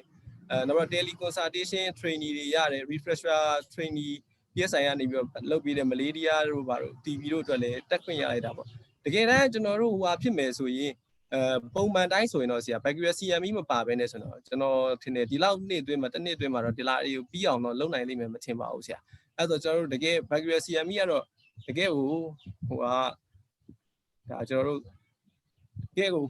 positive impact ကိုအကြီးကိုရပါတယ်ဆရာကျွန်တော်တို့ positive impact အကြီးရခဲ့တယ်ကျွန်တော်တို့နောက်ပြီးတော့ဒီ ID နဲ့ပတ်သက်တဲ့ Zoom တို့ကျွန်တော် Microsoft တို့ရဲ့သူတို့ရဲ့နည်းပညာလေးတွေလည်းတက်ကြလုပ်ခွင့်ရခဲ့ပါတယ်เนาะပြီးတော့တကယ်လို့ဒီ bacteria CME တာမရှိခဲ့ဘူးဆိုရင်ကျွန်တော်ကဒီ2020တခုလုံးကဆရာဒီတိုင်းအိမ်မှာငုတ်တုံးနဲ့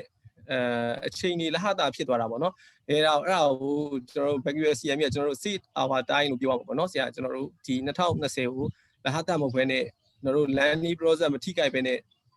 ဒီ bacteria CME ရဲ့ကျေးဇူးကြောင့်မို့လားလဲကျွန်တော်တို့ဒီဟာကိုကြော်ဖြတ်နိုင်ခဲ့တာပါဆရာအဲ့ဆိုပြီးတော့ကျွန်တော်တို့တခြားနိုင်ငံမှာဆိုရင်လည်းဘယ်လိုမျိုးတွေလုပ်တယ်ပေါ့နော်သူတို့ CME တွေဆိုဘယ်လို arrange လုပ်တယ်ကျွန်တော်တို့အဲ့ဒါတွေဒီနေ့ကဆိုကျွန်တော် conference တစ်ခု international conference တစ်ခုတက်ဖို့ဆိုကျွန်တော်တို့ GB အတွက်ကတော့အရန်ကြီးကိုဝေးလွန်းတာပေါ့နော်ဆရာဒါပေမဲ့အခုဒီ bacteria CME မှာတော့ကျွန်တော်ကဒီဟာလေးတွေကိုတက်ခွင့်ရခဲ့ပါတယ်ဆရာနောက်တော့ကျွန်တော်တို့မိတ်လာ MMA GB conference ကိုလည်း bacteria conference အနေနဲ့လုပ်ဖို့လည်းကျွန်တော်တို့စီစဉ်ထားတယ်လို့ကျွန်တော်တို့သိရပါတယ်ဆရာအဲ့ဒါဆိုကျွန်တော်တို့ဒီဟာလေးကိုအနည်းချုပ်ပြောရမယ်ဆိုရင်တော့ဆရာကျွန်တော်တို့ဒီ textbook တွေနဲ့ e-book တွေထွက်လာတဲ့အချိန်မှာဆိုရှင်ကြည့်တဲ့အခါမှာဆိုရင် textbook ဖတ်ရတာတော့အရန်ကိုပေါ့နော်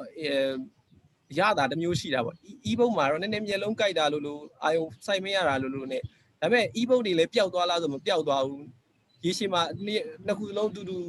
ဖွင့်ပြိုးလာခဲ့ပြီးတော့ကျွန်တော်တို့ဒီ society မှာကောင်းကျိုးတွေရလာတယ်လို့ပဲ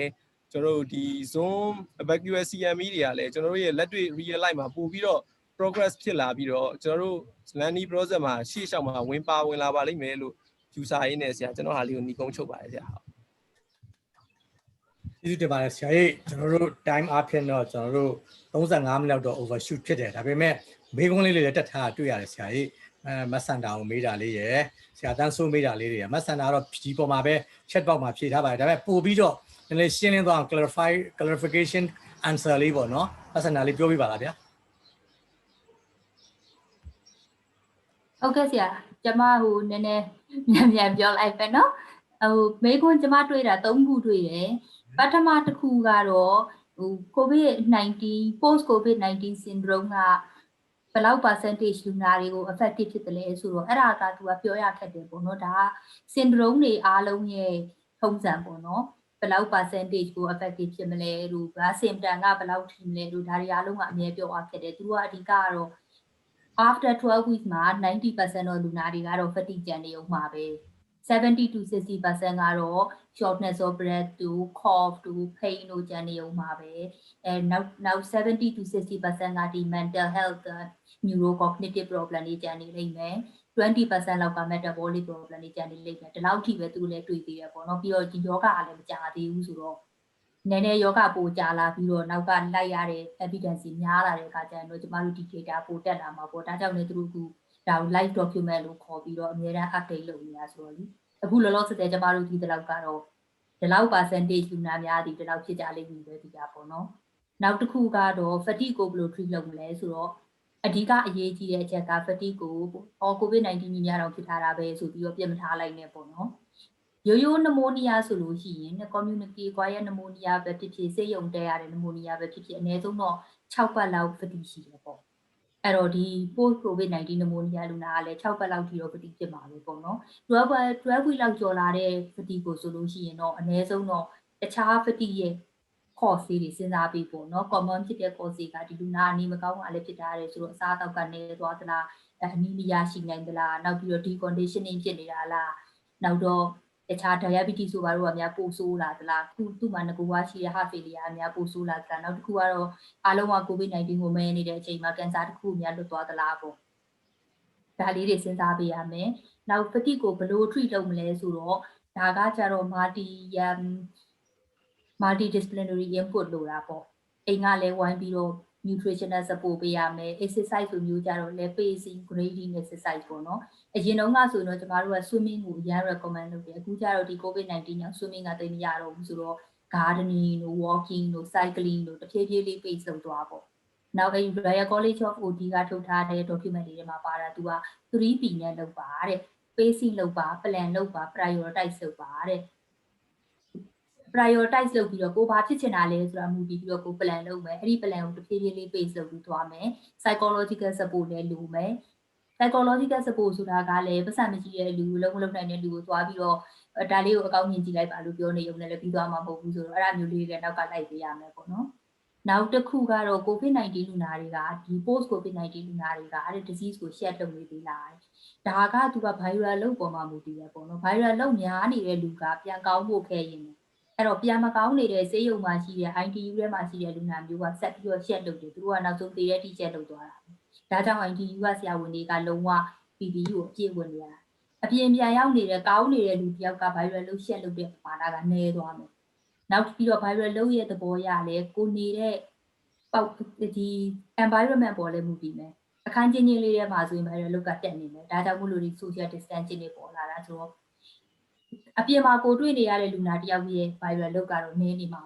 ပဲတလားလောက်ကျော်သွားရင်သူ share လုပ်တဲ့ capacity အများကြီးနေတော့မှာကျမတို့ပြီးတာဒါပဲလို့ဆရာဒီတက်ပါတယ်ခုနဆရာပြည့်စုံအောင်လေးပြောသွားတဲ့အထဲမှာပေါ့နော်ကိုဗစ်ကြောင့်ကျွန်တော်တို့ IT တွေအရန်ပြည့်ကျွန်တော်တို့ခက်စားလာတာပေါ့နော်အဲ့တော့ကျွန်တော်တို့ MMA ရဲ့ main conference ကကျွန်တော် January မှာ second or third week မှာ virtual conference လုပ်ပါလိမ့်မယ်အားလုံးဖိတ်ပါတယ်ဒါ MMA main ပေါ့နော် DB Society ကလည်း virtual conference လို့ရှိပါတယ်မိတ်တီလာကလည်း virtual အဲ့တော့ကျွန်တော်တို့ကတော်တော်များများ virtual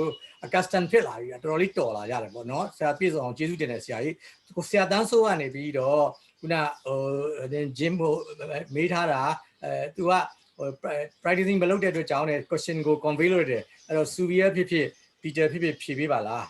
I would like some question asked by answer to Jim, but Jim is not practicing now, so he convey these questions to answer by the Subir or Peter, please. Subir, could you answer that, please? The question is, what do I do? How do you identify patients in your clinic who may have COVID-19? Yeah, it's a very good question. I think Dr. Thanso was asking that question. It's mainly on the symptom basis. And then if someone has got COVID-related symptoms, as Dr. Sandra Hyland already mentioned, like a new onset cough, persistent cough, breathlessness, anosmia, or fever, then we triage the severity of the symptoms. And also, if someone comes to the surgery without our prior knowledge that this patient may have COVID-related illness, for that, those patients, if we identify, we take them to the isolation room. We use full PPE and we examine. And some of the doctors said about the infrared thermometer, which we also use. So after examining patient, after checking their peripheral oxygen saturation by using pulse oximeter, we decide whether that patient is safe to stay in the community or needs to go to hospital. If they need to go to hospital, we arrange ambulance and we inform the ambulance paramedics that patient may have COVID. So they get prepared. The paramedics use full PPE as well. And that ambulance, after transporting patient, needs to be decontaminated. So we send the patient from our side, but this doesn't happen that often because this type of patient usually goes to the respiratory hub, which is equivalent to fever clinic in Myanmar. But in case if we get any of this type of patients, that's how we diagnose the severity and decide about the treatment. Now, if we see someone with a COVID-19 patient in the surgery, then as I mentioned, the doctors and staff who come in contact need to be quarantined if it is a confirmed COVID-19 case. And we need to decontaminate the whole area. So ideally, we need to close the surgery for a period of time to do the decontamination. In our practice, till now, we haven't had that situation. So we haven't had any confirmed case coming into the practice. There was another question about the swabs or how we diagnose COVID-19 cases. It is mainly by taking nasal and throat swab, which goes for the rapid antigen test. So that swabbing is done in dedicated centers, not in the surgery. We don't have the swab. So swab tests are done in dedicated center, or it can be sent by post to the patient. So the patient can take the swab and send it by post to the testing center, and they get the result either by email or by text within 24 hours. There is antibody testing facility as well to check whether someone had infection in the past. For that, we can request antibody test and blood is processed in the lab and the test result comes within 24-48 hours. Jim, did you want to say something? Please unmute.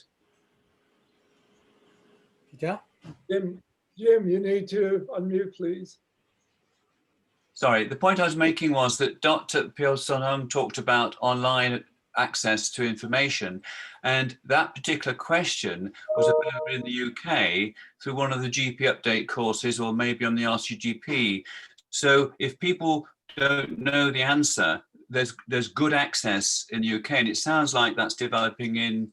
Myanmar as well to those sorts of questions. If you don't know, online seems to provide the answer to a lot of these questions, which is great. Anybody? So we are planning to conduct that webinar in 2 hours. Now we have almost 3 hours. But thank you very much for every speakers, all speakers, and all audience. There's some waiting outside there to enter into the, because we have already full 100 now, only I think 66 now left. So that I think we need to conclude here. So I want Peter Sunny to talk on the concluding remark of the all webinar, please. Colleagues, I think I will speak in Burmese. Sarah Alon, participate in Imtama, RCGP အနေနဲ့မြန်မာ GP Society နဲ့လုပ်နေရတယ် connection တွေရှိပါပြီဆက်ပြီးတော့လည်းလုပ်သွားဖို့ကြံထားပါတယ်ကျွန်တော်တို့လုပ်နေတဲ့ QI project တွေလည်းနောက်နှစ်မှာremotely ပဲဖြစ်ဖြစ်မြန်မာပြည်ကိုလာပြီးပဲဖြစ်ဖြစ်လုပ်ဖို့စဉ်းစားထားပါတယ်အဲတော့ဒီမြန်မာ GP တိုးတက်ဖို့အတွက်က RCGP နဲ့မြန်မာ GP Society ပေါင်းပြီးလုပ်တာအင်တာမထိရောက်ပါတယ်လို့ထင်တယ်ကျွန်တော်လည်းလောက်ရတာအင်တာမဝန်တာအထူးဖြင့်မြန်မာလူမျိုးဖြစ်တဲ့အတွက်ကိုယ်တိုင်းပြည်ကိုမလုပ်ပေးနိုင်လို့အခုလိုလုပ်ပေးနိုင်တာအားလုံးပို့ပြီးတော့အားရပါတယ်ကျေးဇူးတင်ပါတယ်နောက်တစ်ခါဆိုရင်တော့ကျွန်တော်တို့လုပ်ထားတဲ့ Zoom facility ကတရားပဲလက်ခံနိုင်တယ်ဆိုတော့ webinar နောက်ထပ်လုပ်မယ်ဆိုတော့ဒီရဲ့ Zoom facility ကိုဒီရဲ့ကောင်းပြောမှာ we just need to update our Zoom facility to be able to accommodate more than 100 people in our webinars. This is RCGP. Yes. Would you like to say a few words? RCGP ရဲ့ကိုညီမှုတွေအတွက်ကျွန်တော်တို့ GP Society ကိုအများကြီးပဲဒီပြထုတ်ပါတယ် GP Society ကလည်းဘာပဲပြော organizational strengthening နဲ့ representing to all GPs ပေါ့အဲ့ဒါကိုကြိုးစားနေပါတယ်အချင်းချင်းတော့ပုတ်တိုင်မှုတွေရှိပေမဲ့ကျွန်တော်တို့က elected body တွေဖြစ်လာအောင် executive ဖြစ်လာအောင် GP အားလုံးကိုကိုစားပြုတဲ့ဟာကြီးဖြစ်လာအောင်ကျွန်တော်ကြိုးစားနေပေမဲ့လည်းအောင်မြင်သေးပါဘူးဆရာတို့စီကနေ governance structure တွေလည်းကျွန်တော်တို့လိုချင်ပါတယ်ဒီထဲမှာဘလို့ reform process တွေ leadership တွေကျွန်တော်တို့တော်တော်များများအားလုံး all inclusive ပေါ့နော်ကျွန်တော်တို့နောက်တိုင်းပြည်က2020နောက်ပိုင်းမှာပြောင်းလဲတော့မယ် democratic governance တွေကောင်းကောင်းမြင်လာတော့မယ် federated government တွေမြင်လာမယ်ဆိုတော့ GP Society ကအဲ့ဒါနဲ့အမိလိုက်ဖို့ကျွန်တော်တို့ဆရာတို့ရဲ့ input တွေအများကြီးလိုပါတယ်ဆရာကျေးဇူးတင်ပါတယ်ဘယ်လိုတွေများဗာတွေများပြောကြအောင်လဲမသိဘူးအားလုံးသော a few words ဟုတ်ကဲ့ဆရာ Would you like to say a few words please? I'd just like to say that this morning has been absolutely brilliant. There has been so much information being passed both ways from Myanmar to UK and UK to Myanmar. There's been so much sharing of experience as well. And I think everyone will have learned something. A lot of us have learned a lot. And I would share the suggestion that we try and increase our capacity for next time, because I know a number of people were trying to get in and we had reached the limit of 100, so we're unable to. So we'll certainly have a look at that. So, I was just going to say Myanmar and the UK, very different health systems, but still a lot to learn from each other. And thank you for everyone who's contributed, and thank you for everyone who has come along and listened. Before we finish, could I just ask Ian to say a few words, because I think some of the GPs have worked with the international global fellows who have worked with the GPs, so Ian might be able to say something about the future role of their program. Thank you, Sonny. I must congratulate you all. I think it's been an excellent afternoon, very informative, and shows the benefit of sharing experiences and learning. And I think it also shows just how adaptable GPs are to these very difficult circumstances. In terms of what you were asking about, Sunny, our IGH program, our Improving Global Health program, in which we send fellows out for 6 months at a time. Obviously, we can't send people at the moment. We would very much like to restart that as soon as possible. But with Peter and yourself, Sunny, we're starting to look at perhaps a virtual project so that we can continue the very valuable partnerships that we have out in Myanmar and the networking. And we very much appreciate working with RCGP as well, and appreciate very much Minu's help and support, and Thanso and others that have given us a great inspiration of the work you do out there. So thank you all very much. Thank you very much, Ian. We are now very pleased to collaboration, professional collaboration between RCGP and Myanmar GP Society. We want more than that, so that GP's the UK's Brexit, Boris Johnson, Brexited Boris Johnson and Aung San Suu Kyi, and political collaboration also. That's we want more democratic institution, like a democratic country, so that we need more collaboration between UK and Myanmar and professionally with RCGP and Myanmar GP. So we are very happy today that we have a more participants are waiting and more participants encouraging. And I thank you for everybody here. Like until next time, we look forward to working together with you for more and more collaboration. Thank you. Excellent. ဒီအားလုံးနှုတ်ဆက်လိုက်ပါတယ်ကျမအောင်နေကြပါနော်ကိုကိုလည်းကျူးစားကြပါ ကျေးဇူးတင်ပါတယ်ဆရာကြီးကျေးဇူးတင်ပါတယ်